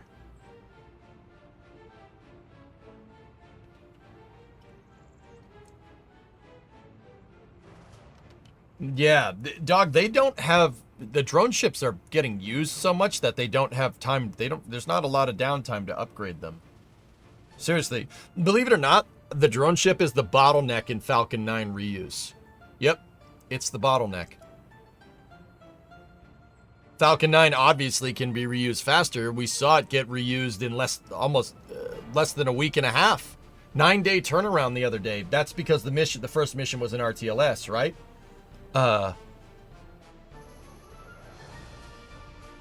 Make a couple new barges.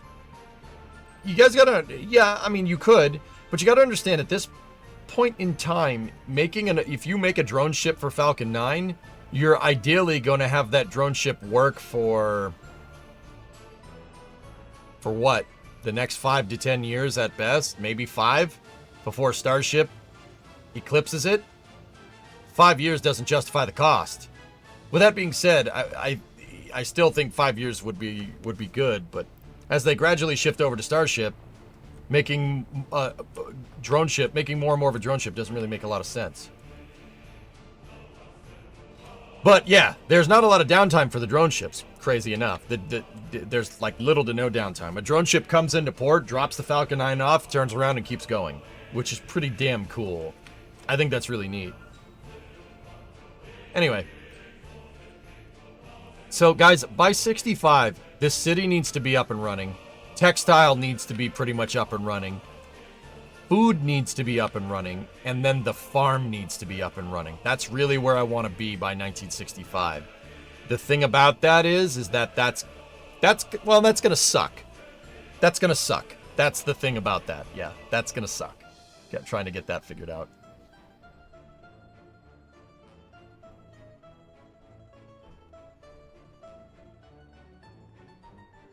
For the farm, you don't need to pave the roads. Gravel for the farm is more than adequate because these roads don't get used in the winter because it's a farm. It's farming. You don't farm in the winter. And if we want the farm up and running, I need to get electricity and I need to get water out there. I wish I had diesel generators in this game. I know there's a DLC. They're not a DLC. There's a mod for it.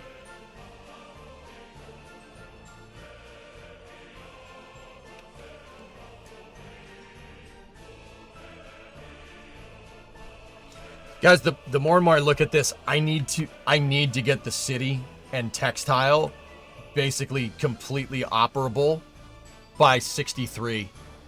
Like, we need people to move in 64.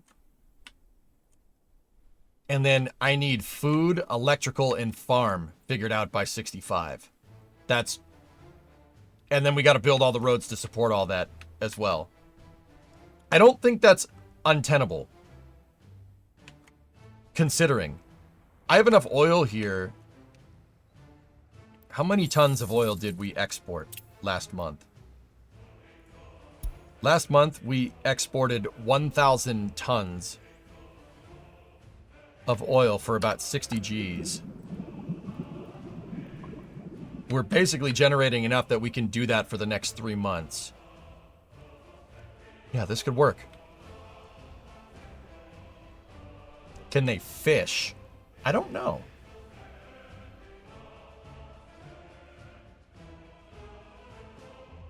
Are you exporting tons or tons? Yes.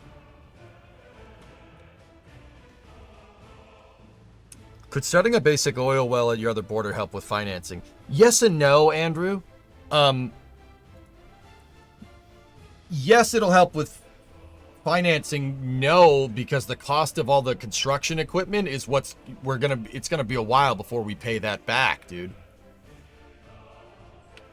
7 out of 10 SAT word. Or 7 out of 8 SAT word. Nice.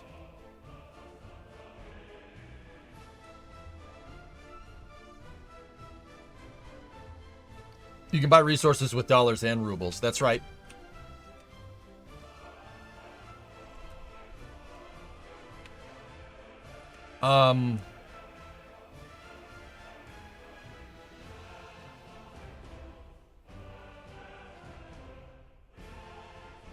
You trying to avoid getting loans? Yes, very much so.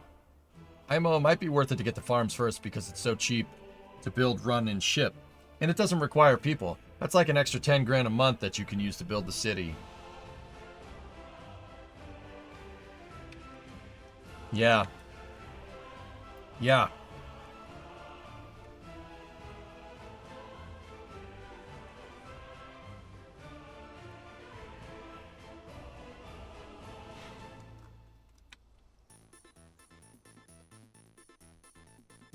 Are you going to the mall later?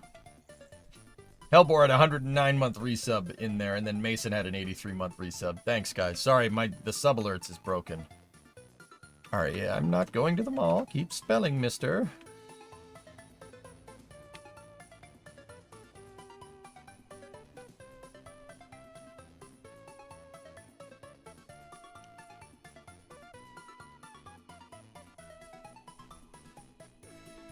We gotta start building the electrical grid. We gotta start building out the substations, guys. The only way this works is if we grow the substations. Right, so this place has electricity. So, I think this year I want the first substation there built out, second one, and then quite possibly the third one by April of 63. That would be good. We don't need to build out both sides. We just need to build out once. And once the transformers are up here, I can run power lines. We can run above ground power lines over here next to the railroad tracks to get the farm its power. Actually, yeah, we're gonna need 2 substations. Okay. Can you enslave political dissidents in this game? Yes. There's a secret police, there's prisons, and there's prison labor, yo mama. So, I don't know if that's a joke question or not, but yes, you absolutely can. I could put a technical service out here for water and stuff until we get the main water ready to go. I do not have water built out to here. So, I mean, does the farm... Hold on. Now I gotta look. Does the farm even need water? I don't think it does. It doesn't need water. It just needs electrical power so you can fuel your equipment. And then we're gonna need fertilizer. Liquid fertilizer. Yeah. Okay, cool. Sweet. And then the big one is that we gotta gravel these roads. These roads need to all be graveled up. So the vehicles can move faster. On the subject of power, I notice when people play this on YouTube, they always seem to overload the grid and end up doing a mad dash to build new transformers and stuff to relieve the pressure. Being who you are and what you teach on stream, what have you done to stop this overload from happening? Sorry for the essay. My baseline power systems in the game are built out for 30 megawatts of power to be imported and or exported. How do I do it? I did a deep dive into researching how power grids work. Yeah. This whole thing is designed to supply 15 megawatts of power to the city.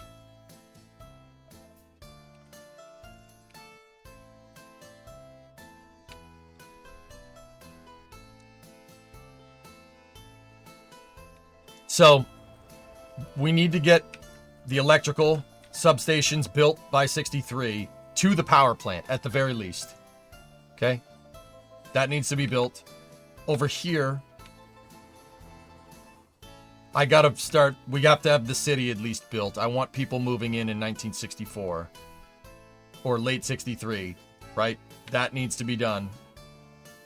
And then we need to get the farm. The farm needs to get going too. And that means graveling the roads all the way out here. If we gravel the roads out here, what does that mean? That means we need to put that bridge in. And then we need to gravel here. We need a bridge there. Gravel there.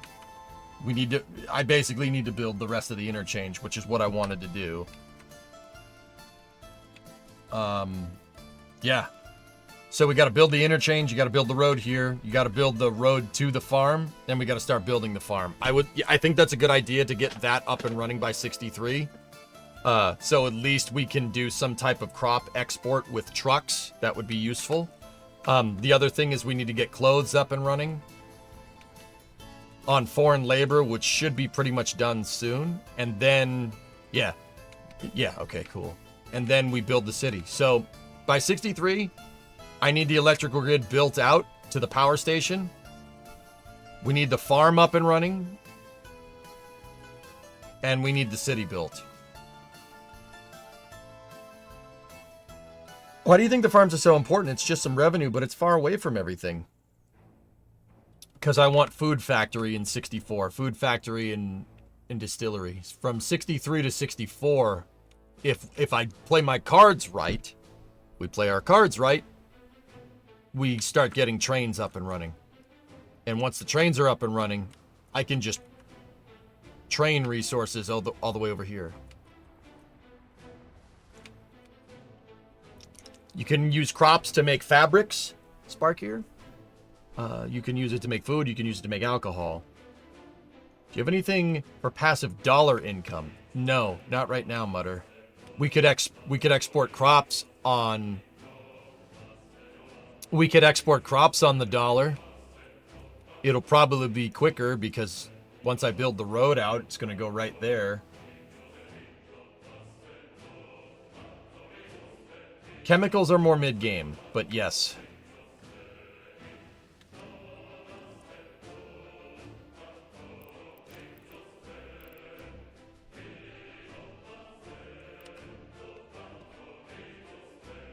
Well, that's what I would want. So, okay, what's our focus here for this year? The focus is power grid, mostly power grid, mostly textile, mostly city, but also I want to get the farm running too. Cool. I picked off, that's a lot. That is an ambitious goal. But with oil coming in, the way it's coming in, we're pulling in around 50 to 60 a month. I don't know how much we're going to be able to do that for. I don't think we're going to be able to do that sustainably for every month. I think our export is faster than we can produce right now. But that should be good for over the next 3 months for 150 Gs. 150 Gs should be enough to build most of this. Actually, well, maybe not most of it. Probably need about a $250,000 to build all this. But we can do that. Do you have enough fire stations built? Fire prevention is built into this design, yes. No, not right now, Kuro. You're not going to be able to ship anything up this. When does the main construction depot come into plan? Probably around the time we start to get food and trains set up. So that's probably 65, 66. And then around 65, what we should start doing is start planning this city over here. In fact, I probably should start planning this city right now to be 100% real. But you guys want to see gameplay, so it doesn't matter if we plan it now or later. It would make me feel better doing it now, but it's fine. We also got to build this, and then we got to do that. And Mutter, the more I think about it, dude, exporting that on the dollar is not a bad idea. It's a good way to recoup some investment over there. But yeah, getting at least minimum, we got to get the power grid built out to at least the 3rd substation here. That'll be enough to at least supply electrical power to the farm, should we need it. We can also... Yeah, can't get low voltage power there, that's fine. We're going to have to pull it from over there, but that's okay. It's alright. One line off here, above ground lines, put a switch in right there for a substation for those 2 silos. Keep going down here, put another switch in for the farm and the 2 silos there, and we're good to go. That's not going to take very long.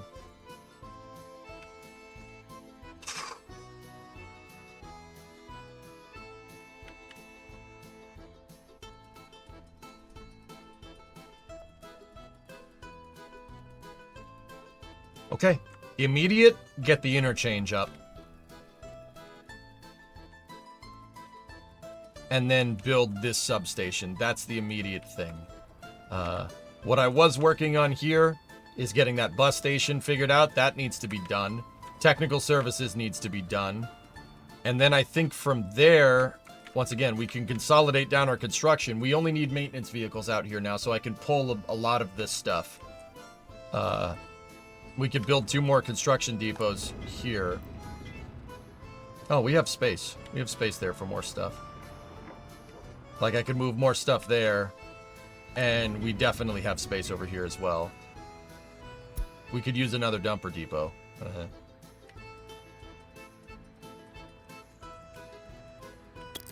Get rid of that.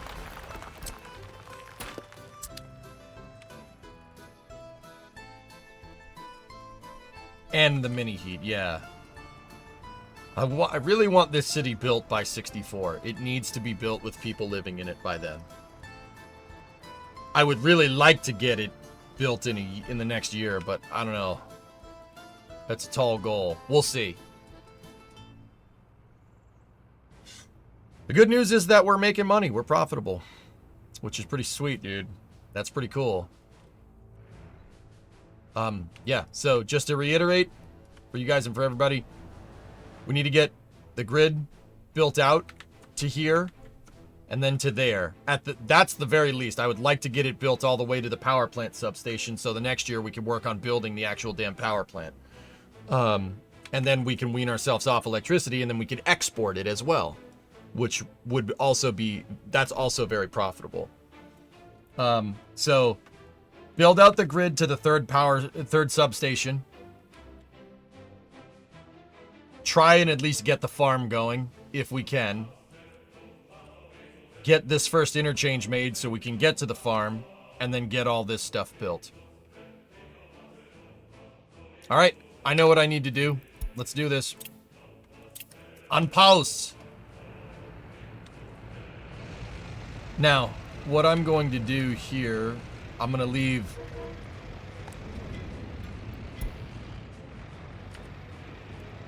Okay. I will take 1 bulldozer with me.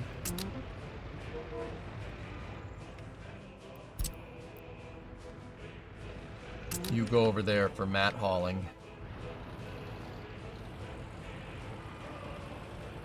Leave 2 of those trucks for the excavator and the bulldozer, and then take 2 of them. Put them over here for more material hauling.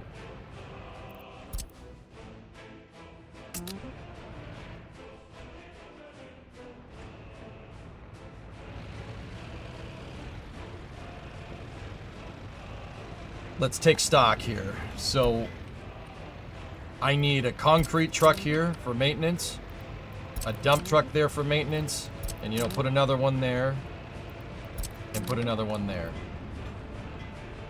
That pretty much covers the whole spectrum. We are going to convert this to oil pub maintenance depot.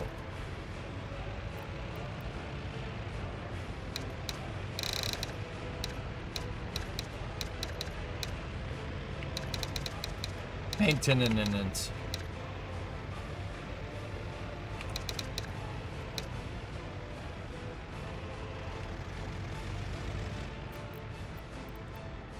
I don't know why I spelled it right there and then not right there. I've played this map before. Yes, a long time ago.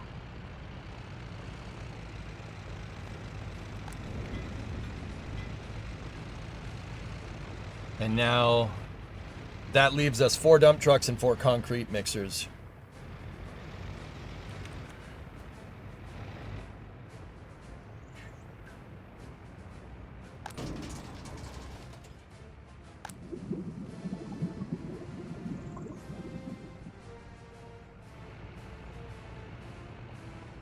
Okay.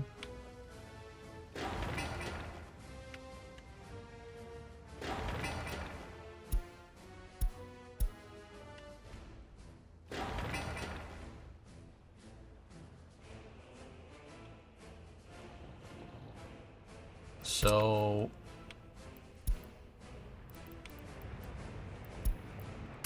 unassign that depot. That one will be used for auto-maintaining buildings.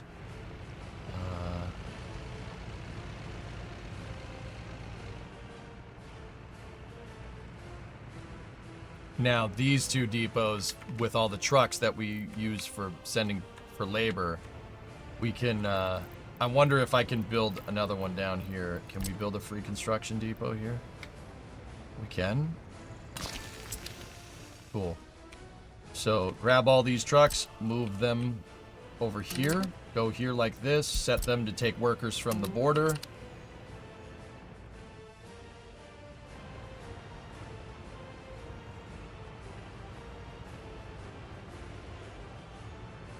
Tell this depot here to pull everything from Apatomo right now. And then, right here, I'm going to take 2 of those trucks, and we're going to assign them for construction labor for maintenance purposes.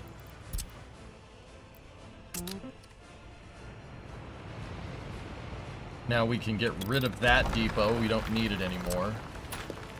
Keep technical services here. Keep distro here. We unlocked a new crane that I don't care about.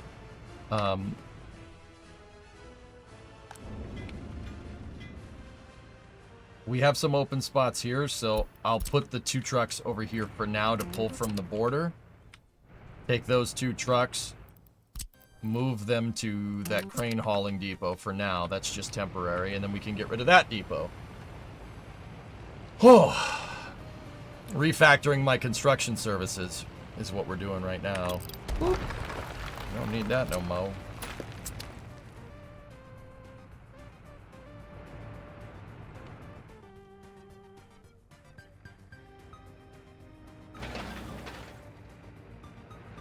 Hey, Spoon, 56-month resub. Thank you.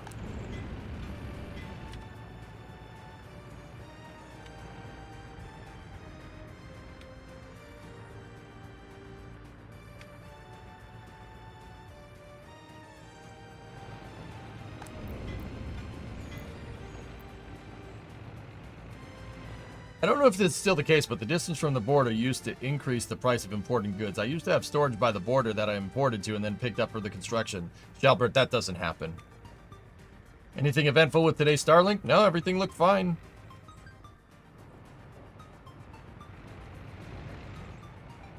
So what I'm going to do now is construction 2. We're going to...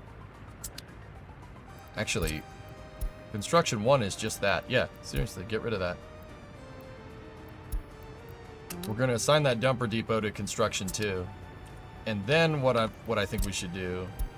Actually, yeah, just 1, 2, 3...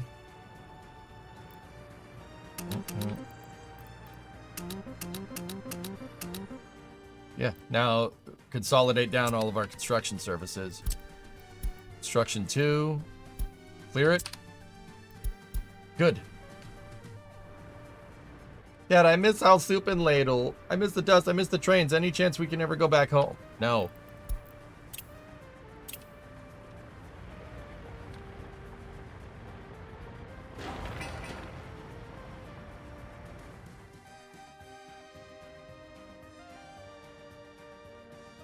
Dinner. Oh, okay, Bree.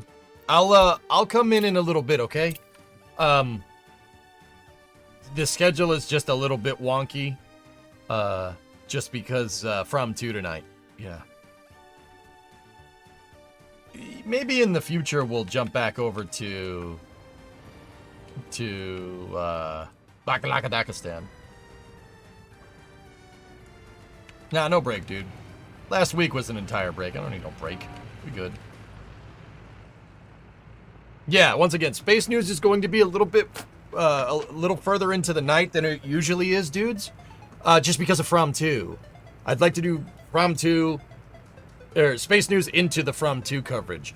The reason why is because if I did Space News at the regular time, that would leave us a very weird amount of time between Space News and From 2. It's not enough to start a game, but it's not enough to just keep Space News going for like 5 hours.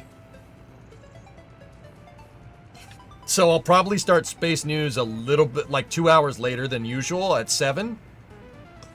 7, actually, yeah, probably 8.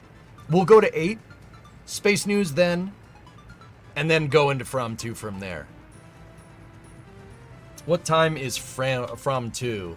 9:46 liftoff time. Weather is 60% favorable.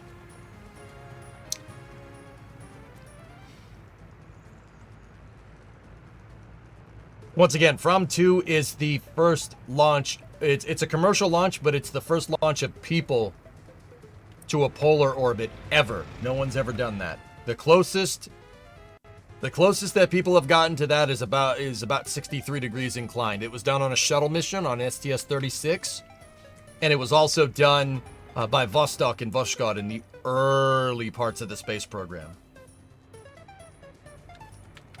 That's good, Pigeon. Yeah, bringing in money. Are they expending the booster to do it? No, I don't think so.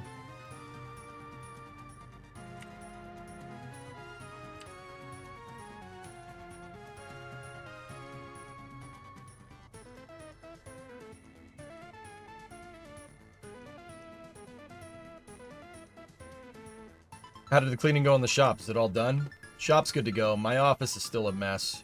SVO, but yeah, here. Take a look.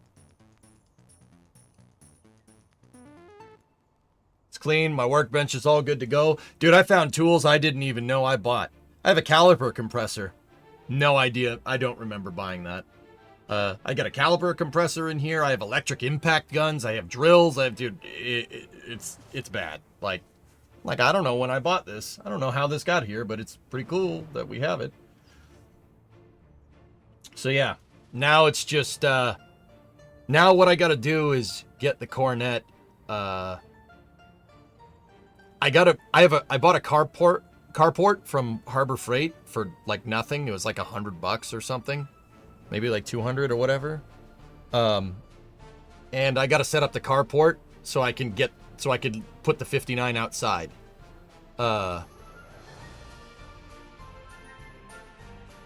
Yeah.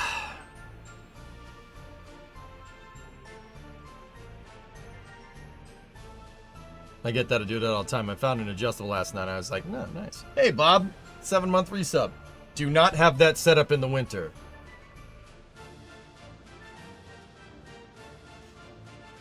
Yeah, I know. There's a reason why I haven't done that yet. I bought it a long time ago. I bought it in like November. Dude, that thing would have blown over in the wintertime. So yeah, I'm just going to put it out to keep the 59 clean while we work on the Cornet. High wind equals bad for those things. Oh, believe me, I know.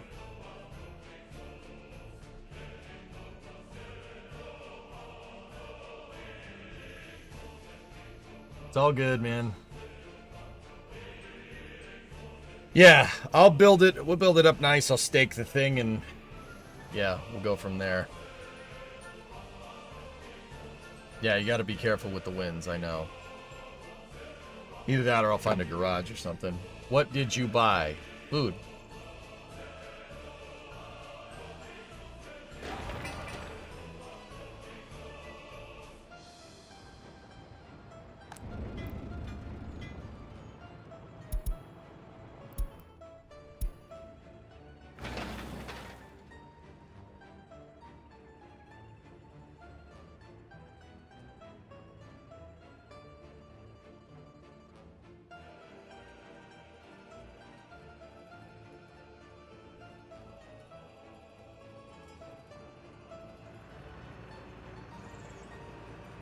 Where are you going? Oh, no, no, no, no, no.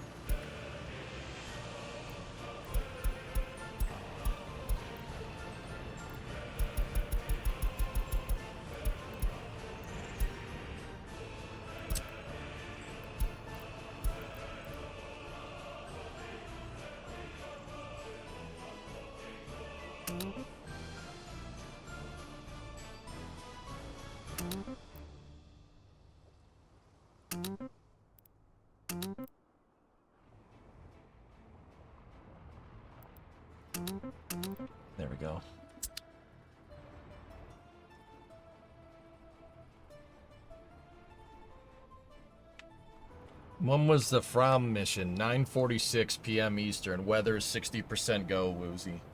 Check nextspaceflight.com if you want to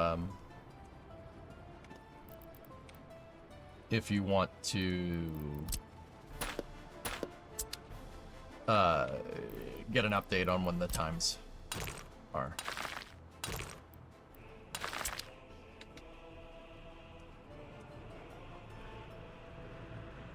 We started building out the diesel train station.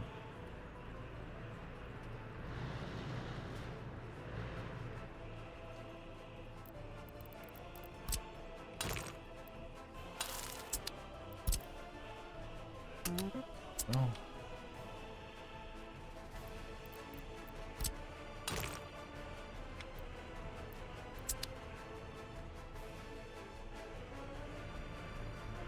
I only have one paver and one roller, so.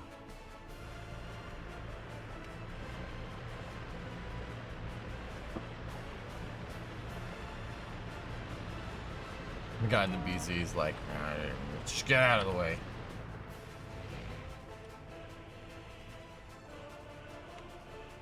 Yeah, Iger, something like that. Looks like the webcast starts an hour early. So yeah, Mutter, I'm thinking start Space News like sometime between 7 and 8 o'clock. You know, start it around there.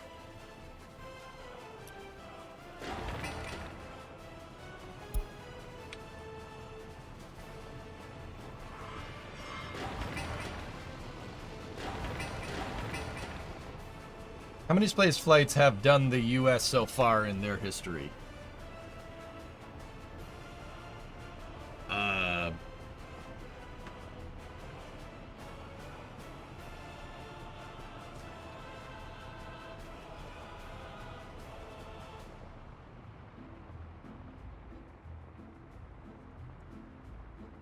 Probably like about 200. That was just an estimate. So you got to think 135 shuttle missions, 10 Gemini missions, 5 Mercury missions. So with Apollo 7, Apollo 8, Apollo 9, Apollo 10, 11, 12, 13, 14, 15, 16, 17. So 11 Apollo missions.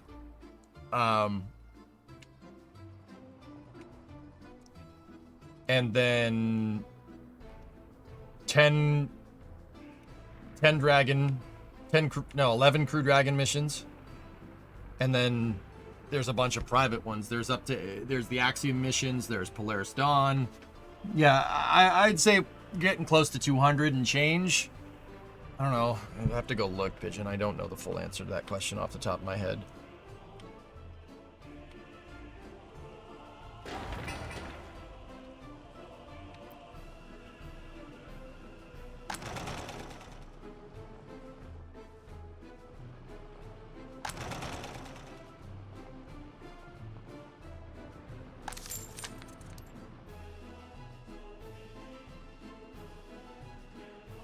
Wiki just says 200 plus.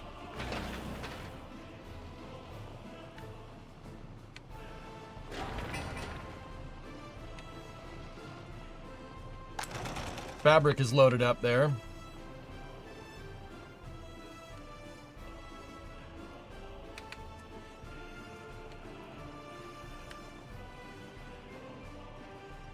We're making money.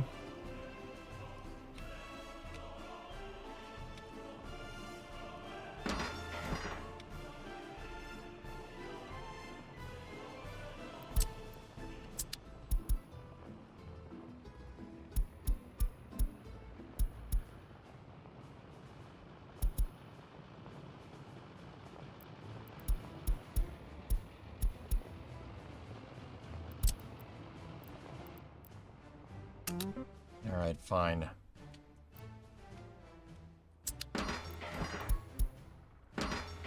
Don't waste cranes on those just yet. Build the water one. Just need to build a garage mahal like what's up the street from you. I'm getting there, goalie.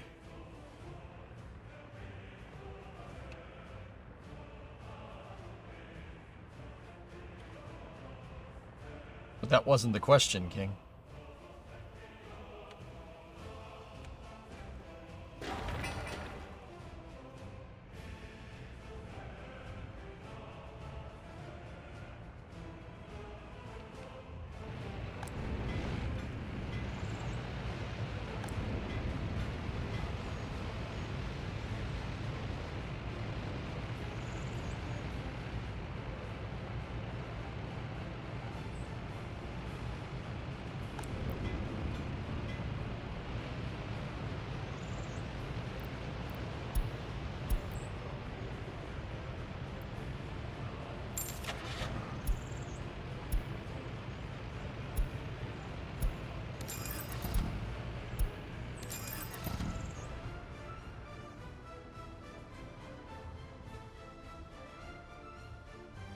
Now that clothing is going, does it take a few months to see what sort of income you receive to it?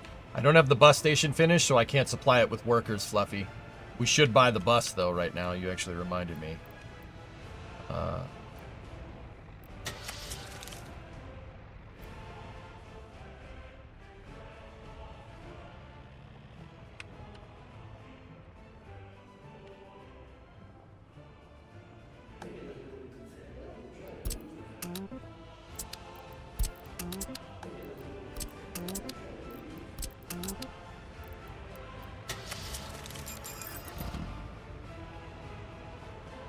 When manhole cover V2 in Yakograd? What? What are you talking about? You...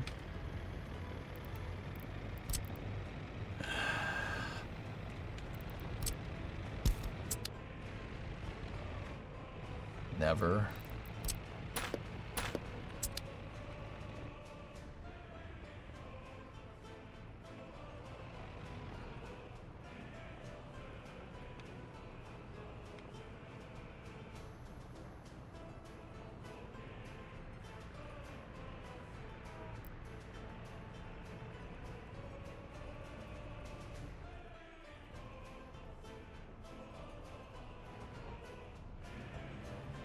I bought another roller and paver, so the hauling depot with all these trucks can move them around, so we could pave more than one thing at a time. Because right now, that's the only thing being paved,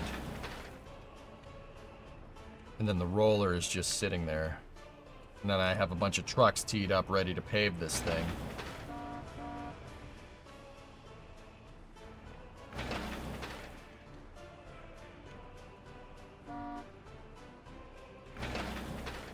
Once that BZ gets out of the way, this one is going to get teed up. There it goes.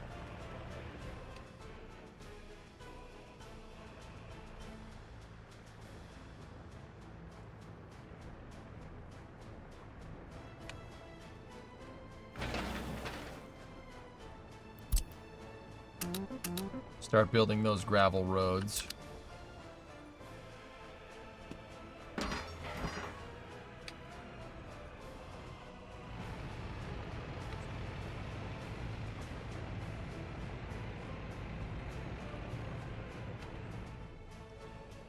Bus station is up.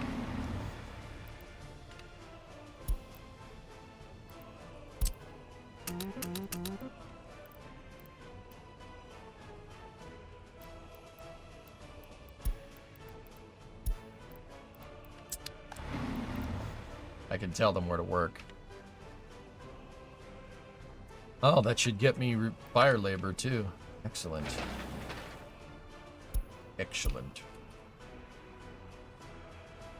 6 Mercury, 8 Gemini, 11 Apollo, ASTP, 4 Skylab, 135, 11 Dragon, 1 Starliner. That sounds right. Yeah, I missed a couple off the top of my head.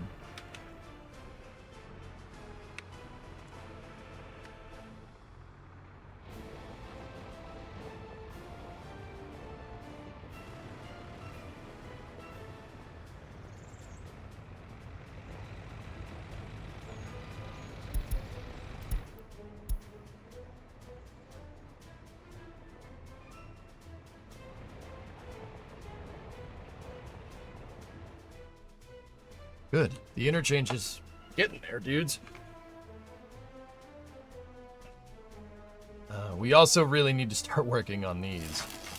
It needs a lot of gravel, a lot of concrete, a lot of steel. Yeah, there was 3 Skylab. That's right, because the first one was an uncrewed Saturn V. Thunderstorm round 3 coming. Been thunderstorming off and on for 4 days now. Everything is flooded, Trey. Oh, jeez.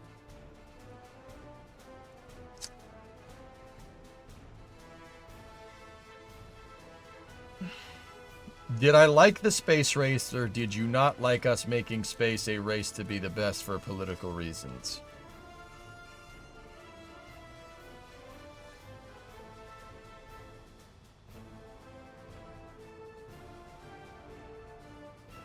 No, The space race was fine. It's just not very tenable. There's that word again. It's pretty unsustainable if you're racing somebody because where's the finish line?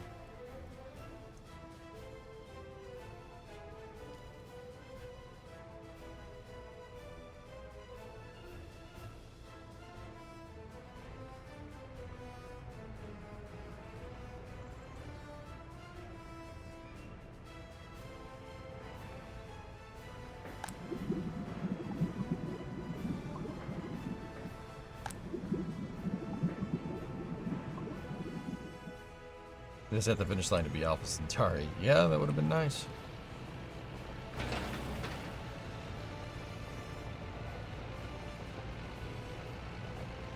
The checker flag on the moon. I seen it. Right.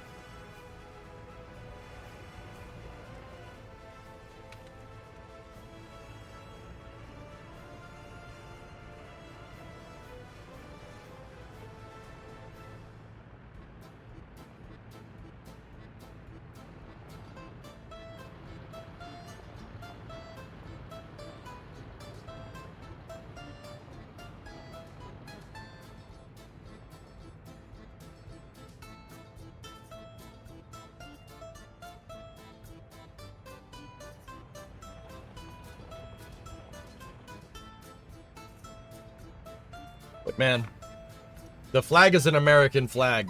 The flags that are up on the moon, everybody's like, they probably faded. Guess what? Guess what? They're American flags until someone proves otherwise.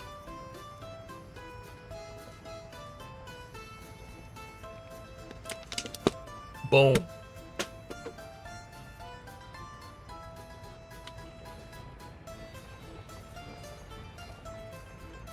I don't, everything else is just speculation. You know why? Because nobody's been there. You haven't been there. Let's send somebody up there to go look. Maybe we should do that. Until then, it's a damn American flag.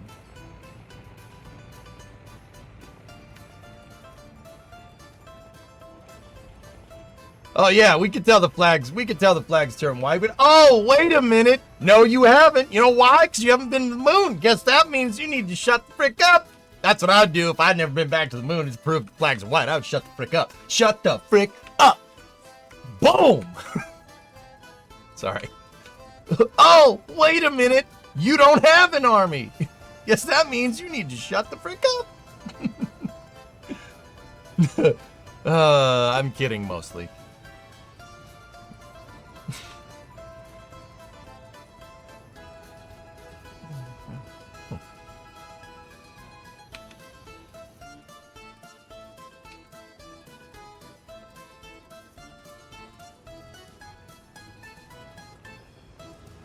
Yeah, Yarg. There you go.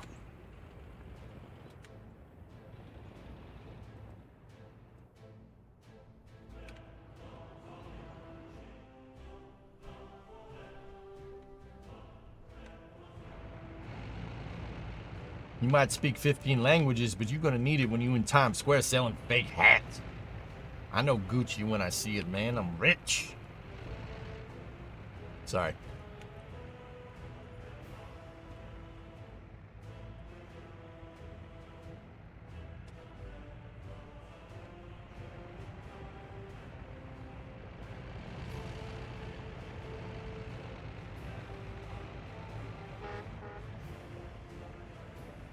Okay, bus stop's good to go. Here's what we're gonna do. We're gonna make a new line.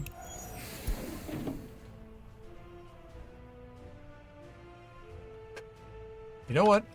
I was just thinking, it might be better to pull from Apitomo because my construction labor is being pulled from over there. Yeah, that's a good idea. That's what I'm doing. New line. Wait, no. Get rid of that. We already made a new line. All right, so go here. We want to set it to load stuff from Apitomo. And then we need to add a new stop right there. Set it to unload. Check. Custom line. This is Warsaw Pact. Clothing, labor, import. Boom. Go over here. Add the 2 buses. Tell them to pull workers only. And unload workers only. Send it. You know what? Gotta change the color of the bus. Let's make them blue.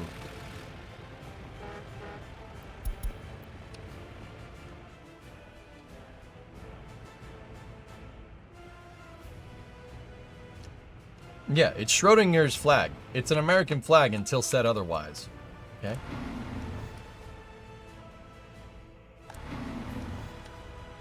The bus stop is without power supply. It's a bus stop. Could be a sign for all I freaking care. Signs don't need electricity.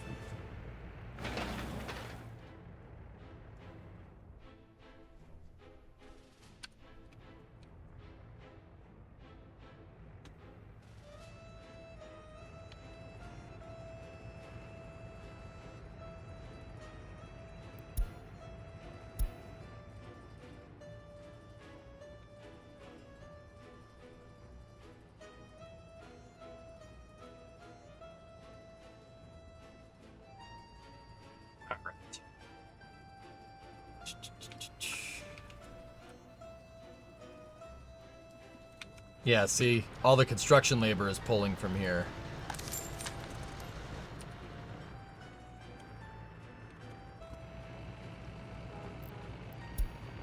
See if we can get some line spacing in there when we're ready.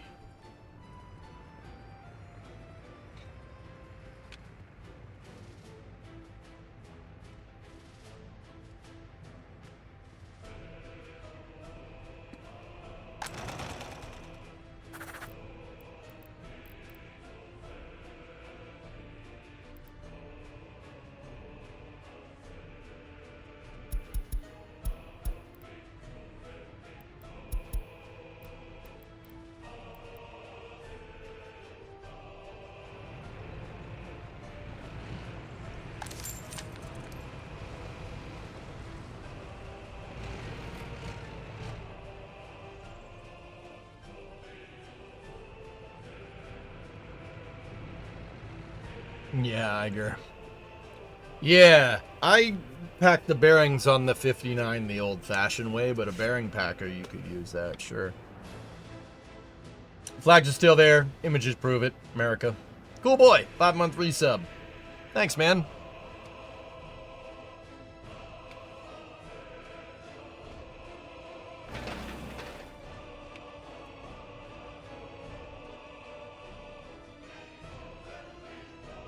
Dang it, Bobby. Oh, oh, oh, oh, oh, oh, oh.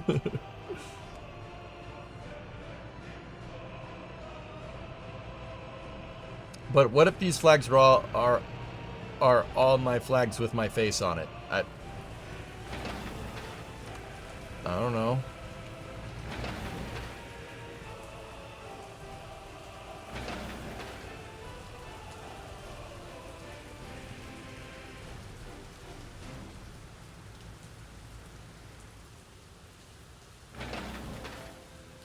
And ding. Oh.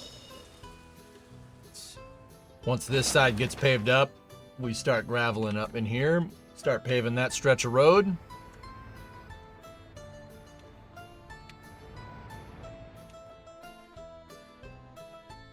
Look at that. We brought in 54 G's in April. Not bad. How's the oil supply going? Yep, still got plenty of oil.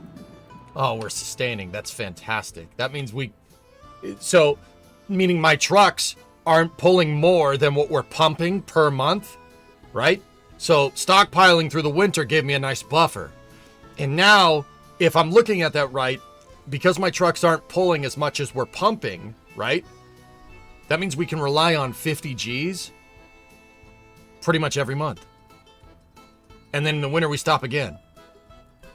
50 G's every month is huge. That's...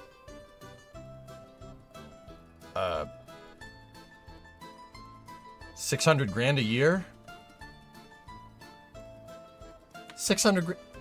That's 600 grand a year. Hell yeah.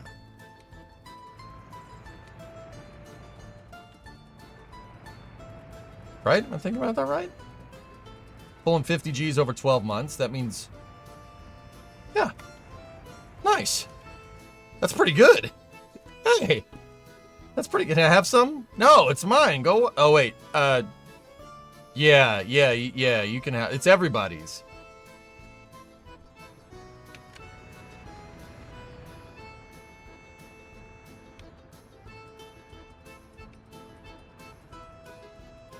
$4.50 because you stop in the winter. We might not have to stop in the winter, Nick. We'll see how this all pans out.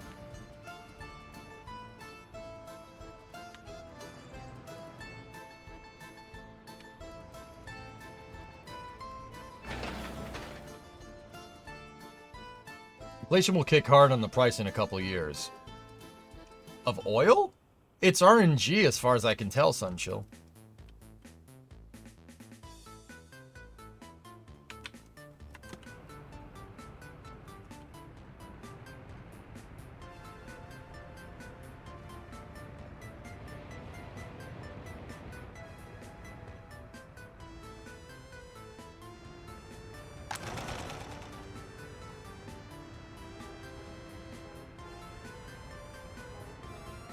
Here we go, first workers coming in to make cloth.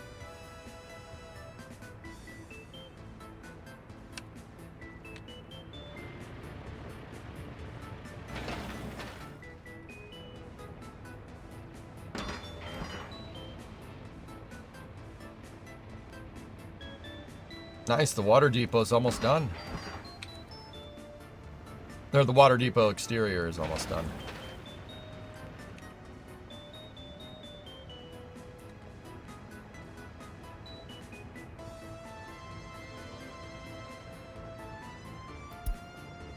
EC2 tower crane. I don't think we need it.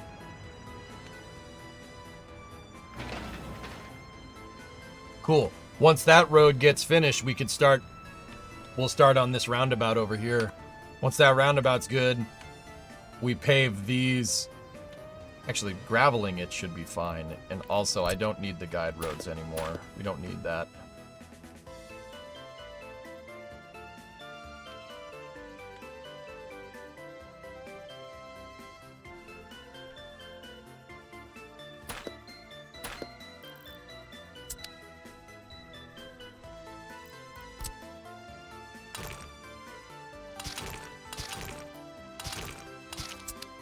That's the maintenance road for the wires. You don't need a maintenance road for the wires. I just did that to make it look realistic, but it's because it's free. It doesn't cost anything. But that'll be able to get them to that substation quicker so they could build out this phase faster. You probably will be paving roads all the time, I assume. Always be paving.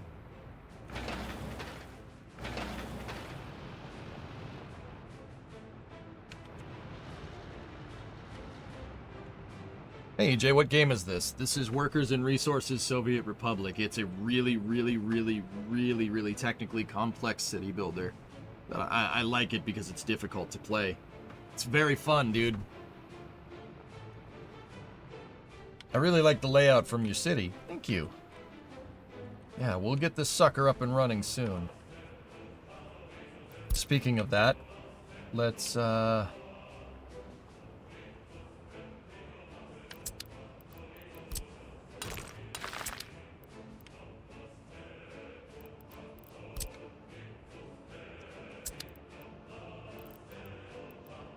get this, pave that segment of gravel, and then we can start working on water. Have you tried Tropico? Never played Tropico on stream, dude.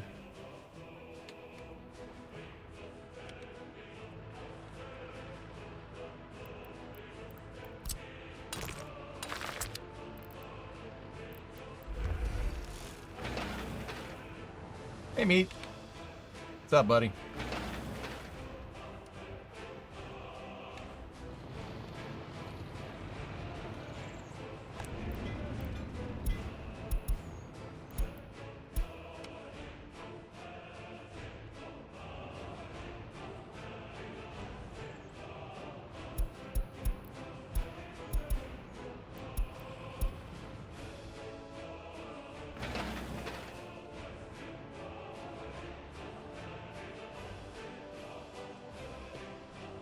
They're fun, but probably a bit simpler than this, yeah. What about Anno? Oh, Anno is... Yeah, this game's like Anno complicated, dude. It's pretty good, man.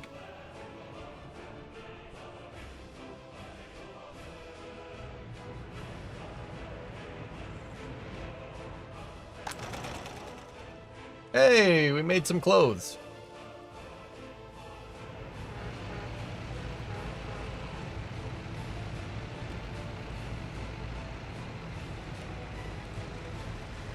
I played Anno 2270 back in the day. You think Anno is easy compared to this game? Yeah. It's fair. 324, 186.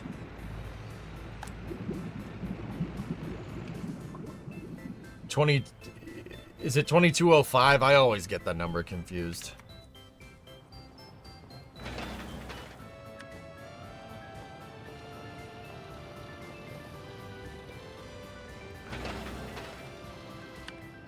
Are you just exporting waste? What waste? Yeah, we're not exporting a lot right now, God. Nobody lives here. The digits always total 9. That's such a German thing to do.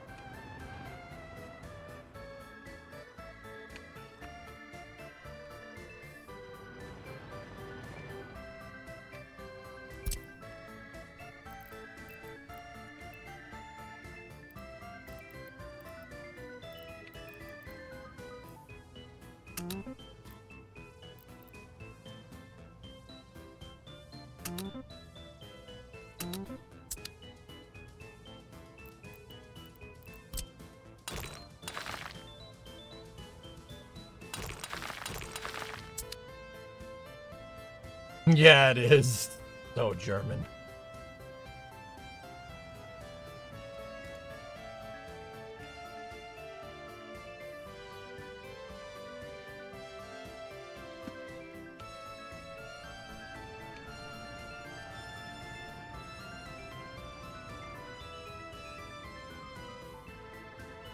Would you like for workers to have war as well? No.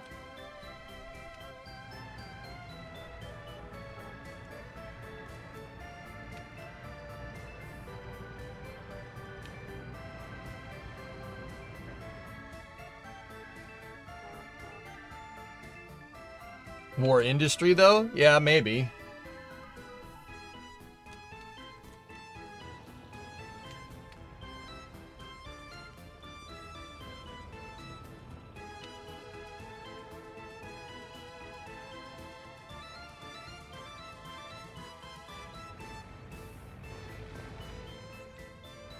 Good. So I started construction over here of the first substation. Yeah.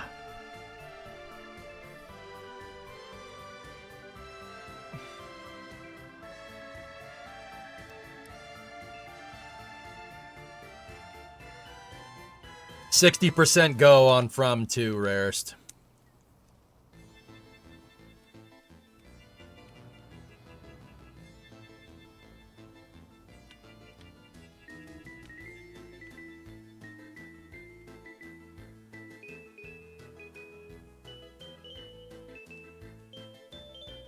I can't wait till all these tracks are made. That's gonna look so sick.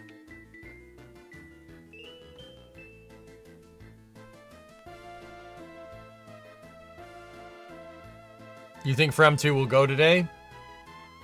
Yes. We'll see. Ari, we should get updates basically on the hour. Yeah, we'll get updates on the hour. If that makes any sense. Because they release weather balloons every hour going up into the flight, so it should change. 99.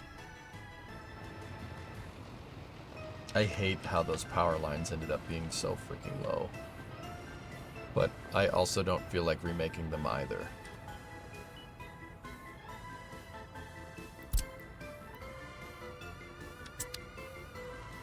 There we go. Road is finished. Start building the bridge.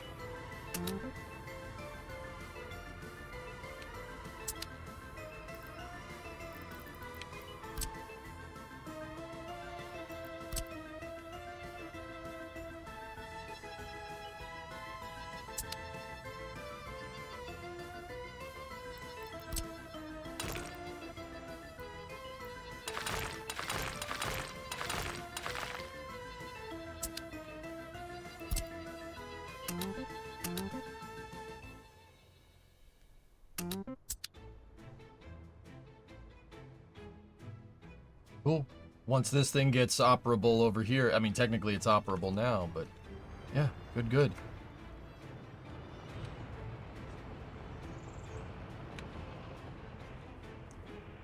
The next thing we do is start paving the other side of the road.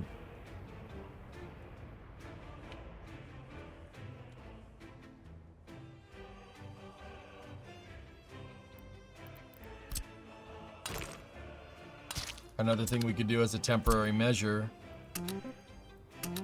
is tell them to start making those. Because then they can drive around here. Yeah, see, they can get all the bits of this. And then bulldoze it out. Right? So once this side is gravel, then you pave here, pave there, or gravel there and gravel there, then pave here and then pave the other side. We work in hemispheres here.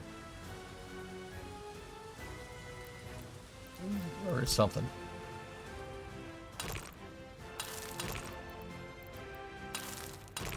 Meanwhile, we can do the same thing over here. Tell them to pave all of that.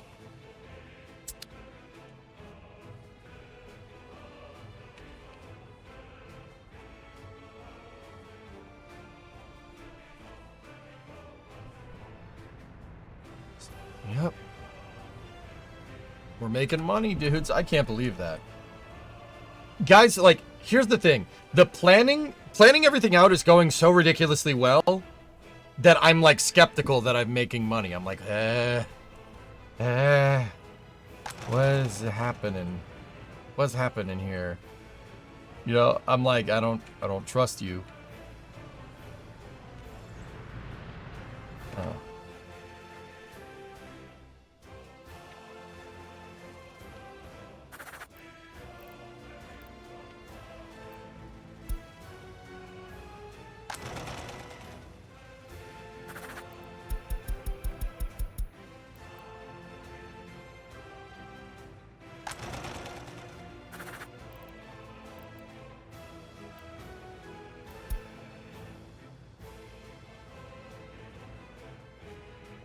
Right?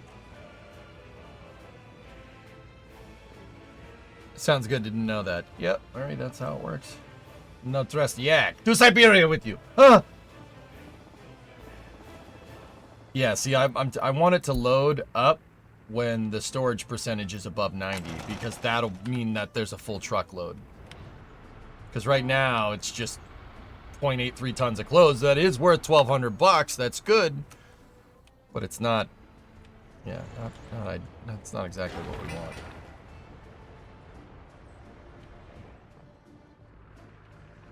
We have the Mara walls up for water. Okay, cool. We should be ready to go.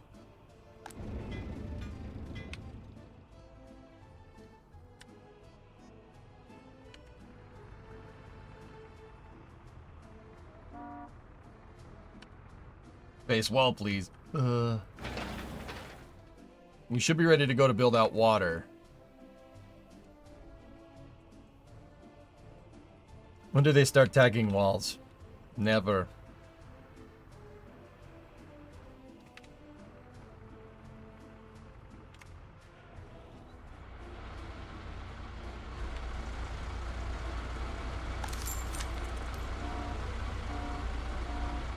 Yep. Getting a little momentary traffic jam.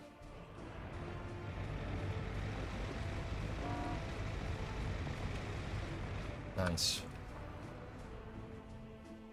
Whatever you do, don't check the score of the Orioles-Red Sox game.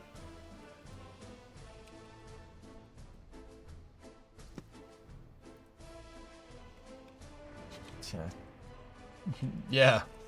Yeah, it's probably a good idea not to do that.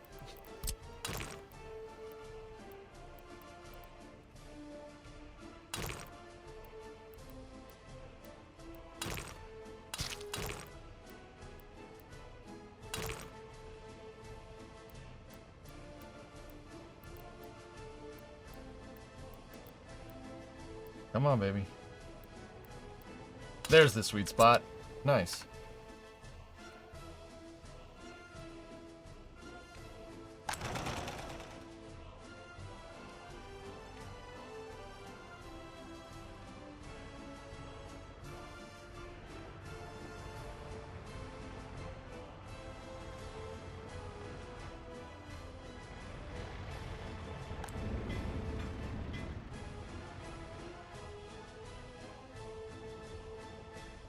Yeah, I overloaded the border because I told them to get all the truckloads of gravel for this thing. And I told them to start that, and I told them to start building out the gate. Is the fence already made? Oh wow, that doesn't take very long, now does it?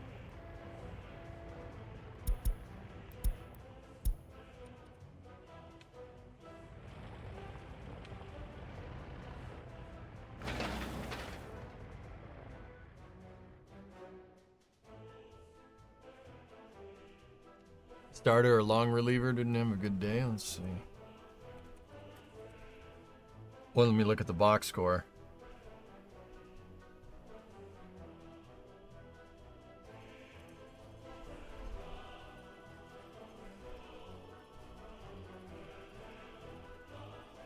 They started with Newcomb, then they put Whitlock in, then Weissert. I have no idea who any of these people are, except for Whitlock. I know that guy.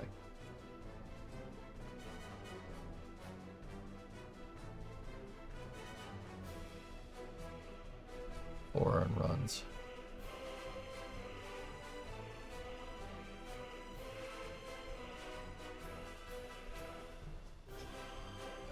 Yeah. Newcomb lasted 4. He lasted 4 innings, and they took him out in the 4th after...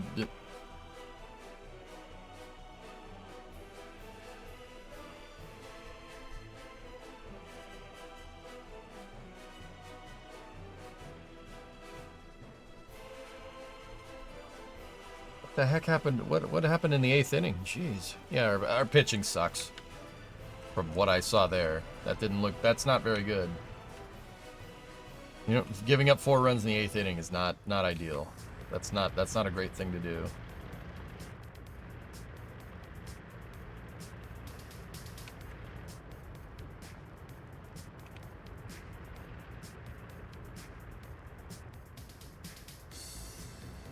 Most pitchers don't go 5 or 6 innings these days. 5 or 6 innings these days.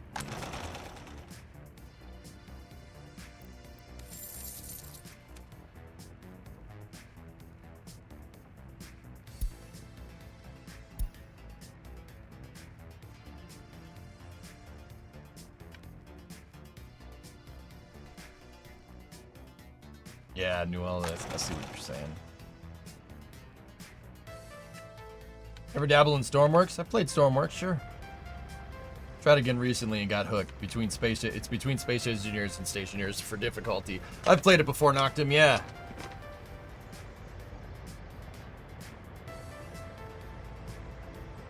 It's to keep the pitcher's arms healthy and also to keep the batters guessing. Yeah.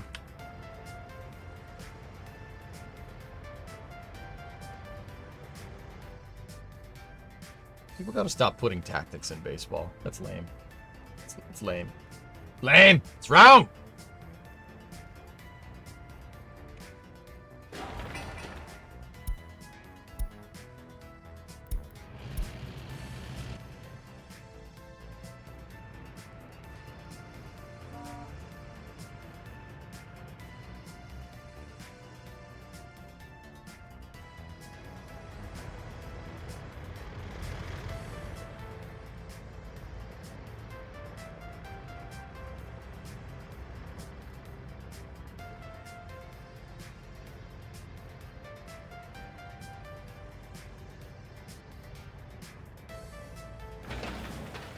There we go.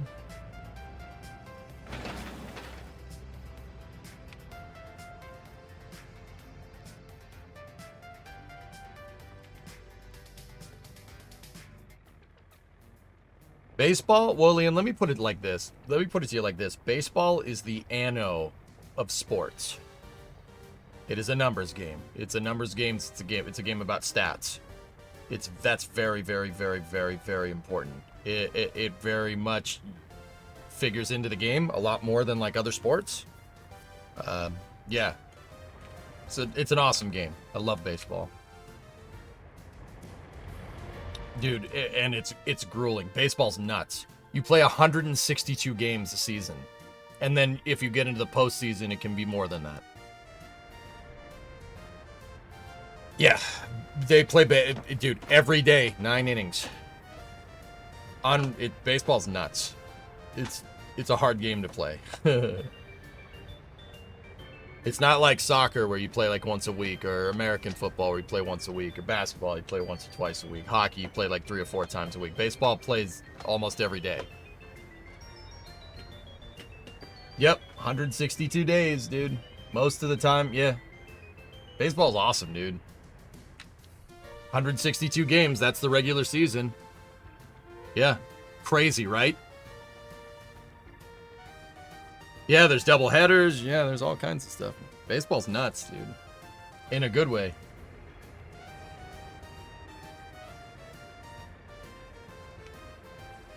Yeah. Yeah, William, there's also no ties in baseball either.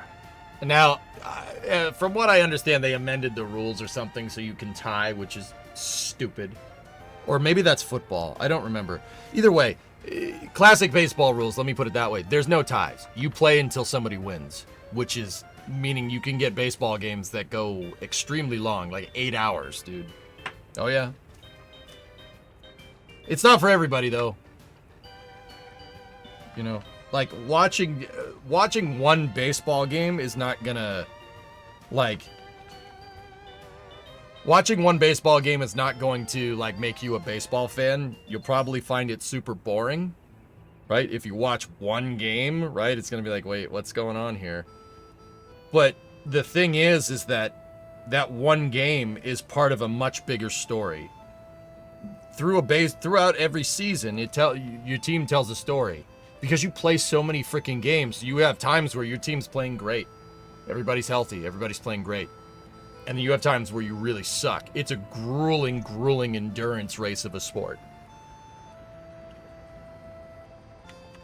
You can't tie, but they put a runner on second now in extra innings.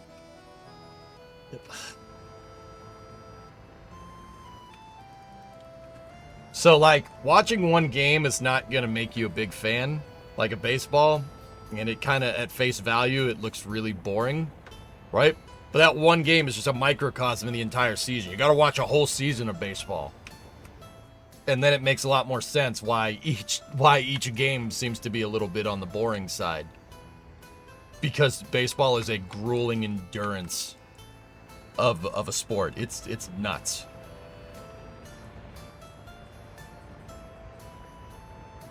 You know, it's like, well, Leon, it's like if you get a football game, like a rest of the world football game, you know, where it goes to like the 90th minute 0-0, like it's just boring.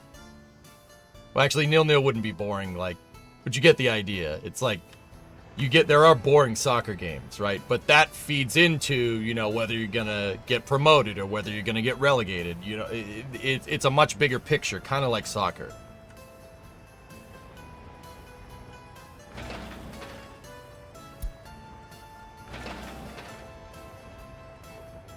EJ needs to come see a Cape League or two. Yeah, I'd love to. Yeah, Element for real. Yeah.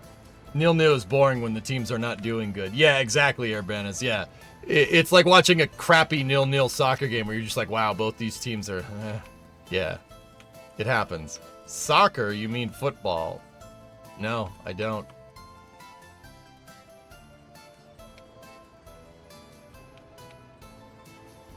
Yeah, baseball's hardcore, dude.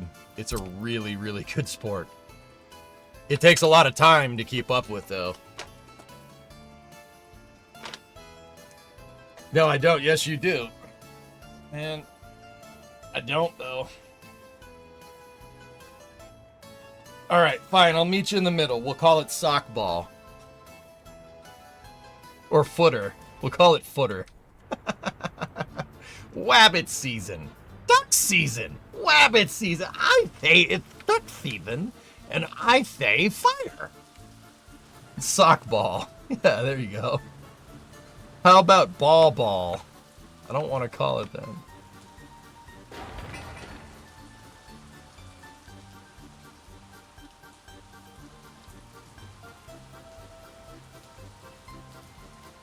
Okay, why is it soccer? Where in American football do you use your feet to kick the ball? Field goals, kickoffs? You kick the ball in football. Just saying. Punting, yeah. You kick the ball all the time. Oh, really? Okay, then it's sockball. No, no. Your sport is sockball, all right? Ours is football.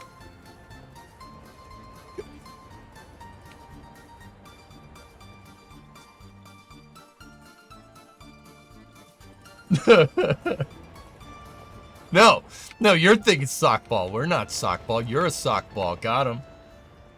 Ours is hand egg. Yeah, I'll go with it. Hand egg's fine. Next thing you'll tell us is their right-handed drive cars are better. They're not. Chief, we drive on the same side of the road, okay?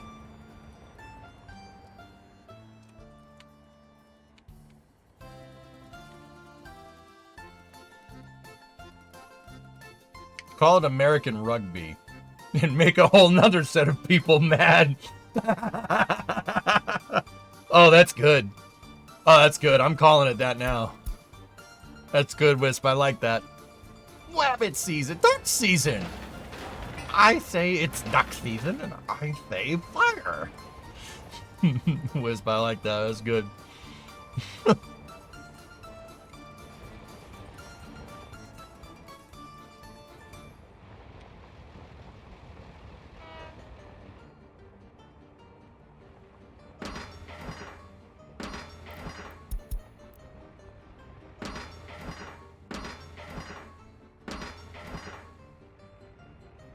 You're despicable. Classic.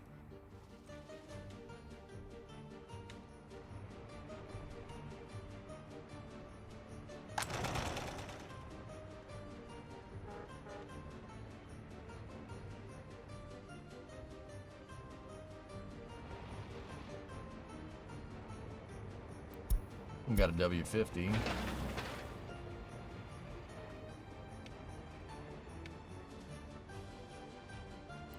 Okay. Set the next bit of road. To be paved. To be paved. There we go. How's the substation? Substation is good. Tell them to pave that.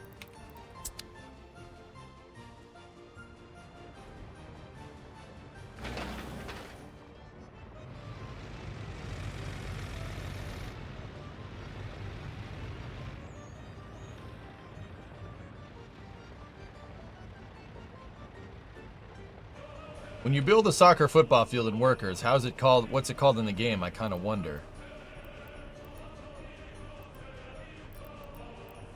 It's called a football field, yeah. Communists call it football. You guys communists? Just saying. Huh? Huh? Everyone's like, yeah. It's like, No,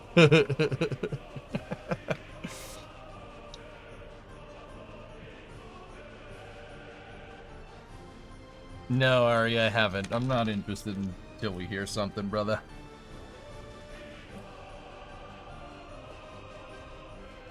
It's because they're European. Damn, dude, you didn't have to do them dirty like that. Holy crap. Hey, Bucket! What's up, man? Stubborn Bucket with the 28-month resub. In that year you were... Oh, God. Ugh.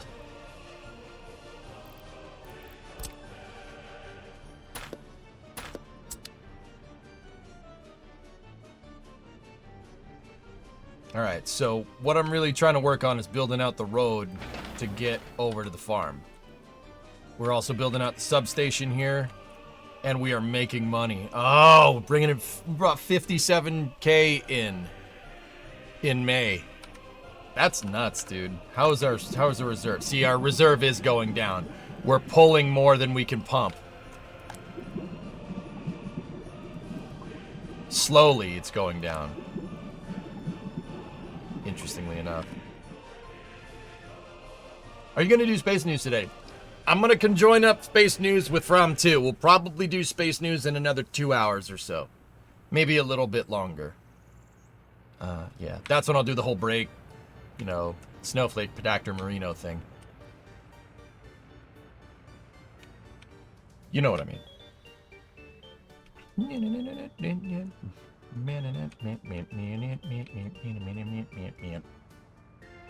Fram 2. Major Shake. Major Shake. Mr. Shake.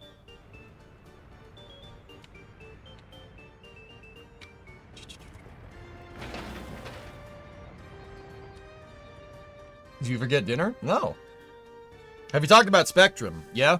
I covered the launch, dude. I was here. Where were you? You didn't watch, Ari. And that made me sad. That makes me a sad EJ. I know, but after. What do you mean after?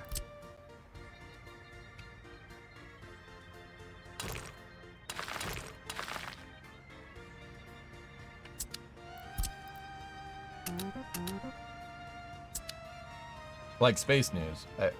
We'll do Space News conjoin into From, and that's when we'll talk about it, dude. It would be a conjoined Space News. It would be great.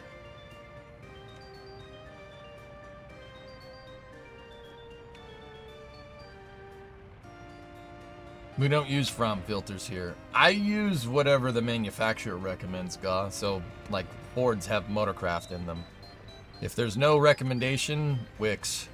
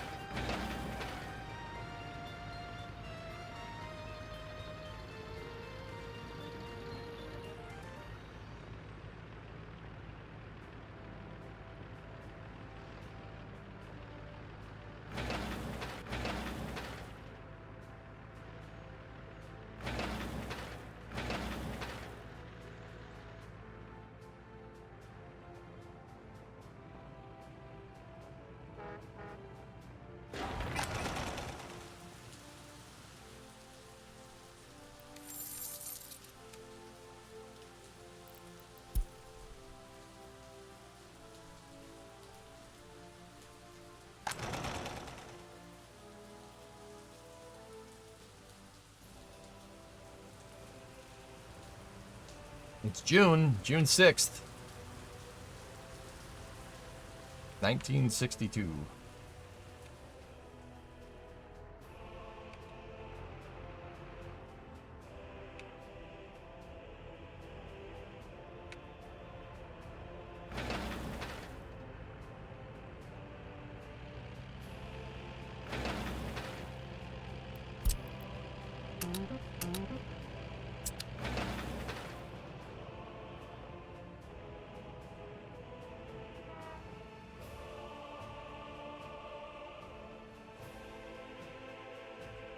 Gonna build out water soon. Yes, make all of it.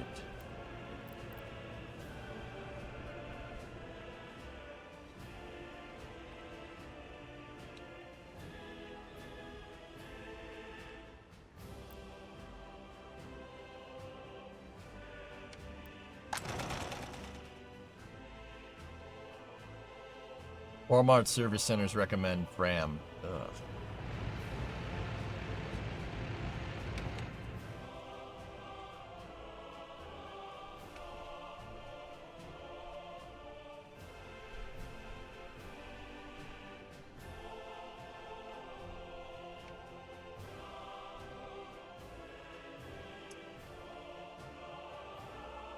You have to connect utilities.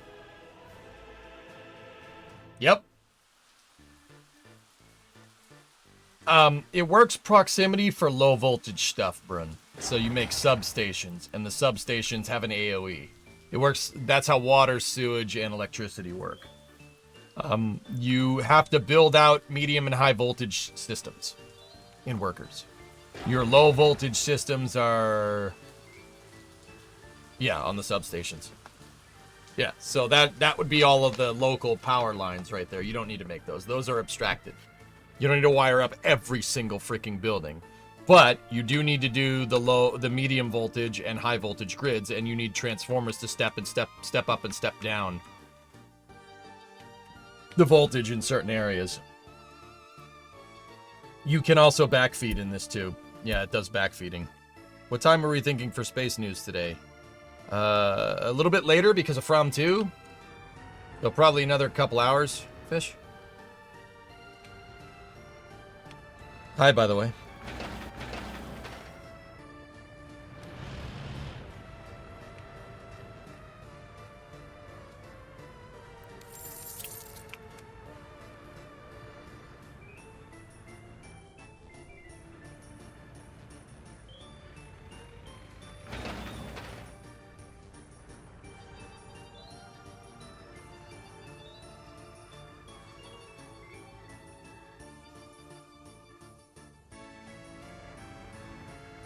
Okay. Let's start on water.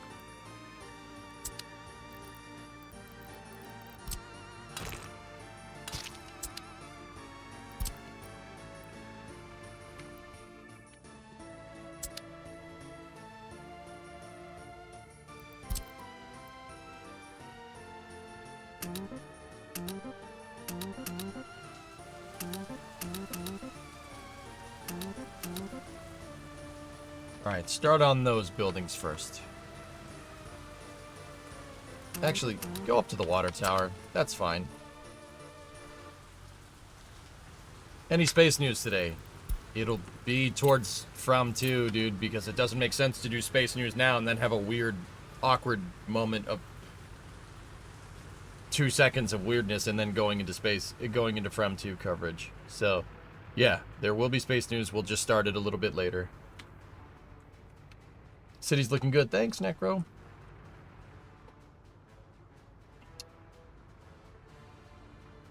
Yeah. Yeah, Lowe's. I think that we should do that.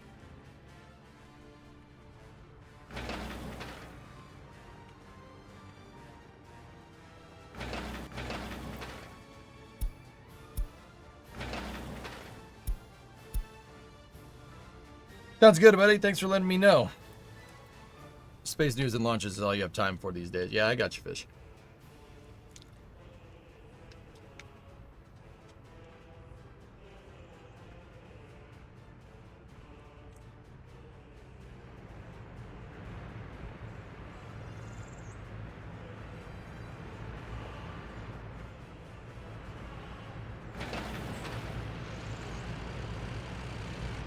Almost got that stretch paved.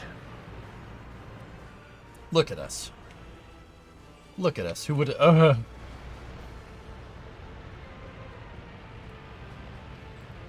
That's all the stuff for water.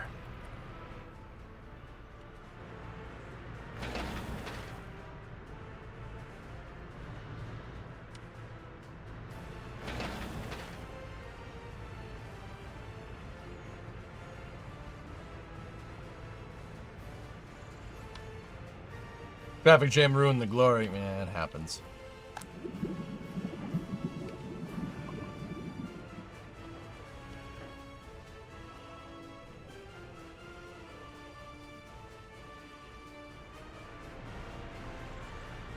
Meanwhile, this truck's just like, yeah, I'm just gonna go around all that. The BZ252s, yeah, we're gonna go around that. Galactic Surfer, hey, 44-month resub. Thanks, man.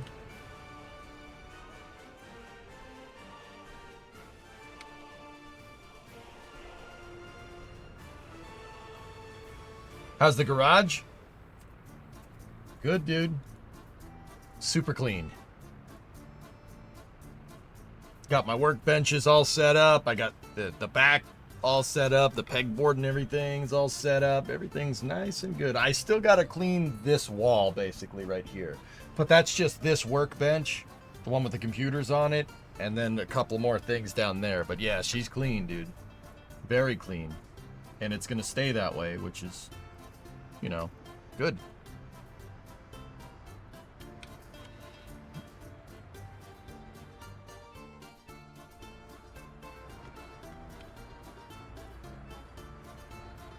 Yeah, Raymond, she's tidy, sure.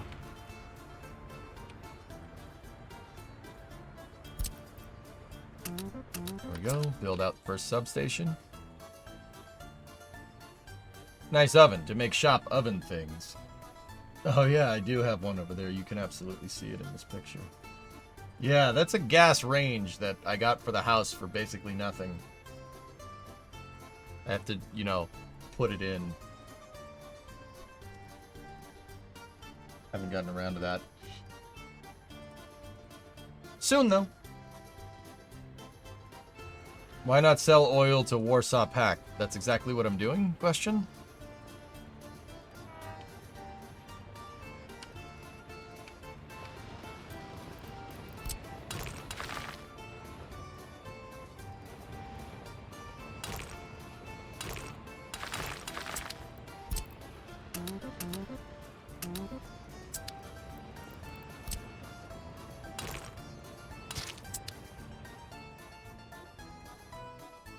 Sorry, I meant NATO.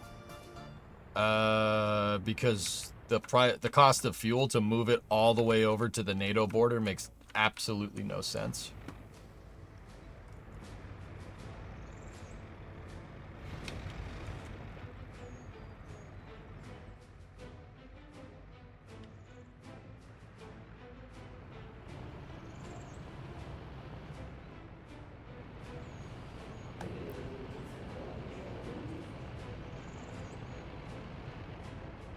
Lost Rogue, what's up, man?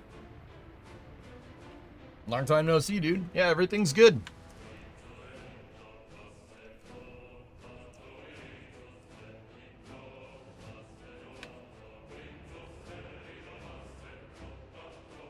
Yeah, Fluffy, I gotta put the thing in, but yeah, that's what's stopping me from doing it, because there's that whole, you know, running a gas line. Yeah, I'll have my general contractor do that, because as much as I want to sit around there huffing clean quality burning propane, I ain't gonna do that. Didn't wanna shake hands with danger. Nah, I don't blame you.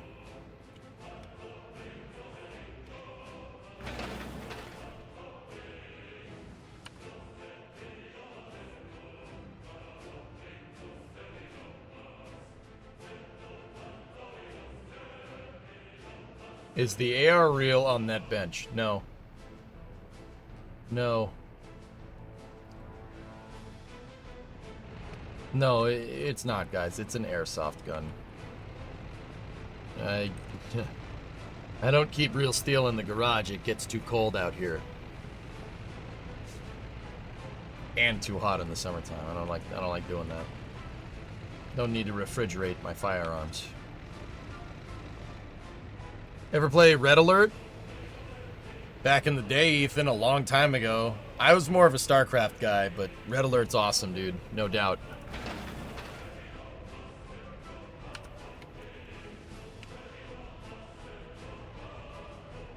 Chanky, what's up, man? Don't mean this as negative. What's the point objective of this game? It's a city builder, Chanky. City builder. Yeah. It's like cities. The objective is to build a city. The thing about workers, though, is that it's ridiculously difficult to play. This is a very, very hardcore city builder. One of my big gripes with Cities 2, dude, is that it's too easy. I tried to fail in Skylines 2, and I couldn't. I tried to fail. It is impossible to fail. Even if you try, it is impossible to have your city go bankrupt. It's impossible to kill everybody in your city. We tried. The second city that I made in City Skylines 2, I intentionally tried to fail. I built all the most ridiculous buildings right off the bat. I built everything like... I built super highways where I absolutely didn't need to. And as long as you keep building, the game keeps giving you money. So if you keep building, you level up. The game gives you cash. It is impossible to fail. I even took out all the loans that I possibly could just to see if I could get it induced default. Impossible. Why is this one difficult? Workers and Resources is a very granular game. It's tough because, alright, look. Alright, see this stretch of road right here that I'm working on? I want that road to be gravel. I need to get gravel. It's good to make the roads out of gravel first. If you make them out of gravel, they're easier to pave later. But, okay. I want a gravel road. Great. What are you going to use to move the gravel around? You need a bulldozer. Where's the gravel coming from? Well, it's going to come from a dump truck. The dump truck's going to have to pick up the gravel from somewhere, right? Right now, I have it from the borders. Or I could work on building my own gravel production site, which I probably will over here eventually. I'll probably build a small one over there. Right? So now the truck has to move this. The bulldozer and the dump truck need gasoline. Where are you getting your fuel from? It's very granular. Every single building is like that. Well, you have to, if you want to build it, you need construction equipment. You need the resources there. You need equipment to haul your resources. You need people to work on it. It's a tough game. I haven't even started building my first...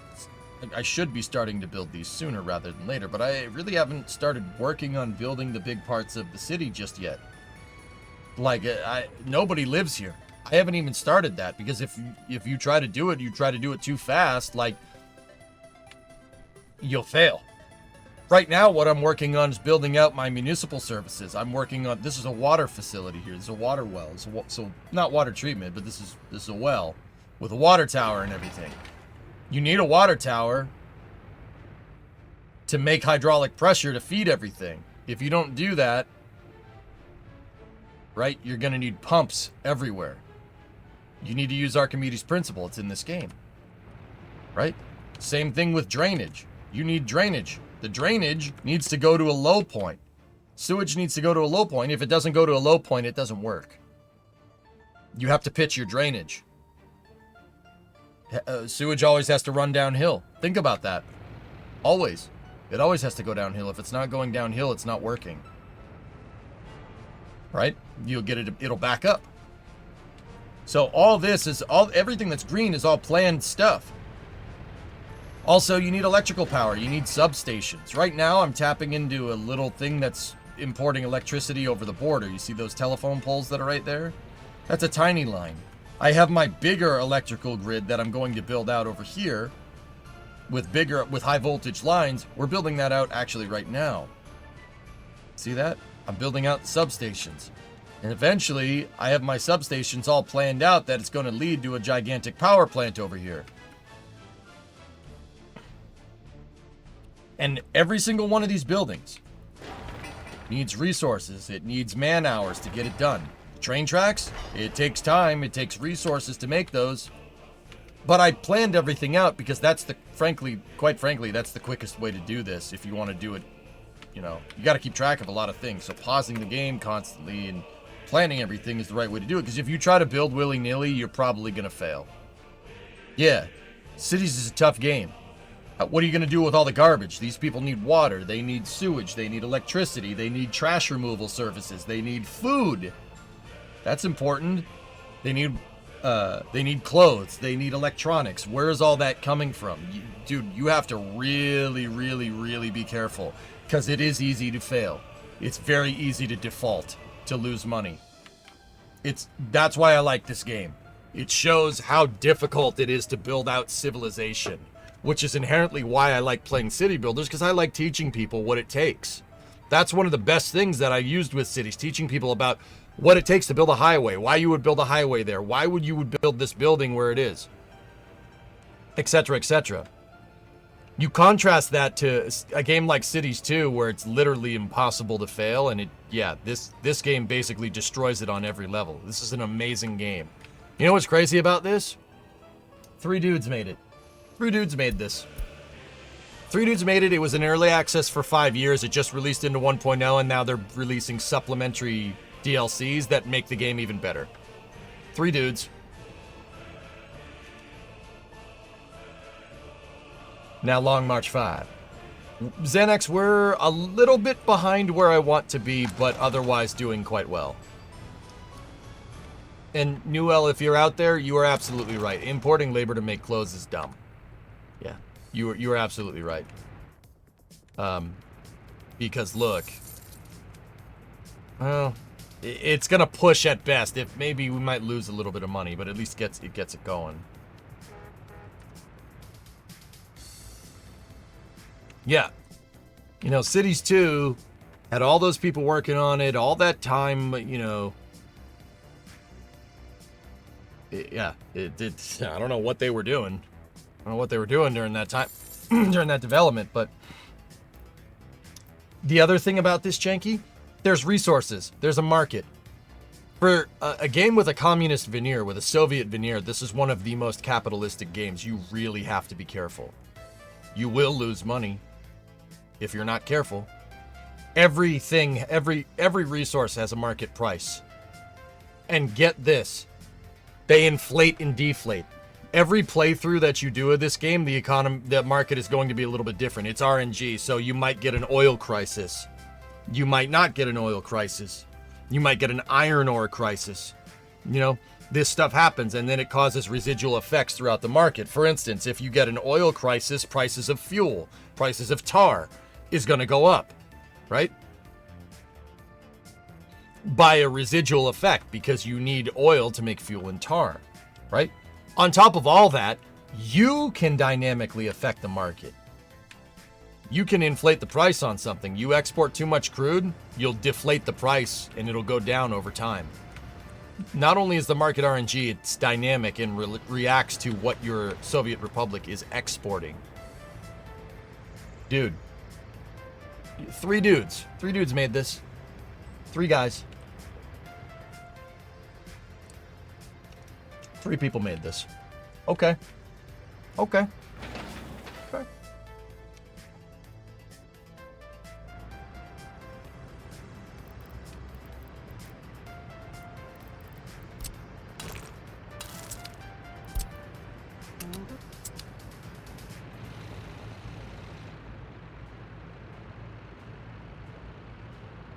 You got a coal crisis in your game and it inflated steel costs 20 times over. Yep.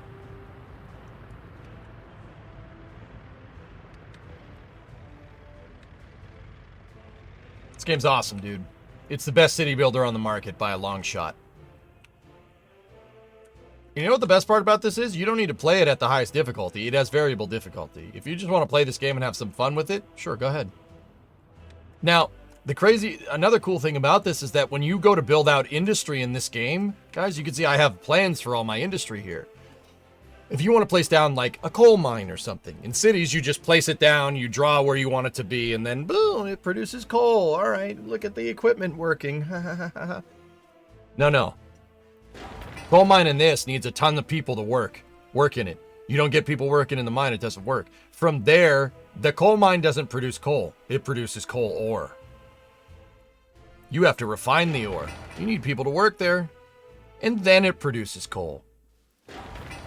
You need refineries. You need processing. So, because of this, in this particular example of what I'm talking about, you need conveyor belts. So, anytime you're building out big industry like this, think of it like Factorio, where you're attaching stuff with conveyor belts. You have a production rate. Your production rate has to scale correctly. You know, you might need a different type of belt. You might need 2 belts. You might need 3 belts. Building out industry in this game is like playing a factory builder. Yeah. It's pretty awesome.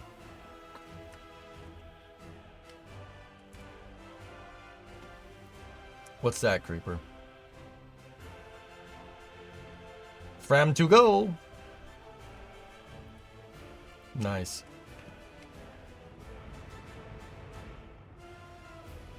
The fact that people are like one-way resources is still kind of weird in this game. Yeah, I don't know how I feel about that, Star Mage. I'd prefer they go to and from, but yeah, I mean, nobody drives the construction equipment either, so, you know. Nobody's perfect.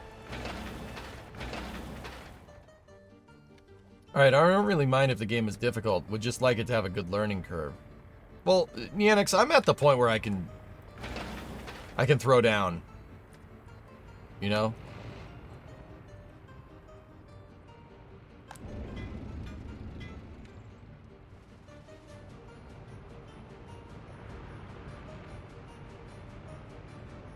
So that means EJ just needs 2 more programmer friends and we could have a new spaceflight simulator in about 5 years. Oh, jeez. I'm not a programmer, dude. Something like that, Manfu, yeah.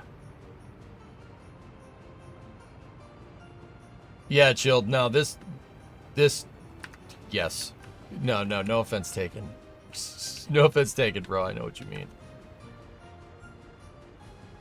At what point are you waiting to bring in people to live and work in the city?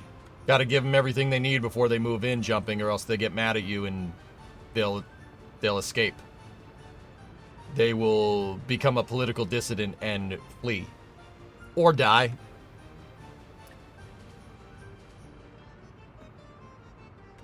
$600,000 soon? That would be nice.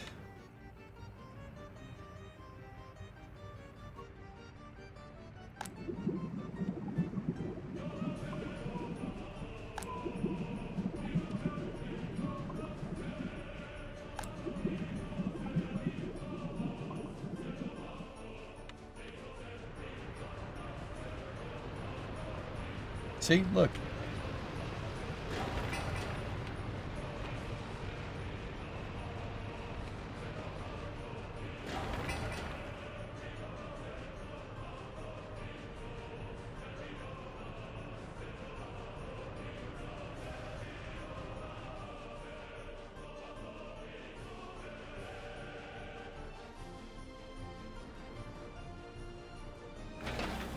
I'm gonna set that bridge to higher priority. That needs to get built.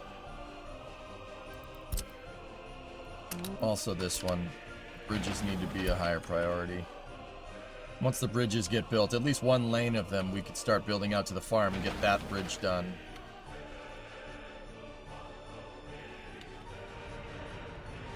But see, look, you can get the excavator in there working on the treatment facility.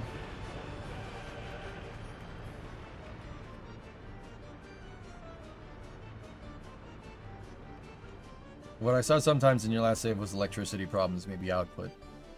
Yeah, you saw that in the last save, Pigeon, but you haven't seen in this save where I took that problem into account by building out a beefy power grid that's designed for future expansion. You must have missed that part.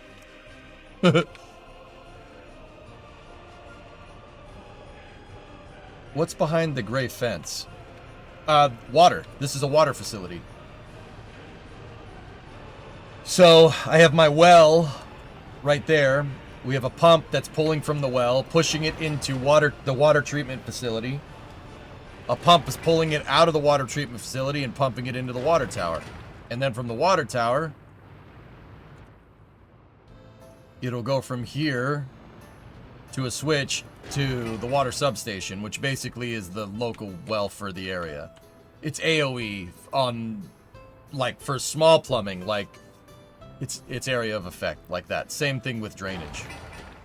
Which we do have the drainage up here, but I think we'll get the road out here made to the farm, and then we'll switch over to drainage.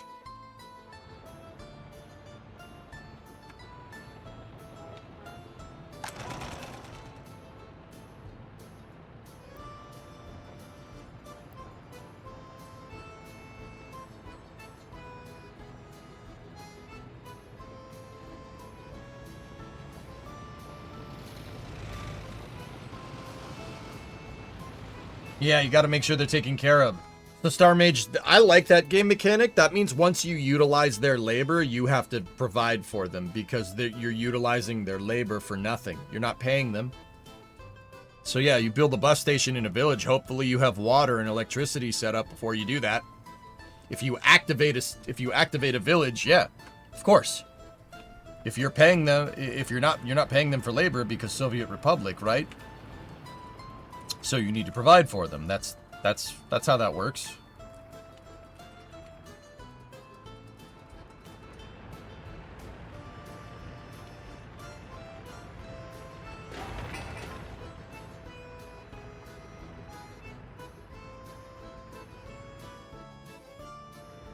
Plate, this facility should be enough for all of here. I'm gonna have another one. I'll probably put another one right here, eventually, next to the substation to power this square, and then probably one parallel to it to do the same thing, and then another one over here that's tilted like that one to power that area too. My city's eventually, I want my city to take up basically this entire area right here. Eventually, this is going to be a big city. What happens if you never activate a village? They just live in peace. Who's doing construction if it's 0 population? Construction is abstracted in this regard, Vasu. You don't need people. You don't need workers to do it. This game would be insanely difficult. Like, it would be more difficult than it is now to do that. Construction is abstracted. You don't need labor to do it.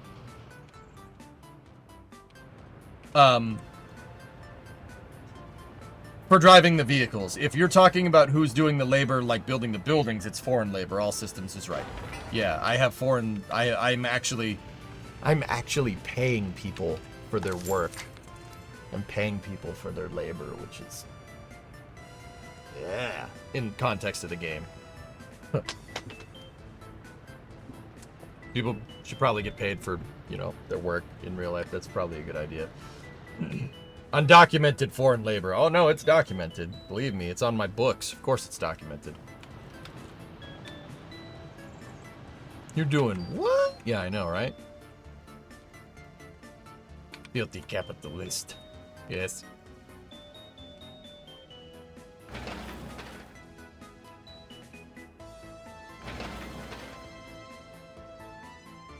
Yak would not like this. No.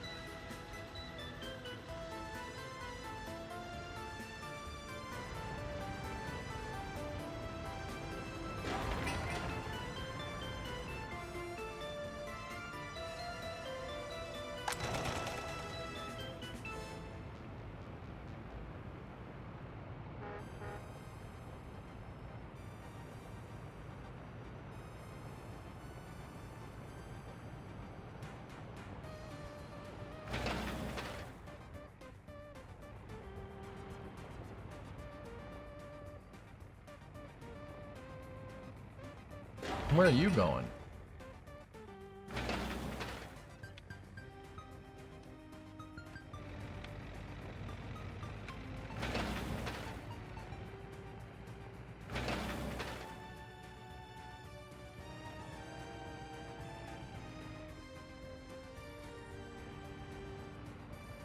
Nice. How do you keep them happy with no vodka? Actually, Mike, alcoholism is a,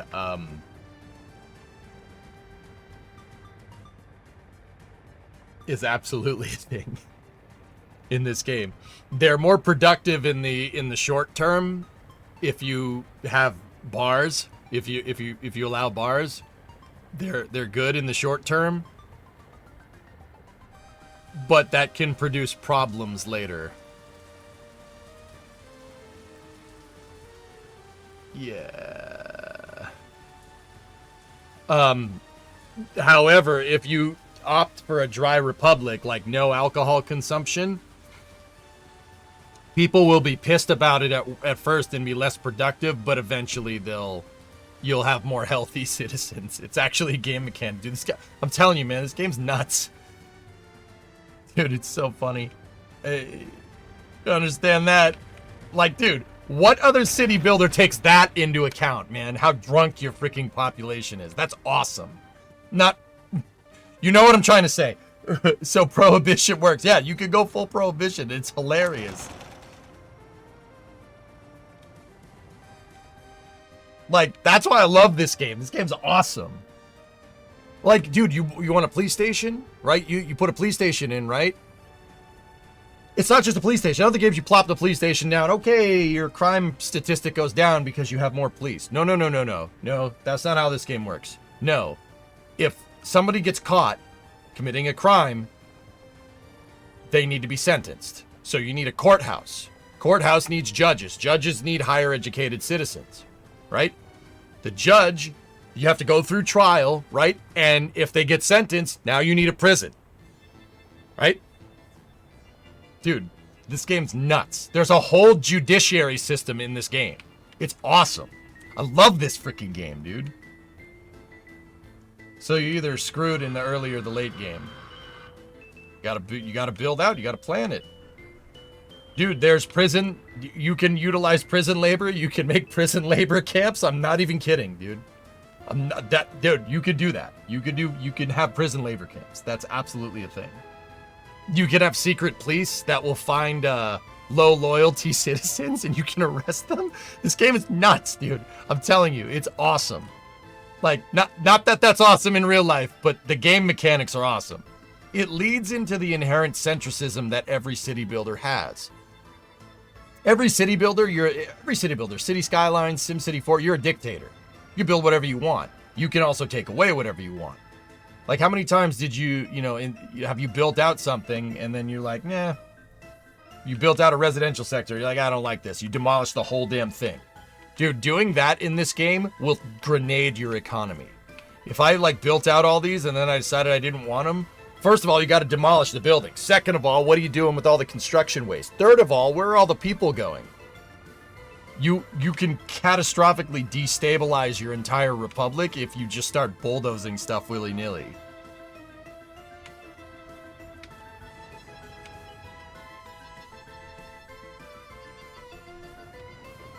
So you could do a camp of... Yes, Chanky, but you really need to know what you're doing to do that, and not that that's cool or anything.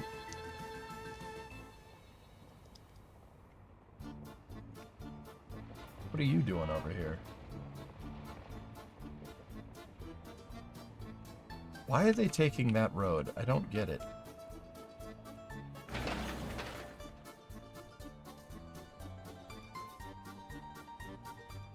The fact that it allows it is crazy. Yeah, I mean, so you'd have to build out a prison, right? And once you build out a prison, you need prison transport buses. And if you build a clothing factory right next to your prison, the prisoners will make clothes. Oh yeah. Or vodka. Yeah, you could do that too.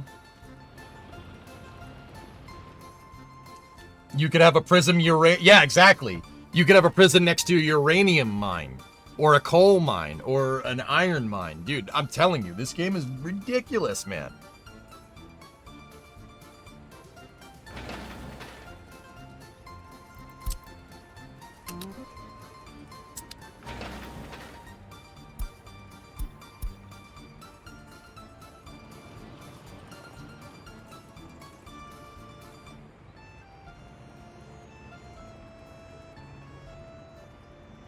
What's the starting balance? Depends on the difficulty level, Chanky. If you start on the highest difficulty, you start with 1.4 million rubles and 700 grand. $700,000.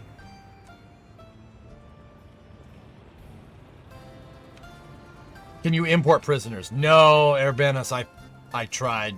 I asked. I thought of that. Importing prison labor would be sick. But that would be super cheesy. So, prison in the construction material area? Andrew, that's actually not a bad idea, dude. Put the prison next to the damn coal mine, dude. It's not a bad idea. It's a really good idea. But keep in mind, your prison doesn't get really populated until you have a highly populated city. So that's more mid to late game stuff. But, oh yeah, it's absolutely a thing.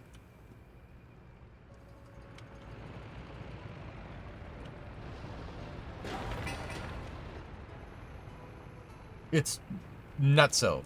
I'm telling you, the granularity in this game is just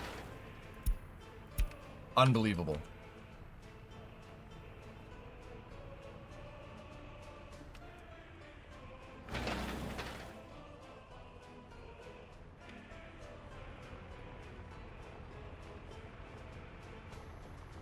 No, Graham, no, you cannot. Better idea. Prison next to a uranium mine. The uranium will take care of your prison population. Yeah, it'll keep them nice and warm, right, Jack? You're the nuclear guy, you know. It'll keep them nice and warm, right? Right? Right?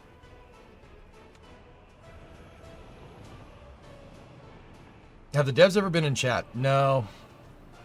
I've never seen them. They may have seen the stream at some point. Who knows?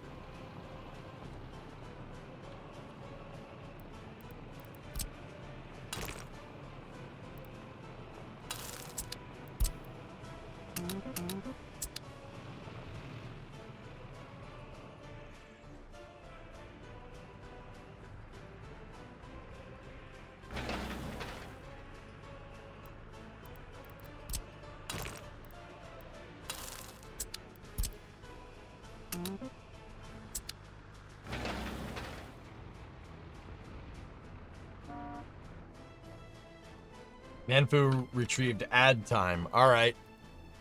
Roll. Roll D20, Manfu. I win, there's no ads. You win, we roll ads.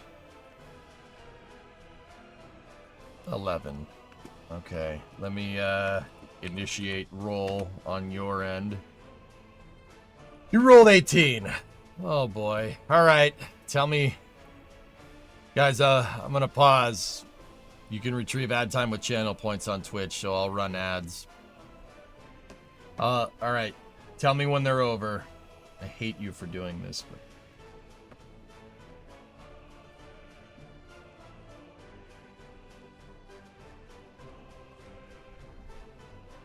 different roads have different effects, Jenky. Yep.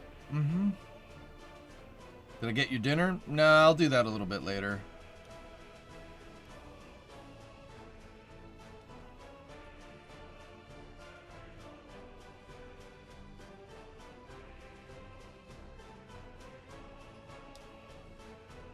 Yeah, on YouTube, they're like, what?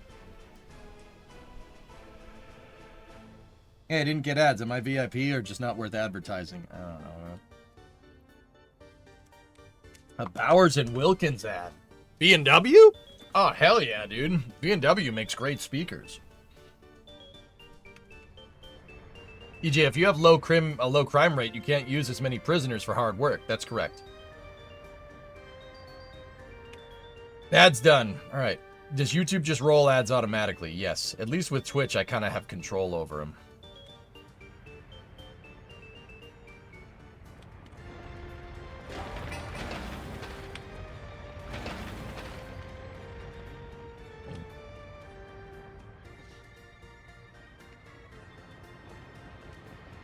Look, my tower crane is building the water tower. Don't ask me why it's building a water tower that's taller than it, but just... it's working. Who did you do? What's up? Ad's done. Thank you. Thank you for letting me know, Too Shy. Right on, dude.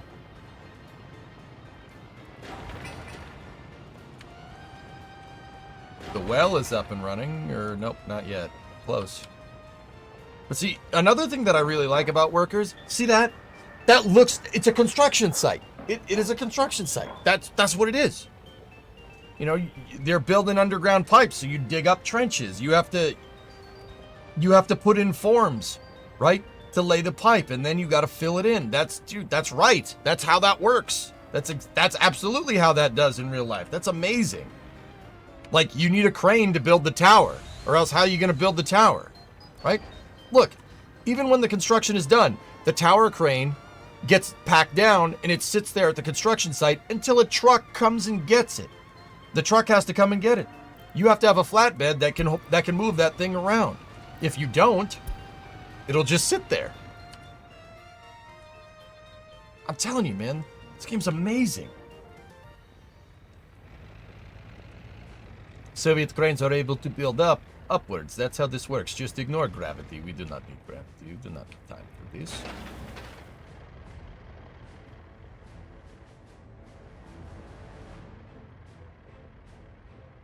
Does the technology change? As the years go by, better trucks get unlocked. What's cool about the trucks, Leprechauns, is that they're real trucks. This is a Skoda 706. That's a real vehicle. That's a real vehicle. That's a real truck from the 1960s. Heck, and because there's two currencies in the game, there's dollars and rubles, you can buy NATO equipment, dudes. Check this out. Take a look. Let's go here. Let's look at the market. What do we got? You could buy Mack trucks. That's a Mack F series truck. They call it a Mark E because copyright, but that's a Mack F series. There's a GM New Look bus right there. Right? R series fire truck right there. Volkswagen Bug. That's a, I don't know what CL Matador is supposed to be, but that's a West German combine harvester. FI is Fiat, right? There's the tower cranes. You can buy Paris Metro. You could buy, I could buy underground subway cars. You can buy TEUs. Yeah. Containers. And you can have container ships and intermodals. You could set up intermodal depots and stuff. Nuclear fuel, nuclear waste. That's a Mercedes. It's a Mercedes E-Class right there. Mercedes E-Class police car. Look, these are all EMD locomotives. G12, G8, G16. Those are electromotive diesel. PRRGG1 is in the game. EF4 and EF4 is in that game. Pennsylvania Railroad. There's an M61. That's a Swedish locomotive. And then look, all the consists. And then if you get DLCs, you can get Fords. If you go over on the Soviet side of things, same deal. These are all real vehicles. It's all real. And the Soviet stuff, because how intellectual property worked in Soviet times, these are all the real names. So like a B1000, that's a real thing. The Skoda 706, Tatra. We have Skoda, we have Tatra. You have Gaz is in this. What else? ZIL. You can buy ZIL trucks. When later, they're not unlocked yet because they haven't been made. They haven't been invented yet. Not DLC mods, that's right. Yes, Mill, thank you. This game's awesome. And the mods are on the workshop too, which is another thing that I really enjoyed City Skylines 1 for. You can just download whatever you need. Booster stand is inside of the high bay.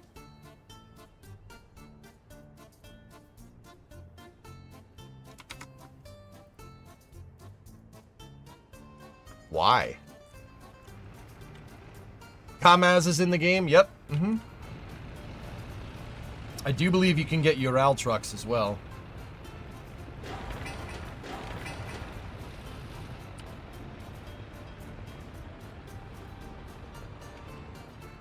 How's our oil reserves looking? Yeah, looking good.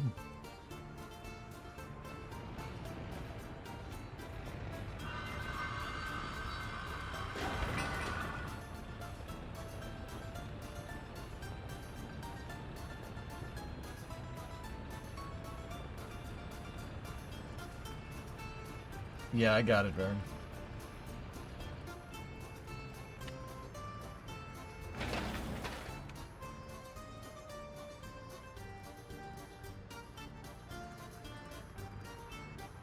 Guessing dates for the combine? Yeah, okay.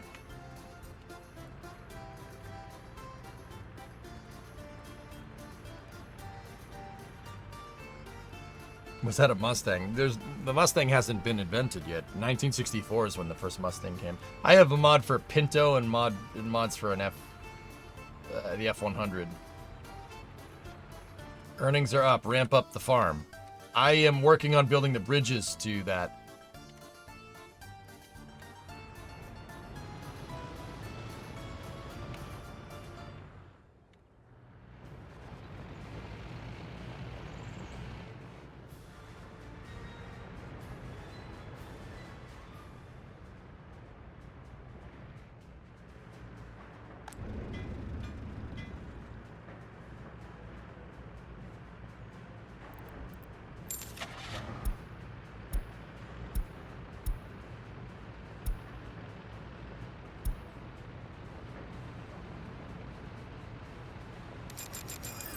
Buy more dump trucks so we can pave more roads faster. That's my ramp up, Iger. We'll buy more dump trucks so we can move around more asphalt and more gravel quicker.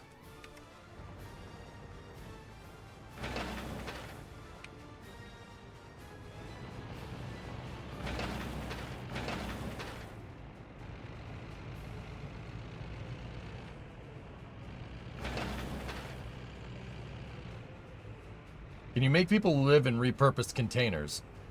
No. No, you cannot do that.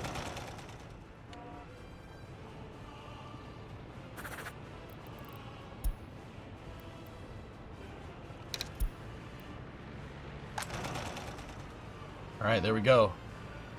He's gonna pull. Look at that. Oh, yeah. Nice.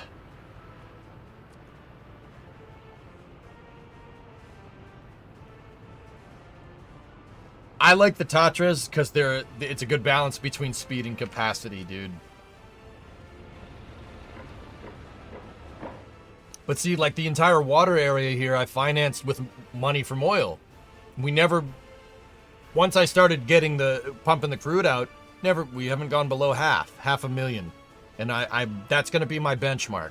So in my mind, I have 65 million to play with, or 65,000 to play with, excuse me. The reason why is because what I'm going to try to do is leave a slush fund just in case I completely screw something up.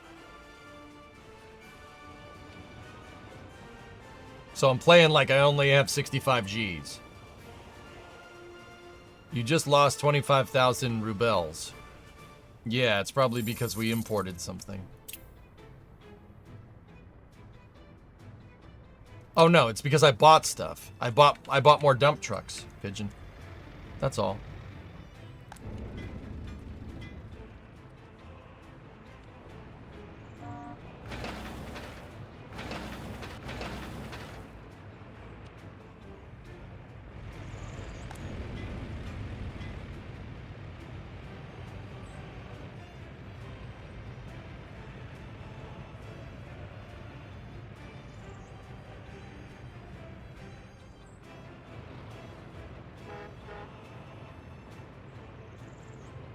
What's the next money-making stuff?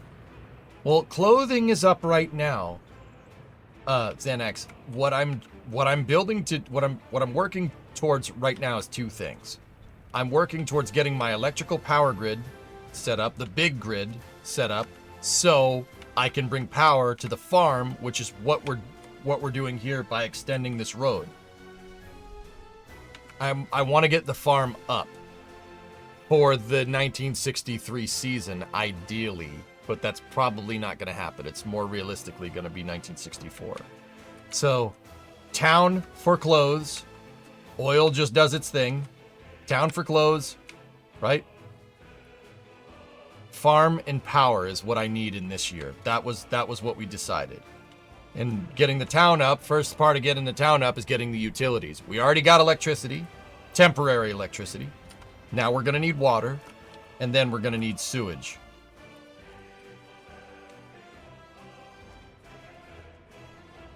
And if we're going to be using the farm, it's either going to be bringing a lot of trucks in and out with, we're going to be bringing a lot of trucks in and out with either crops or bringing equipment in to work on the farm. So I want the road infrastructure, not dirt, going out there.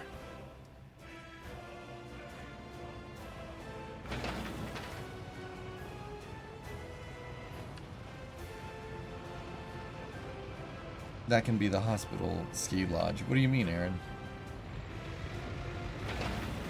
Ski lodge?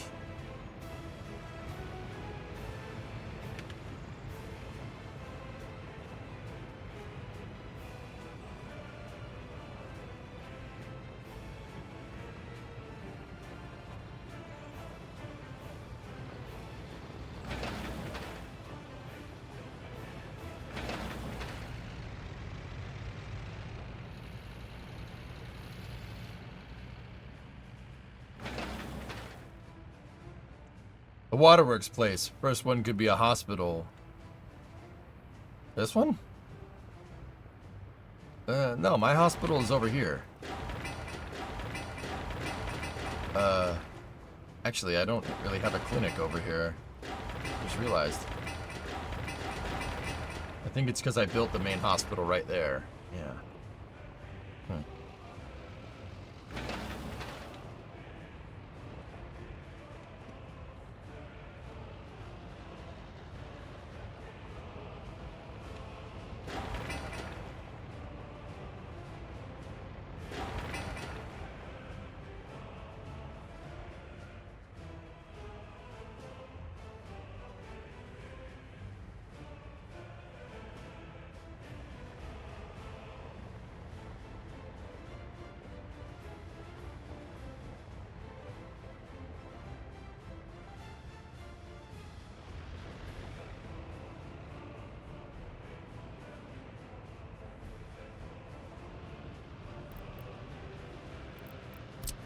Oh yeah, that's the other thing.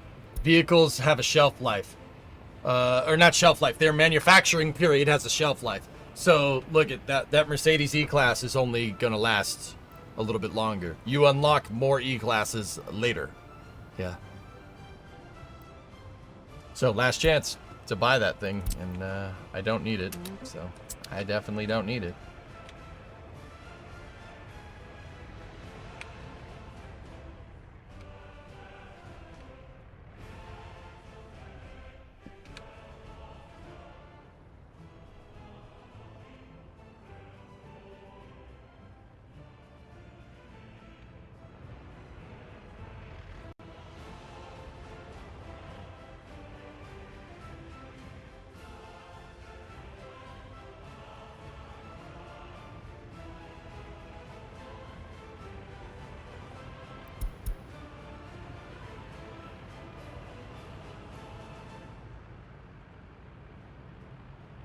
$60 on export this time. That's because I think the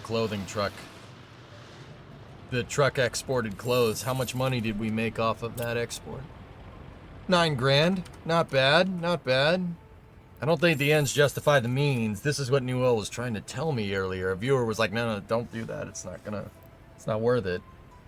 We pay $7,300 per month, right? And yeah. It's gonna take like 3 months to make all those clothes with how I'm doing the labor right now. So, yeah, we don't really make that much of a profit off of it, but right now, if you remove the foreign manpower, yeah, we make way more money, which is why I'm trying to build out the city.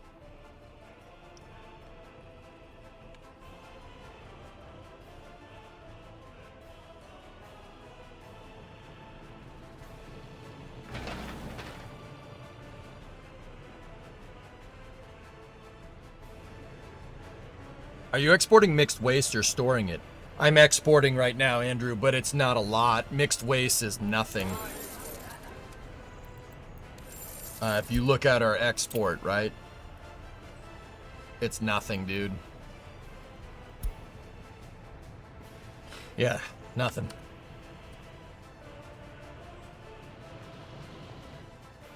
First roundabout's almost done. Yep. Yes, Anonymous, we're doing... For July, I'd say I'm making some good progress here.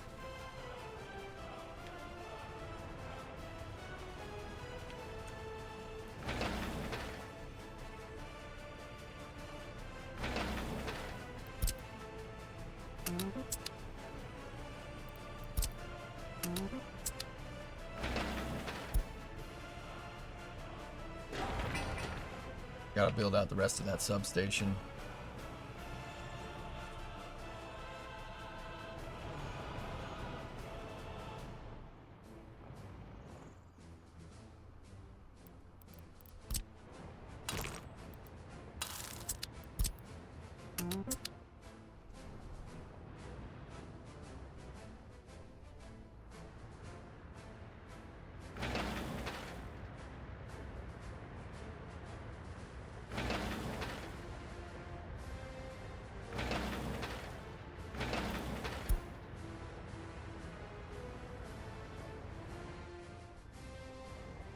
Look, the bridge started getting made. How's this one doing? Getting there.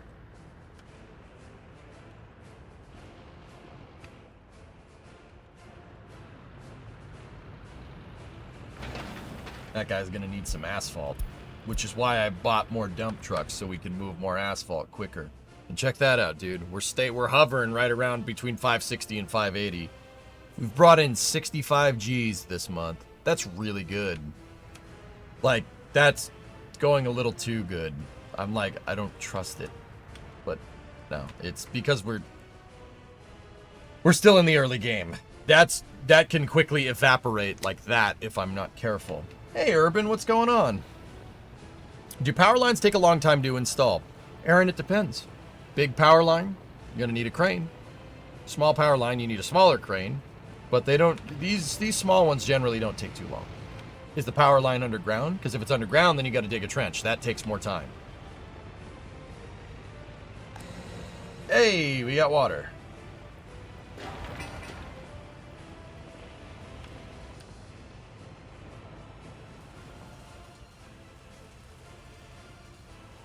How dare you question motherland and yak? No, no, no, no, no. I was not questioning. I just, okay, I'm questioning. But I am supreme leader, so how about you face the wall for questioning me? Yes, that's how that works. Face the wall, please. Doing good, thank you. Got your new car. Maybe having battery troubles, but other than that, loving it. What'd you buy, Urban? I know I asked you before, dude, but I think I asked you about your old car before. Should you gravel the road by the train distro as your construction trucks are taking that route? The only reason they're taking it is because the on-ramp isn't finished, dude. That's why they're going that way. And then some of them are going over here to the substation. 2015 EcoSport 1.5 liter engine. All right. Yeah, okay. I don't have no problems there.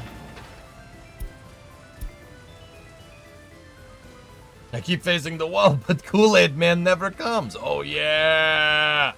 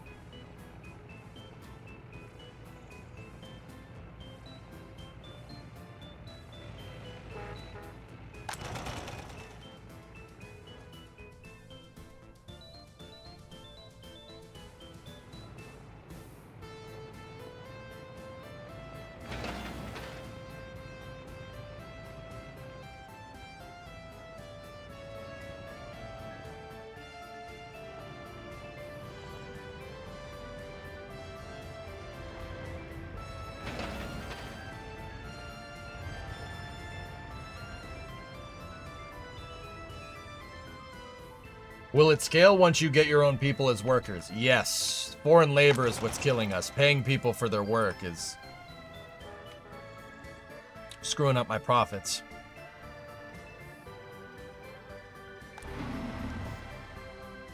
Mitzi, look, there's all the people. Yay. Oh, look, look. Yes, you come to work at beautiful clothing factory. Very nice.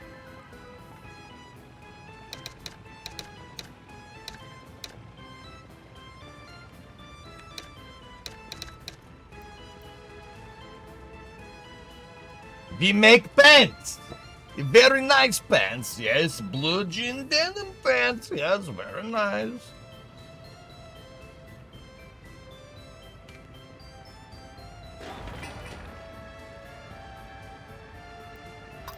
Oh boy, that is not what I wanted at all.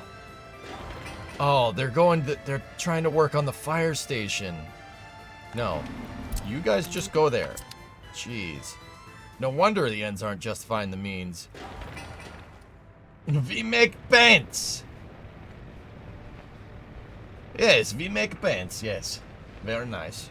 Over here, this is going to be, we make shirt. Shirt and pants, that's all you'll ever need.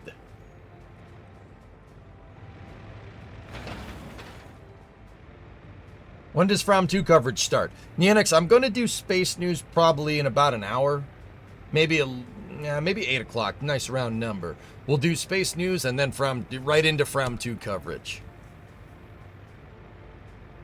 Hey, Bodojo. Do they come in Ford Black or Ford Black? Yes, yes. Ford Black. All right, cool. Now that this is paved. Oh, yeah, baby. First roundabout.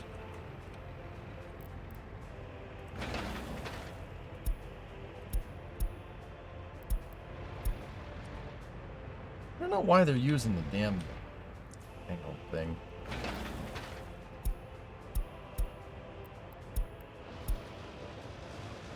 People, people, people, people, people.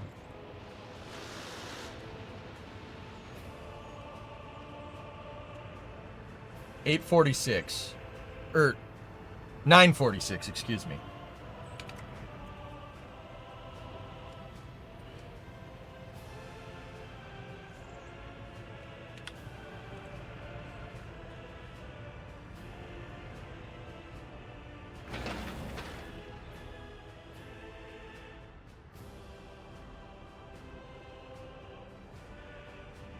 Don't break your heart, EJ. I'm gonna be working in an old mill building alone tonight. I don't know what that means, Will, but alright. Thank you, all systems.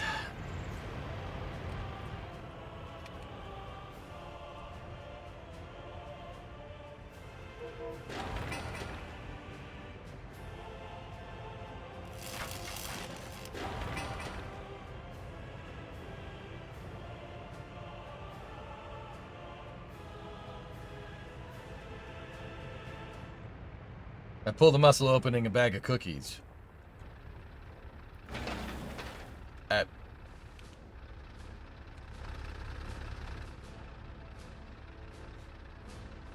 Okay.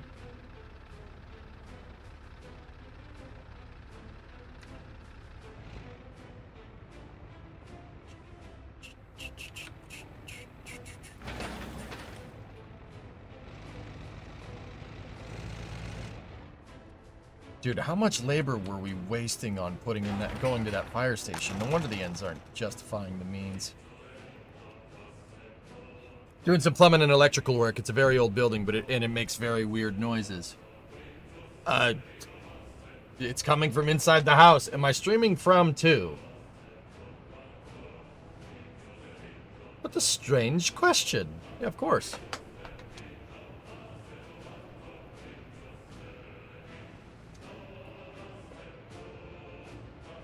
Oh, Force, make sure you stretch before you work out like that.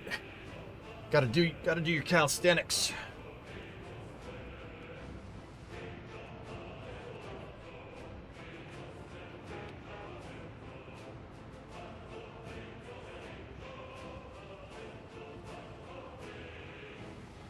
See, now the people won't. Yeah, see, imagine all the people working, making me pants. They go into the building and then they make a nice pants. Very nice.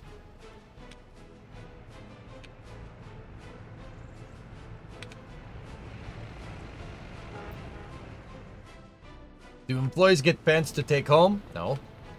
No. Why would they have that?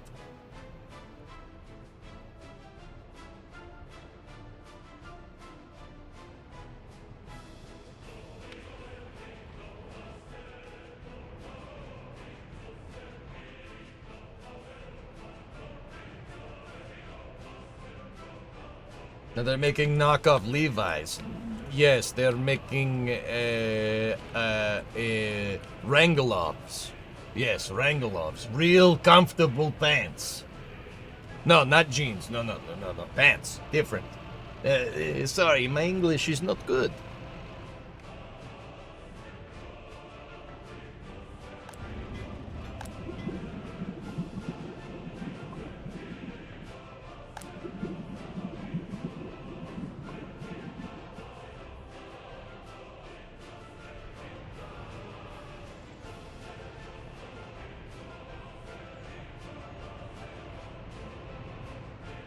Yes, we make Wrangelovs, yes. Levi'sky Strausopov. Yes, that's what we make. So, do you ship your pants? No. It says we make pants, not we ship pants.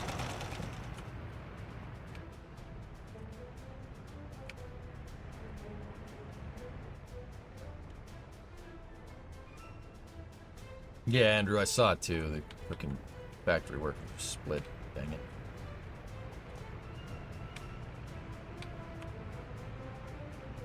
Can I get a pair in blue? No. We only make black jeans.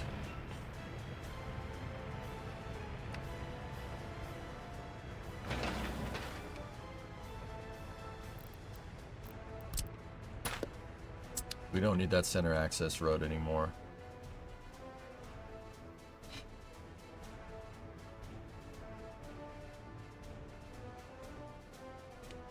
Oh, there's the ZIL 130. Not a bad truck for 1962. Seriously, ZIL 130s are pretty good for 1962. The problem is that the Soviets made it into the 90s and didn't change anything.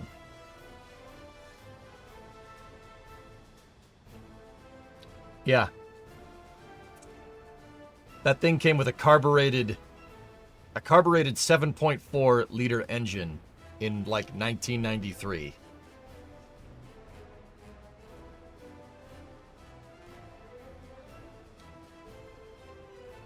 With a highway that big, are you planning on giving all your citizens cars? Maybe.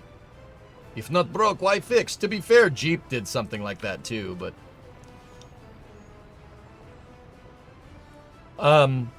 maybe, Airbus, who knows? I figure... I might not. I don't know. I figure if I do decide to do that, a highway might be a good idea. Might be a good idea. Might be a good idea to have that. So I planned for it. Am I going to do it? I don't know. Maybe. Yanix, 17-month resub, and then Galactic Server had a 44-month resub too.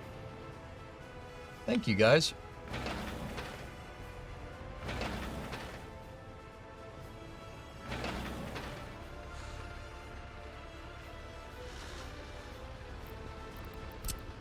That was a guide road. We don't need that. Oh, all the trees that I planted over here grew. Those are a little close to electrical.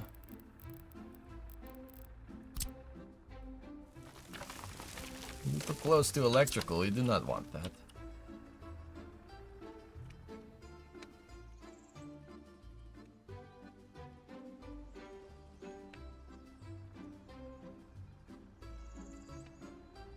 Maybe, Jack.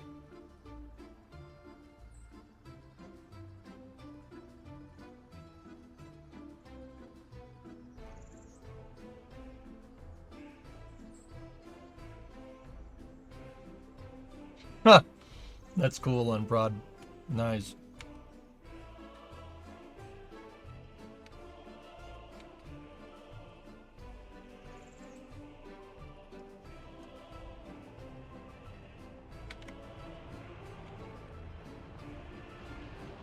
How's water? Almost ready.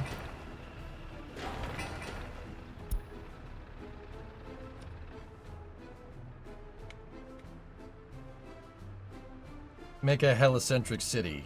No. I don't think I will.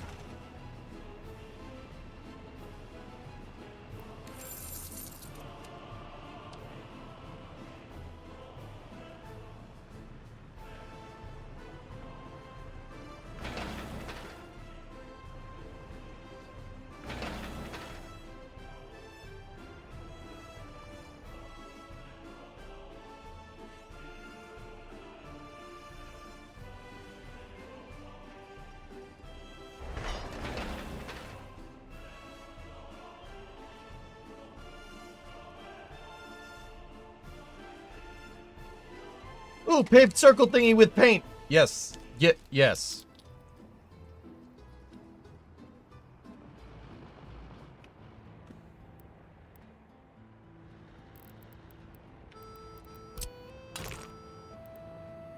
Actually, don't do that yet.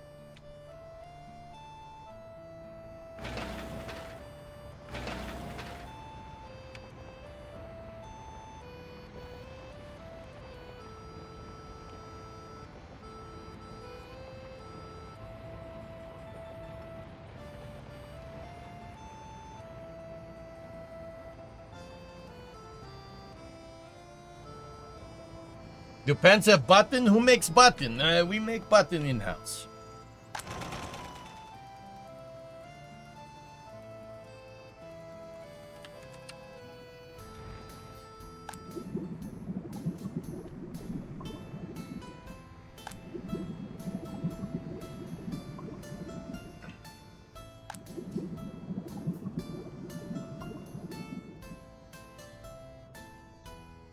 Whose house? Ron's house.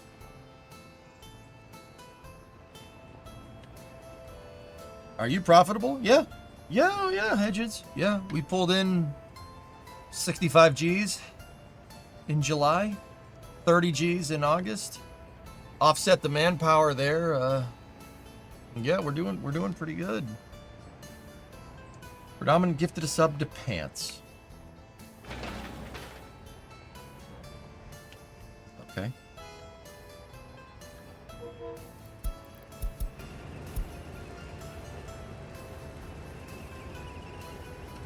What's up, dude?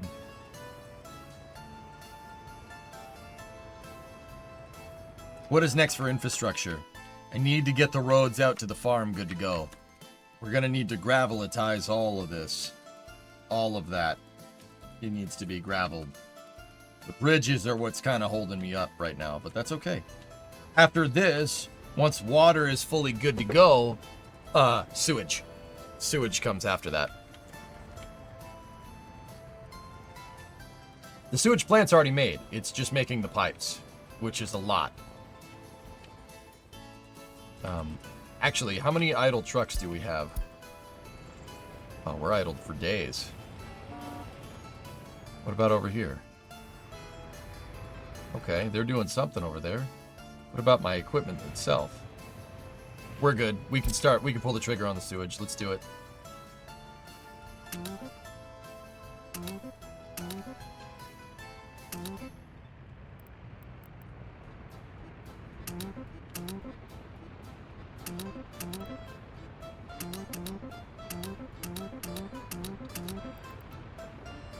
In fact, pull the trigger on the main, on the water main as well. That'll keep us busy for a little while.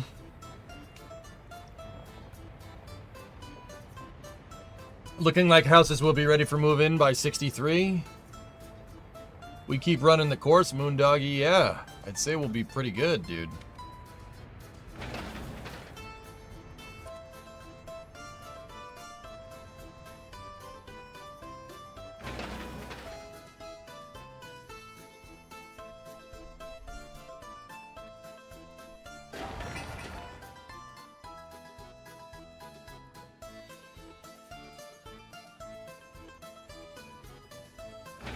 Heck, that bridge is... They're making pretty damn good progress on it. This one is getting there. The crane is making... The tower crane is making this go a lot faster.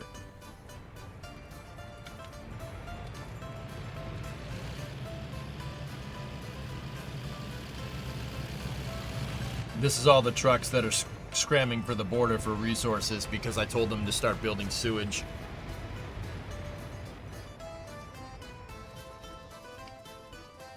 This game is 50% off on Steam.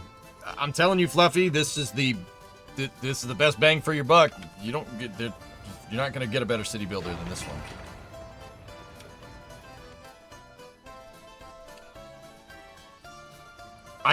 I frankly don't get how more people don't know about this game. It is absurdly good.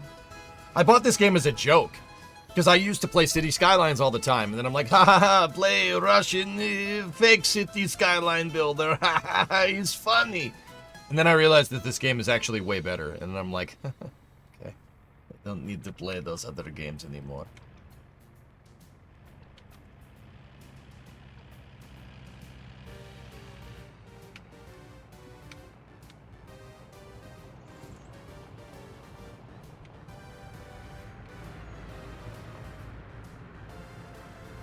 Yeah, then I realized that this game's actually quite good.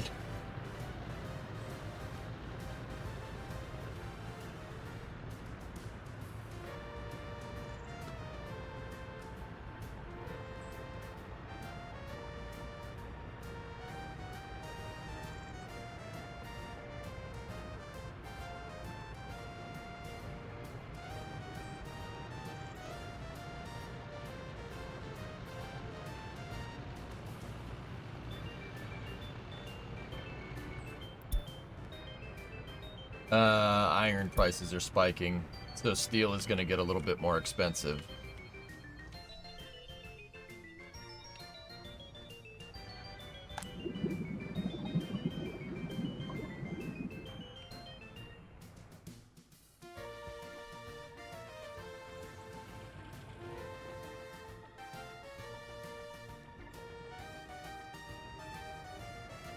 Hey, Lig, 85-month resub. Thank you.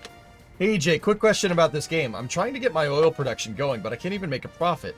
I'm going hard at pumping as much oil as I can, and I keep exporting, but the price keeps going down. Why am I your favorite viewer, and why do you prefer me over all of the other viewers?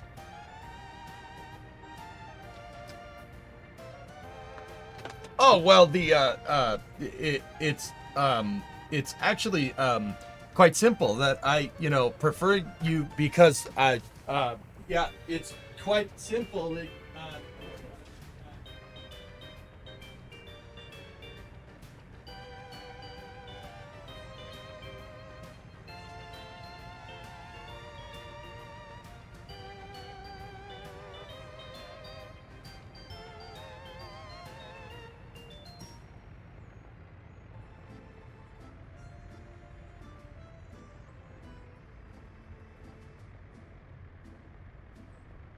Gone? Is he gone? Is he gone? Is he gone? What's up, Lig? How you doing, man? Thank you for the 85 months, dude. That's right, EJ went into the square hole. Nice trash truck. Shut up, Mutter.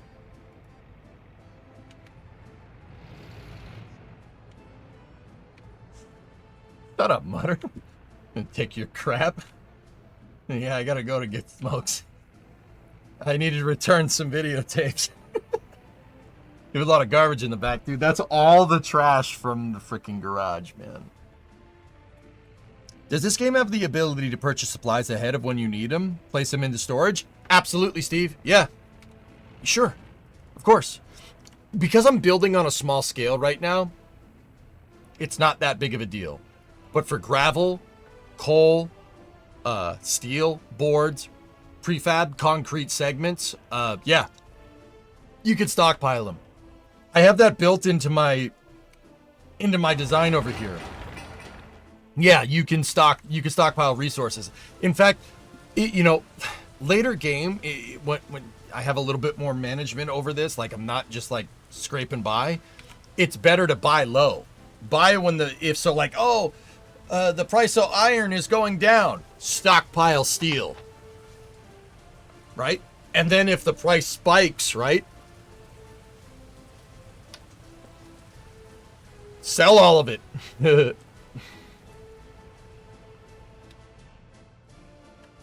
Any tips for tracking down the location of an exhaust leak? You'd hear it, Admiral. Oh, you'd hear the exhaust leak. Open up the hood of the car. All you should be hearing at the front of the car, all you should be hearing is the belt moving around. And if it's a fuel-injected car, you should hear the injectors going. It should sound like a sewing machine. If you're hearing when you rev up the car, when you're looking at it, when you're like looking at the engine in front, you have a really good exhaust, right? You have a performance exhaust, or you have a leak. Like, you should be able to hear it. You'll hear where it's coming from. I can hear it. I just can't figure out where along the exhaust manifold it is. Oh, kind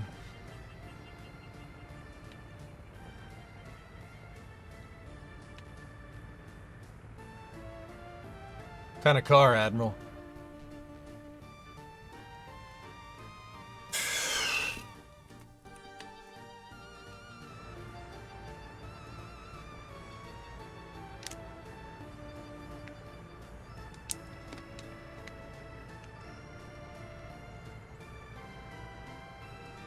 Yeah, there's only a few places. That's why I'm wondering the car. A Forester. Oh, you're screwed.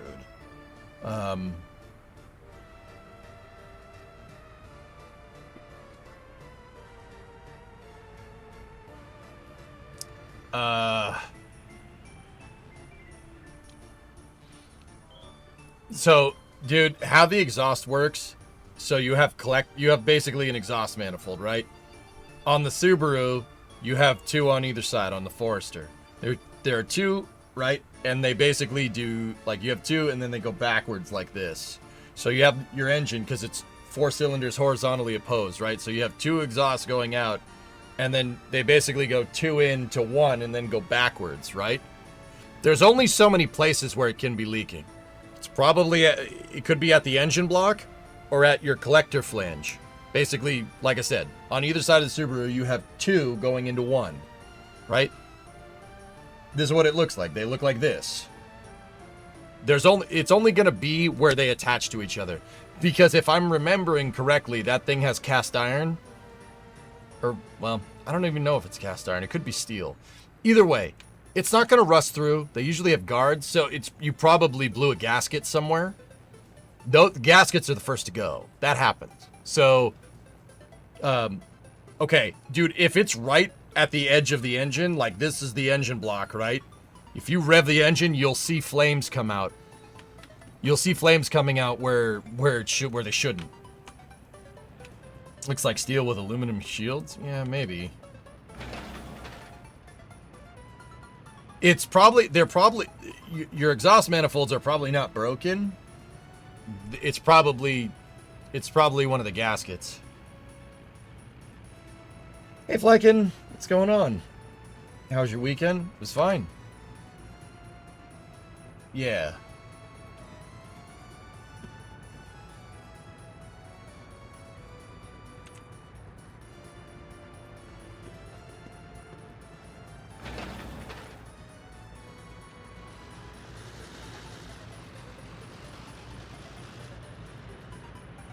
It could be cracked, yeah. I mean, modern. If you still got the guards on, I highly doubt it. Okay, I'll get the manifold off and inspect the gaskets. Probably source some new gaskets first. Yeah, don't replace them. I mean, Admiral, dude, you the first owner of the car, or did you buy it used? Because if you bought it used and somebody was monkeying around in there, a bolt might not be tight enough. It might be something that stupid.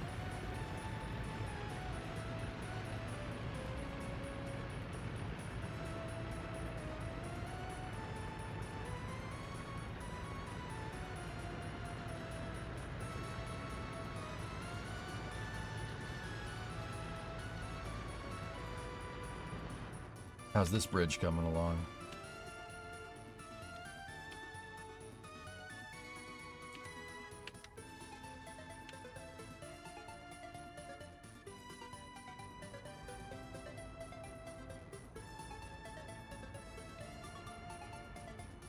Used but light mileage. I've owned it for most of the car's life. I did have some body work done in the front after a minor deer collision, and honestly, I first noticed it around then.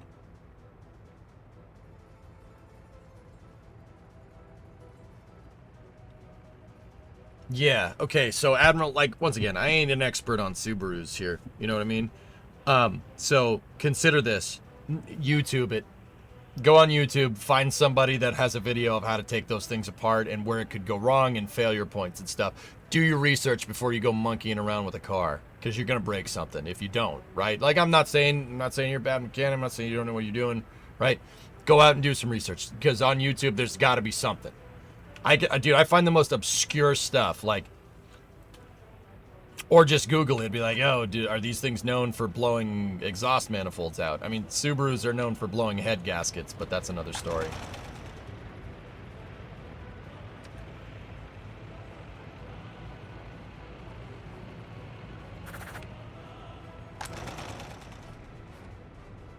Panther?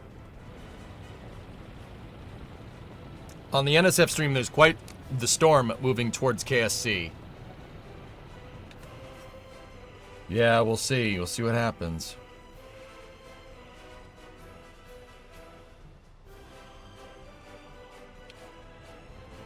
Bum bada bum bum bum bum bum bum bada bum bum bum.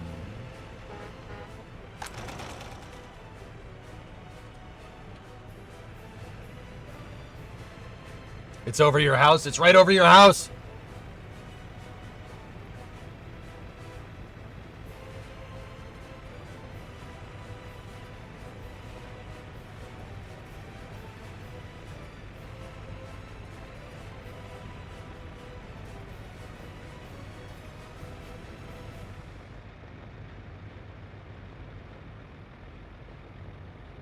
Sorry, I just need to check something.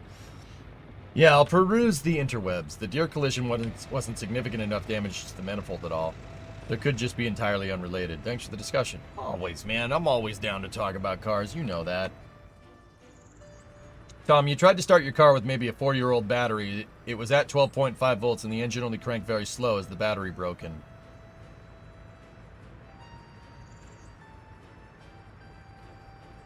No. No. Tighten down your terminals.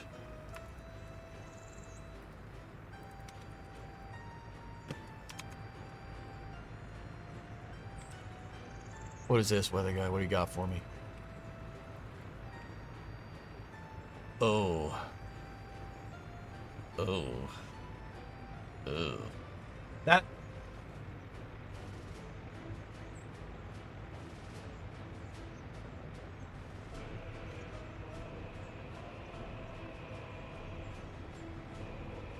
Can you build gulags in this game? And then work everybody to death? Yes. You can have secret police, you can have prison labor camps, sure. It depends on how serious your penalties are for committing a crime. Oh yeah, oh yes, you can. It's hard to do, but you can do it. Yeah, I don't know how to feel about that. I'll keep that one up there.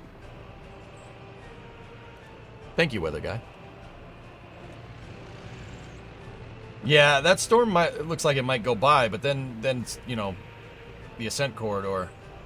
Now the fun part, taking apart this exhaust after several upper Michigan winters have done their worst to the fasteners. Get a torch and get PB blaster, Admiral. Get a torch, get PB blaster, and be extremely patient. Just be patient. Hit it with PB, let it soak for a little while, then heat it up. Heat it up, see if you can break that rust. If you can't do it, hit it with PB again. Let the PB absorb all the heat.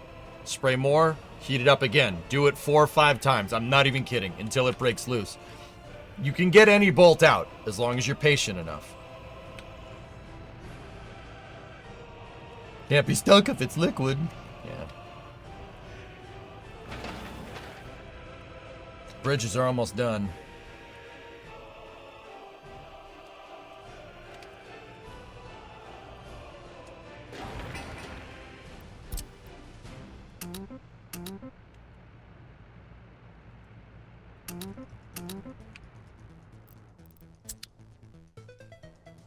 Is that how the crunchy variety is made? Yes.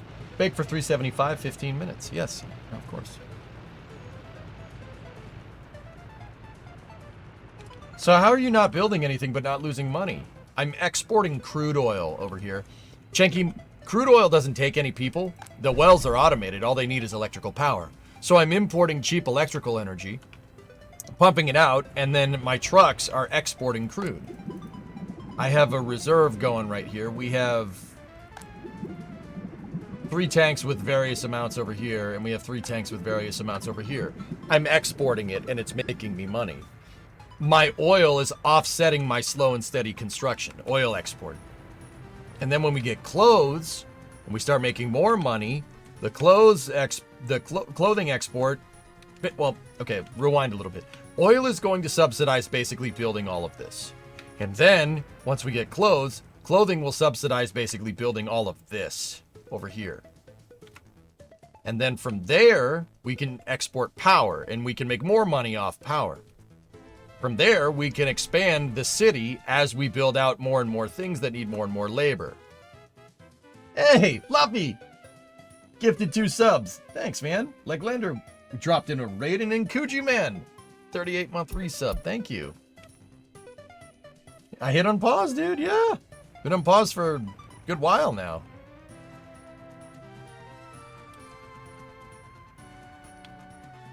And then the clothing factory, if we take clothing and oil, right, and we get food up and running, that should be enough with electrical to build out trains. And once we got trains going, oh baby, now we're talking. Now we'll be able to do some really cool stuff.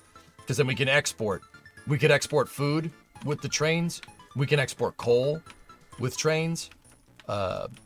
Crops, whatever. We could have trains move crops from here the spur line siding for the train tracks over here. You can move through the Y over here to the cargo depot and drop it off at the grain silo there for the food factory. Oh, dude, we'll be sitting pretty. Are the resources unlimited? Yes.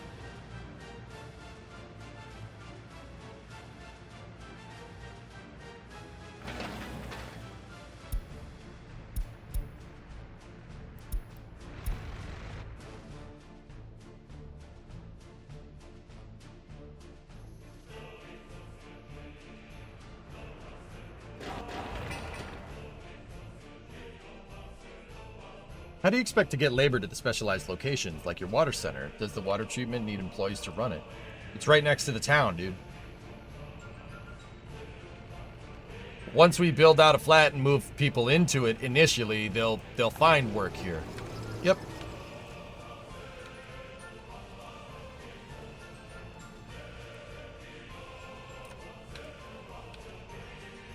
Yeah, Franco, there's a reason why I built water next to a populated area. Water doesn't pollute, obviously. And yeah, people could just walk across the street to their job. And then for the people that are going to work at the clothing depot, I have a bus station right there. I also have kindergarten, school.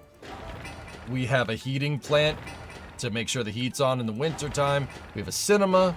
That's the main heat exchanger for later. We have crappy Soviet propaganda.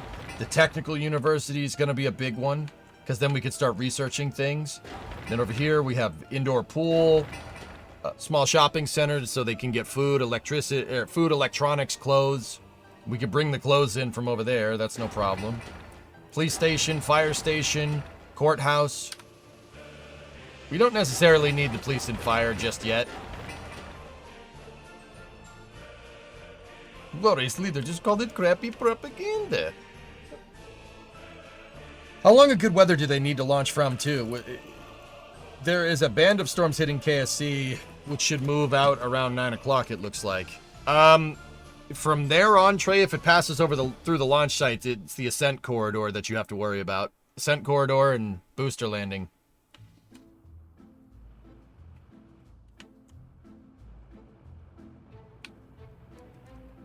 I saw a video yesterday where someone plotted the seeable universe as a point cloud, and when they zoomed out, it looked like a nebula.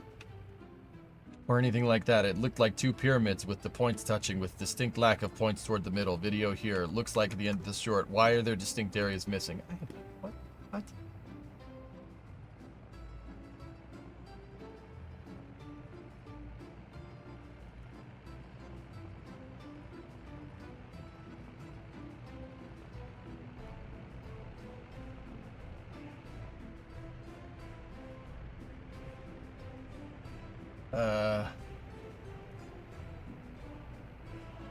Because of the Big Bang? I have no idea, dude. Pretty cool, though.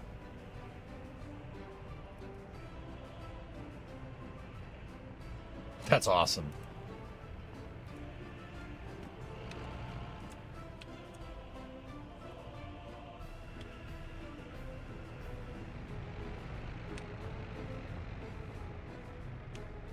He's a spaceman. Why he not know?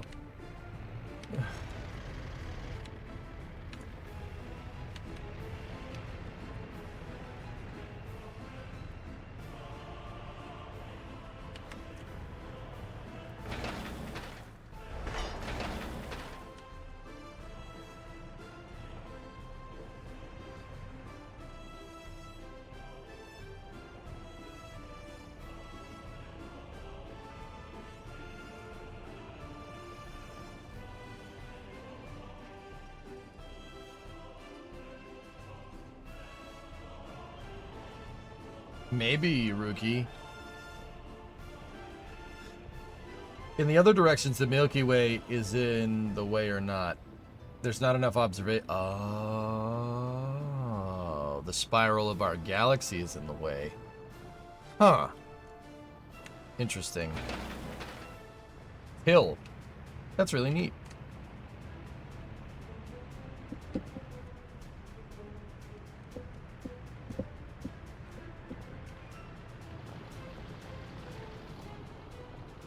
You like how round these roundabouts are. They are very round.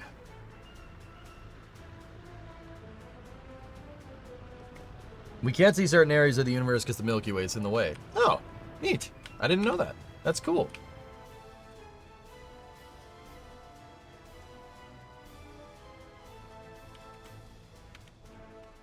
Well, I told them to work on sewage, but I'm not really seeing...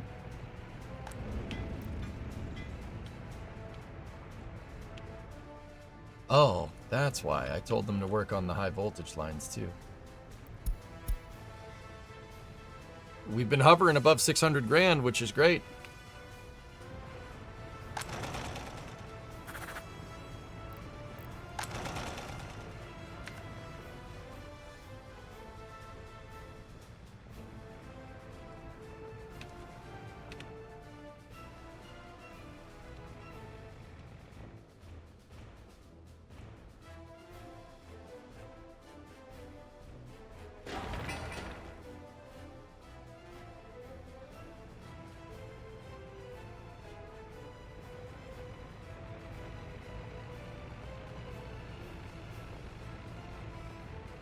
Man, these pipes take a long time. Profit from pants. Yes. Actually, how much have we made? Have we made profit off pants this month? No, we didn't last month either. This year we have made $10,000 off of, or 10,000 rubles off of pants. Yes, very nice pants. Pants!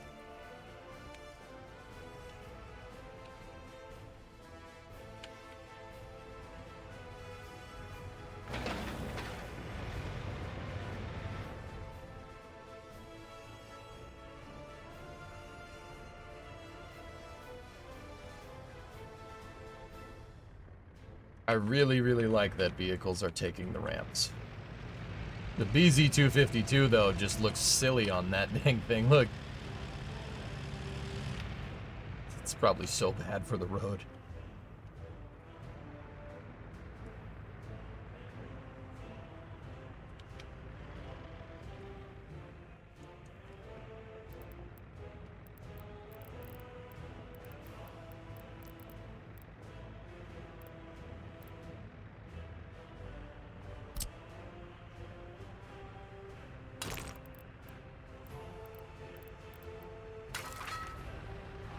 I'm wondering.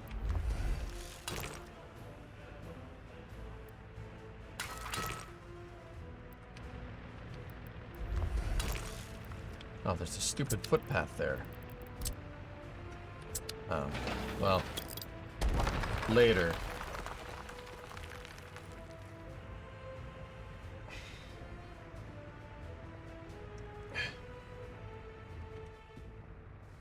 I'm wondering if we could build a tram that goes all the way through here. This is 1962. Tu-95? No. Myasashchev.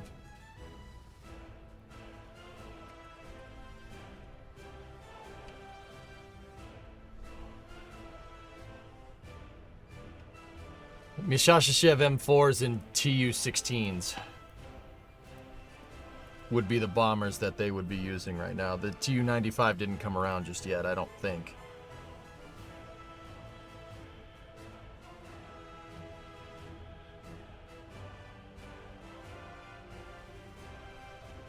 After many years, I abandoned the wagon and tried long drink. How did this not get created 50 years ago? Oh. Sorry, Lig. But yeah, long drink's amazing.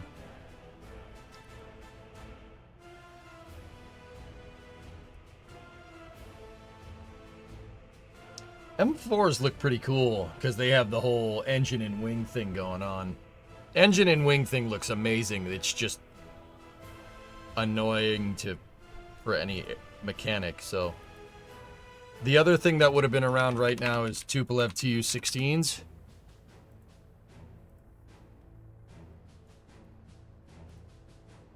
Also not a bad looking plane, just kind of a piece of junk like most of the things came out of the Soviet Union. Anyway, have you ever done a deep dive into the Avro Arrow? Yeah, but it's Canadian, so I don't care.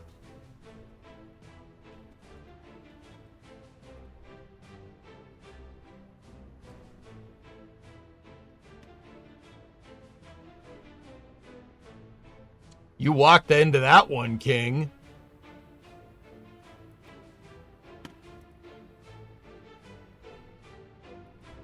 Fun fact, China still uses a variant of the Tu-16. Oh yeah, the Xi'an H6. Yep. They still use a variant of that thing, which is... Okay.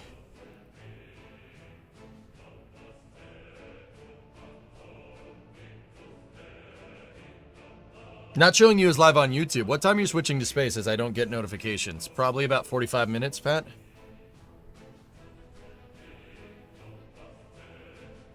No, the Arrow is not... Okay, in all seriousness, the Arrow is not a bad plane. It was pretty damn cool. And there's no doubt that some super shady stuff went down with that program. But yeah, I think Arrows are cool. Super fast. And super cool looking.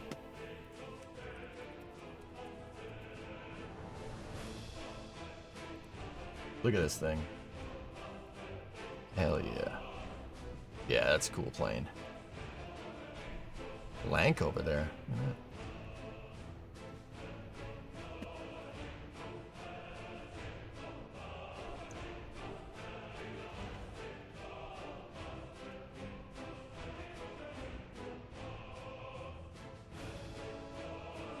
It's a pretty plane.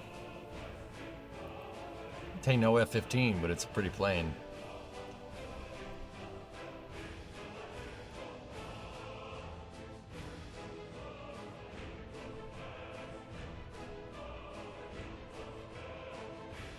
But the guys that were working on the Arrow, read this. Ended up designing the space shuttle, so whatever.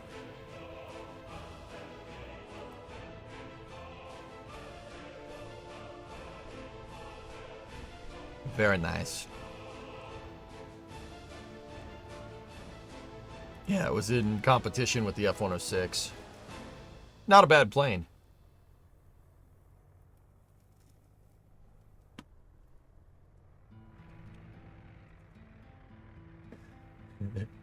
Again, it's Canadian. The proportions are strange, though. Yeah, yeah. Now look at an F-117.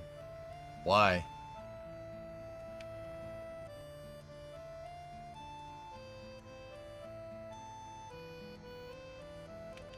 Yeah, BYD with their factory, Andrew. It's very workers and resources, isn't it?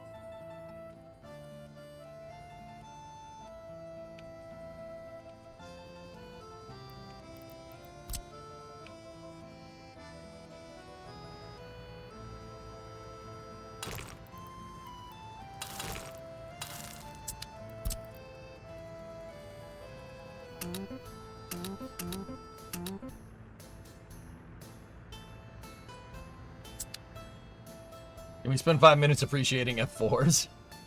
Love F4s, man.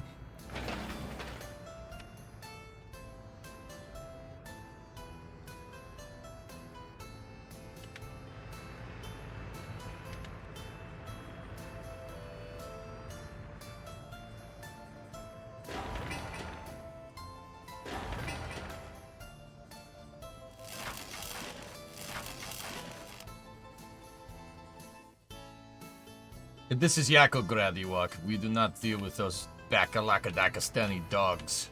Face the wall, please.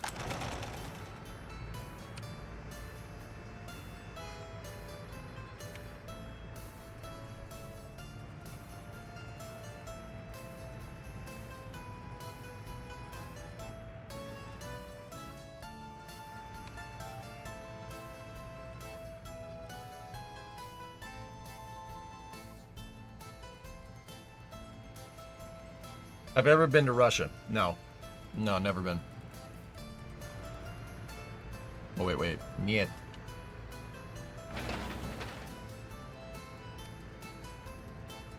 Have you been to Russia, Future Tech?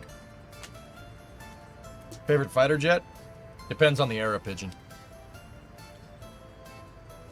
The Arrow did not fail. The government failed the Arrow. That's what I mean. Something shady went down there.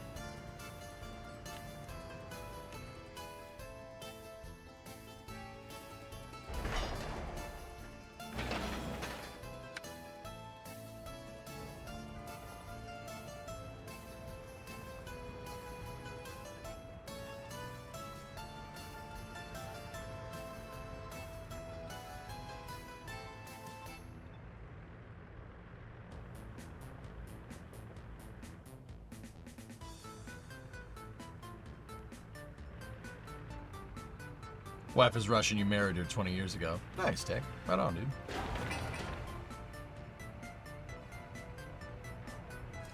Na zdrowie.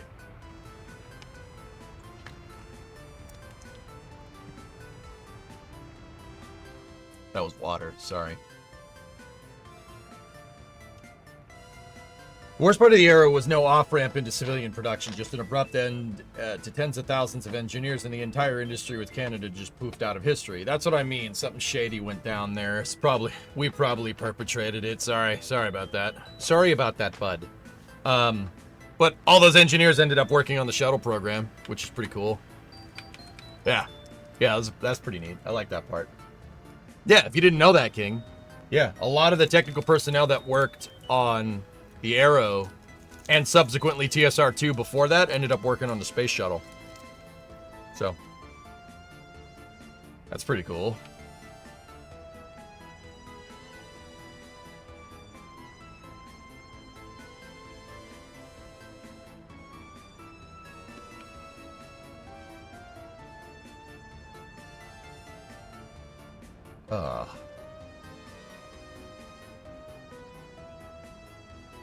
King, your old high school was set up to be a co-op program for high school kids building aircraft parts and engineering in an open concept plan that was canceled with the Arrow, and then it turned into an art school.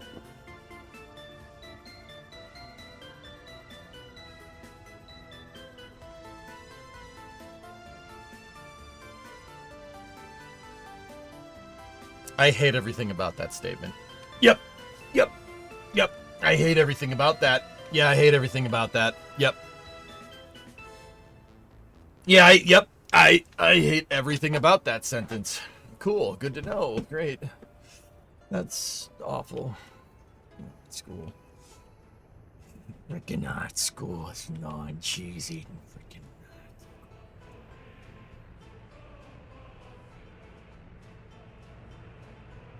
I'm an artist. You get me a frickin' tuba, I'll get you something out of it. Why actually make the parts when you can just draw them and pretend they're real?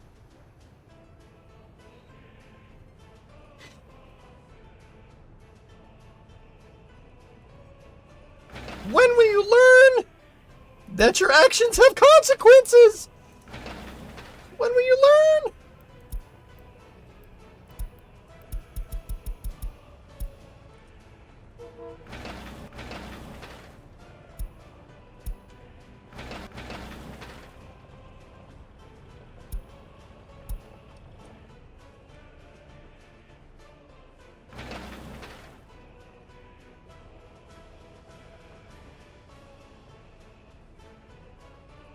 It's very discouraging.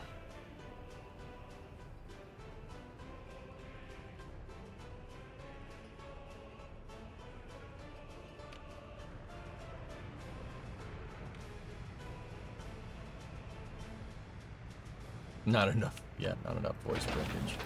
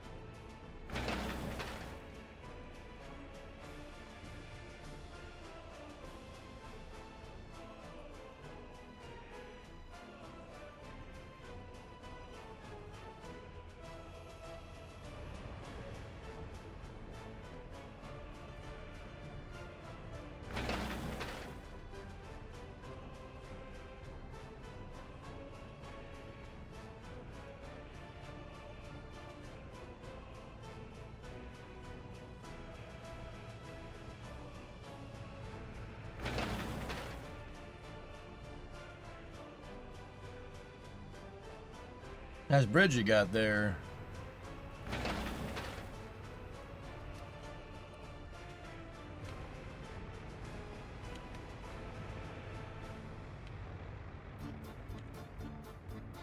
Hawks, that'd be pretty cool. Hard to implement, but that'd be pretty cool.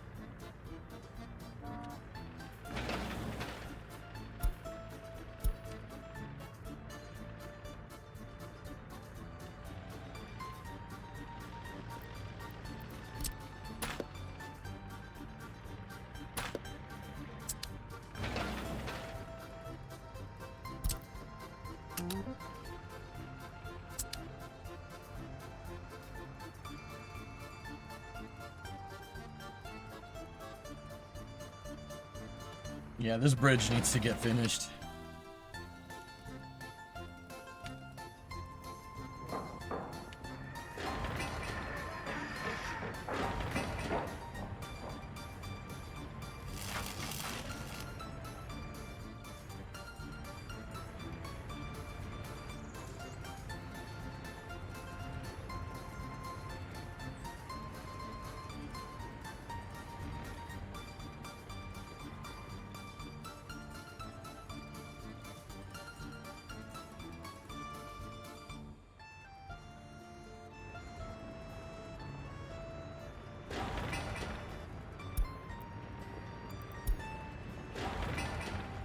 Oh yeah, we got to set up the logic to make sure everybody yields to roundabout.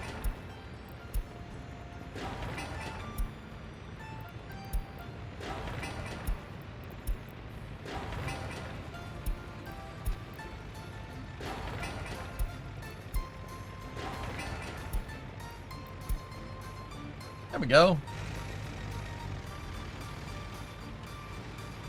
Yield, yield, yield, yield, yield, yield, yield, yield, yield.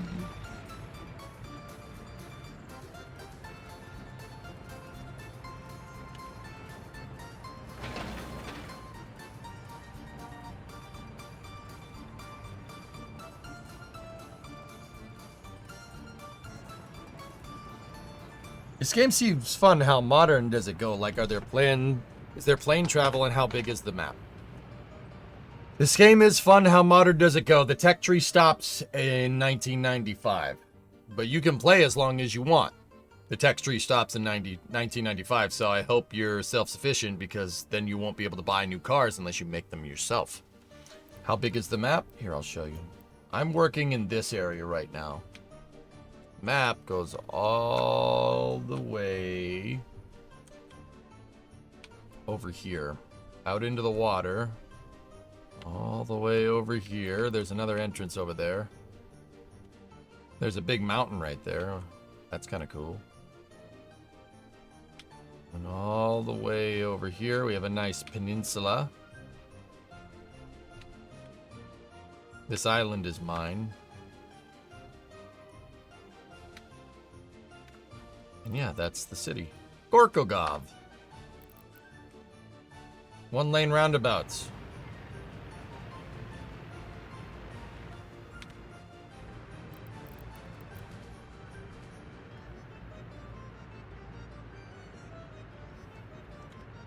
So if you build your own cars, you can use it past its expiration date. Well, Pigeon, that's the big thing. If you're not producing your own trains, planes, and automobiles, eventually the stuff that you buy that you can no longer buy into the 90s is going to wear out. It'll eventually break completely and be a non-operable. That won't happen for a long time, but yeah. In fact, that's my win condition for the game. My win condition is to have, in 1995, or let's say 92, 93, somewhere around there, my win condition is to have that number, by 1995, have this number be nothing. No import. Totally self-sufficient. I make my own trains, make my own planes, make my own automobiles, we make everything. We grow our own food. Self-sufficiency is key here. That's my win condition for workers. Do blueprints have an end date? No. These will stay here until I say either get rid of them or tell them to be made.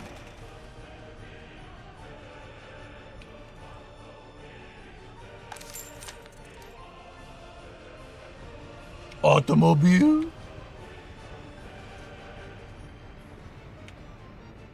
Dong.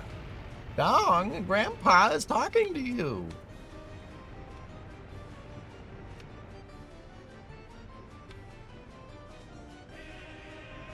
That area has been a severe thunderstorm warned, 60 miles an hour wind and 1-inch hail. Both are low-end criteria.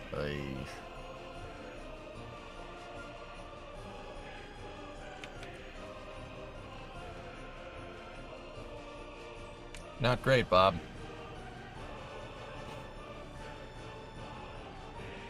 Car blueprints, i.e., can you buy vehicle blueprints even if you can no longer buy the vehicle? Yes. Yeah, you can. Yes, you can.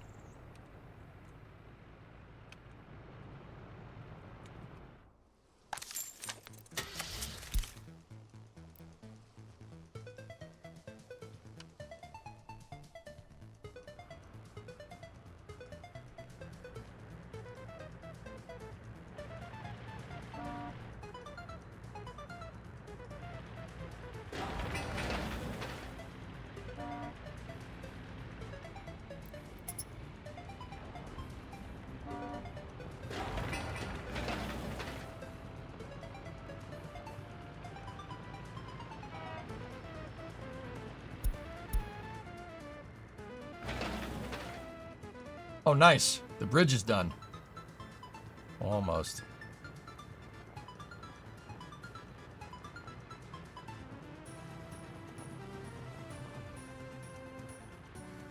There we go.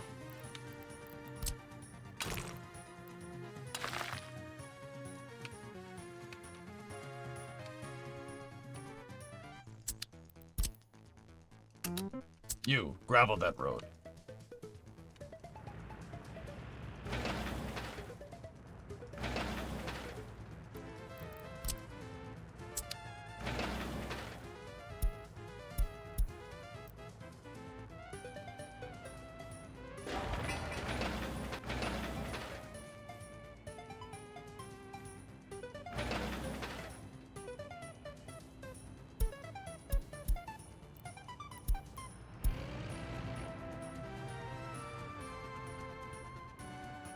Possibly a dumb question, but why have we never sent any humans in a polar orbit before? It's a good question. I don't know. I think no need is the real big one. There's really no need to do it.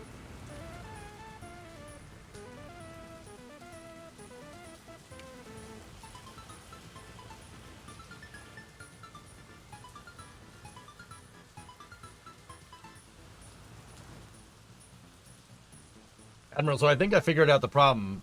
My model year has an issue where a bellows in the manifold likes to crack, make a rattling sound on acceleration, allowing some exhaust to enter the cabin.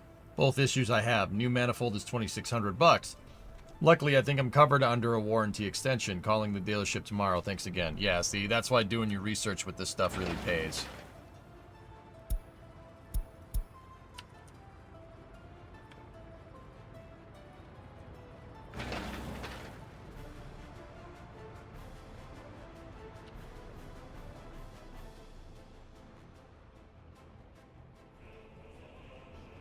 Mir 2 was going to be in a polar orbit before the ISS thing because polar is easier for Russia than equatorial. Yes, that's correct.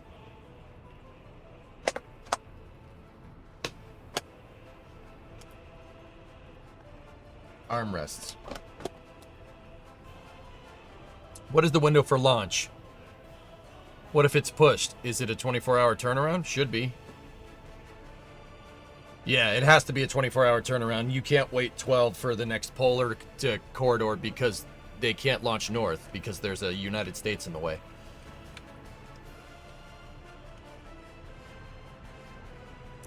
Can't launch it. Something's in the way.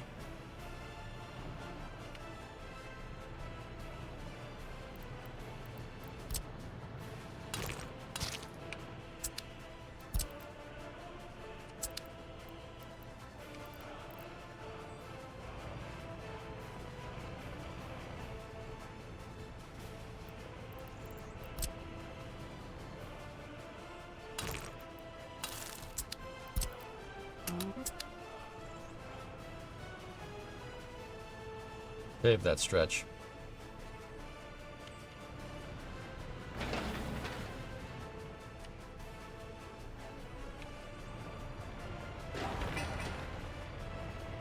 Is there a modding community for workers? It's on Steam Workshop, Ari, so yeah, there's a huge modding community for it. Peter, here in Sheffield, we may or may not get some light rain in the morning. Article in F4X with water injection, which is supposed to have a dash speed of Mach 3.2. That's pretty awesome. Oh, we unlocked a prison bus. Well, ticked over.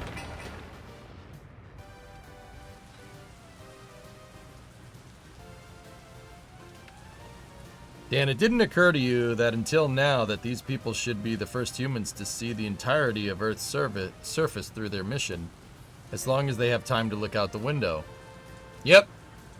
Yeah, they're launching on the Terminator line, if I'm remembering correctly, Dan. Very nasty storm. We'll see what happens, dudes.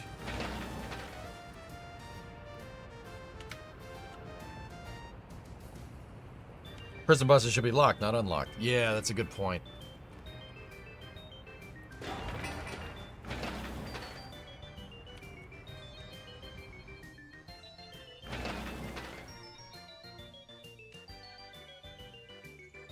I assume your favorite F4 is the Japanese F4, the F4EJ. Yeah, that one's pretty cool. That one's pretty cool. Yeah, I like that. That one's pretty neat.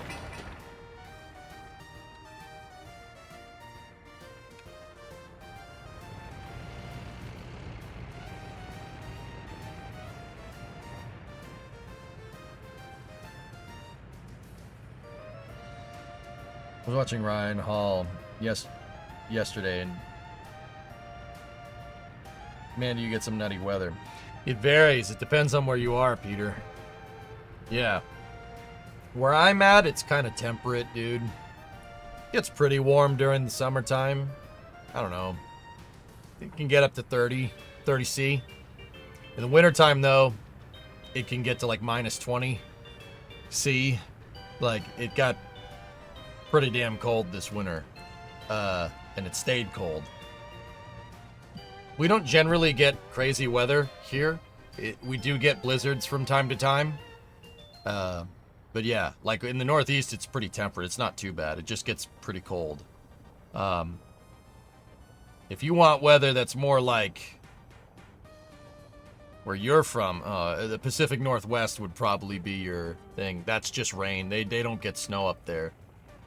At least near sea level in the Pacific Northwest. It's just a lot of rain. But down south, like around Florida, you can get hurricanes. In the center of the country where it's flat, you get tornadoes. In California, you get earthquakes. Yeah, it can get pretty bad.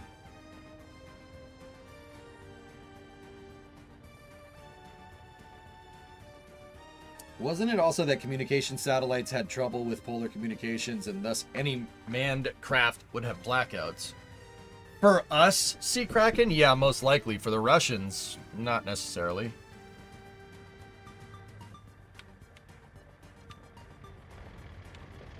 Few in NSF chat are asking where is EJ. I'm over here. Well, where are they? Why aren't they watching? Why aren't they in the stream? Pat, ask them where are they?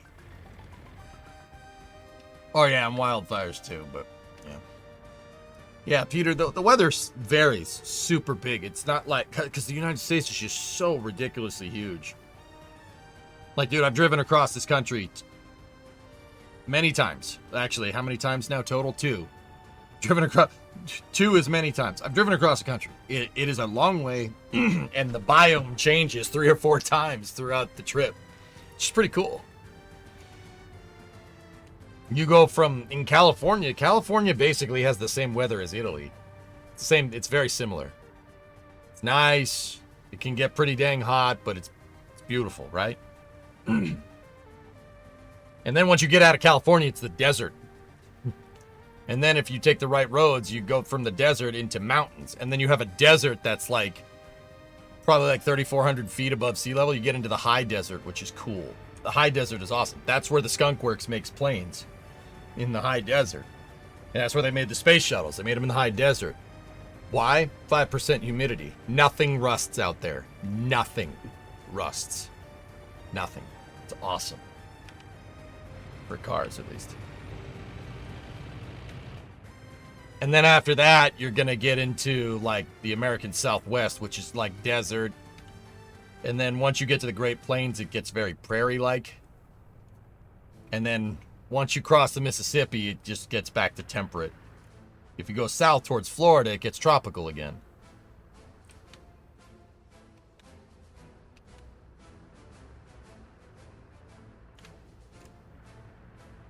Tell them where you were, of course. Oh.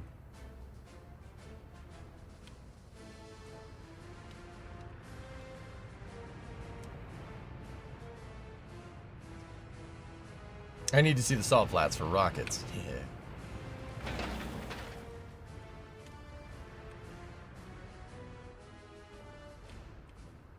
I really didn't need to make these 2 ramps, but it's okay. 622, guys. We're still making money. How is our oil reserves? 835, 2620, 645, 149. We're definitely draining this one. This one, though, nah, that one's fine.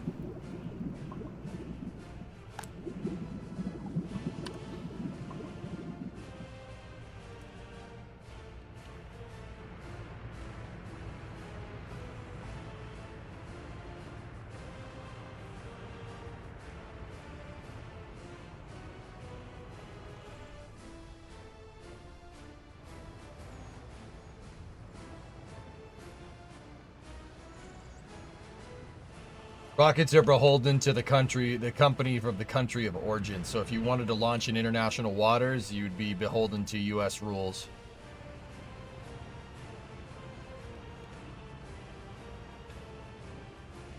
Gotta research it, Aqua. Yeah, you know.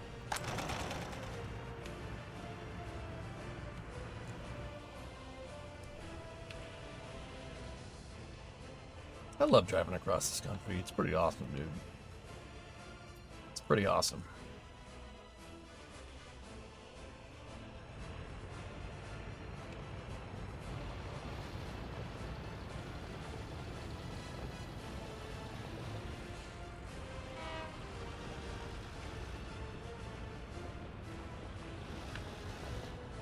Dig in that damn trench. Have you heard of Kitten Space Agency? I'm a consultant on Kitchen Space Agency. I'm a consultant on Kitten Space Agency. Also, I'm a pretty good cook, too. That's what I was trying to say.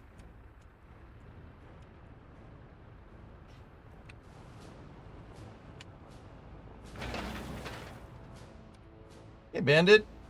Long time. No talk update for me. I just got accepted to go back to college to learn coding for software development. I'm excited to start. Nice. Yeah, send everything but... No, Sneaky. We got to send everything but the kitchen sink. That's what I'm trying to tell you. Somebody's getting hungry. I stopped intermittent fasting, Gaw, and now I'm like 265. I was 265. I was 262 on the scale this morning. Not good. I gotta go back to fasting, which is why I'm hungry.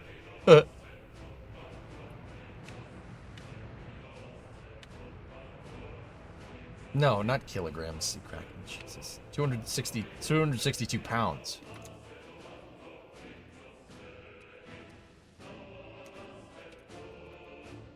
118 kilograms, dude. No good. How tall are you? 193 centimeter. 6'4". I'm a big dude. But even 265 is too much. That's too much. That's fat. I don't like that. I know. How many stone is that? I don't freaking know. Frick your measuring system. How many stones? I don't know. How many anvils is it? How many shut the heck ups is it? I don't know.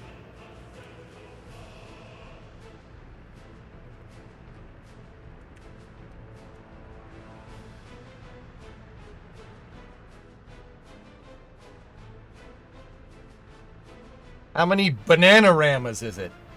17 shut-ups. Oh, okay.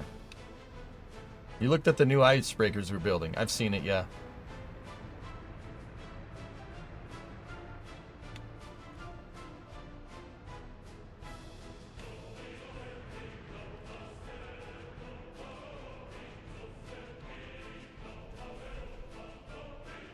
Dude, the oil is... We're doing good with the oil, man. It's pretty good. So what point do you need to get to before letting people settle? I got to get water up. I got to get drainage up, which we're working on. That's the sewer right now. Water is all good to go. We need to get school. We need to get kindergarten and grade school need to be set up. We need the general store, right? We need indoor pool. We need the indoor pool. We need the cinema. We need the technical university, and then we need the heating plant. And then obviously the flats with appropriate waste receptacles. EJ, what do you cook? Whatever.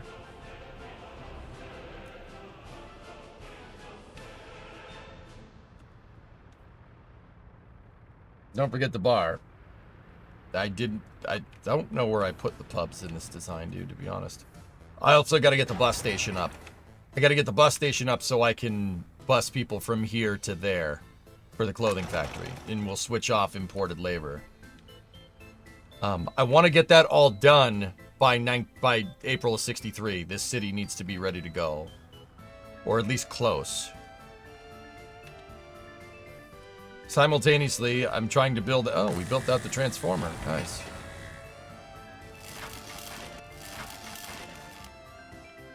Trying to build out the power lines.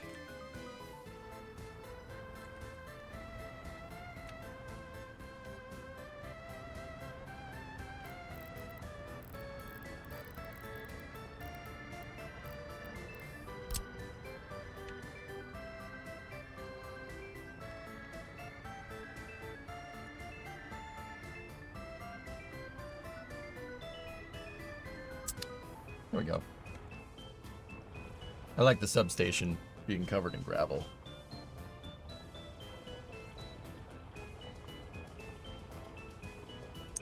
One of the reasons I clean the shop, see Kraken?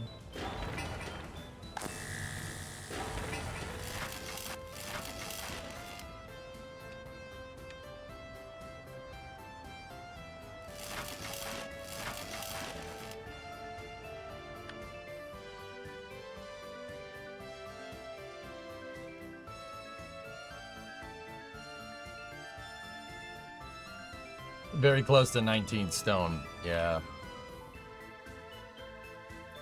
Yeah. That's not good, man. I have to go back to intermittent fasting.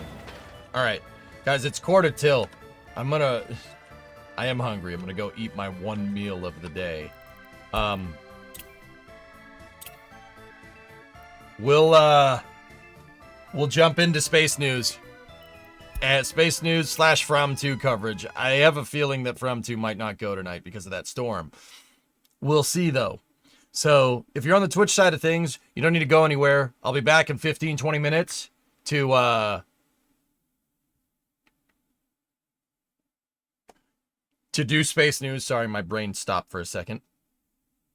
Excuse me. It's not because I saw a cool truck from Starbase. It is. All right. So I'll be back in like 15-20, then we'll start space news. If From 2 doesn't go, we'll just do space news for the rest of the night. Sit there and talk, chat it up about space. On the YouTube side of things, I am going to stop this stream, and I will restart it when space news gets going. So I'll see you guys in about 15-20 minutes. Hopefully we get a launch tonight. We'll see. We'll see. But yeah, stand on the YouTube side, stand by for loss of signal as expected on Twitch. Just enjoy the tunage. I will be back momentarily. And this, yeah, that's going to do it for episode 22 of the Yakograd Republic. We'll play Workers a little later this week. Thanks for watching, guys. I'll be back in a moment.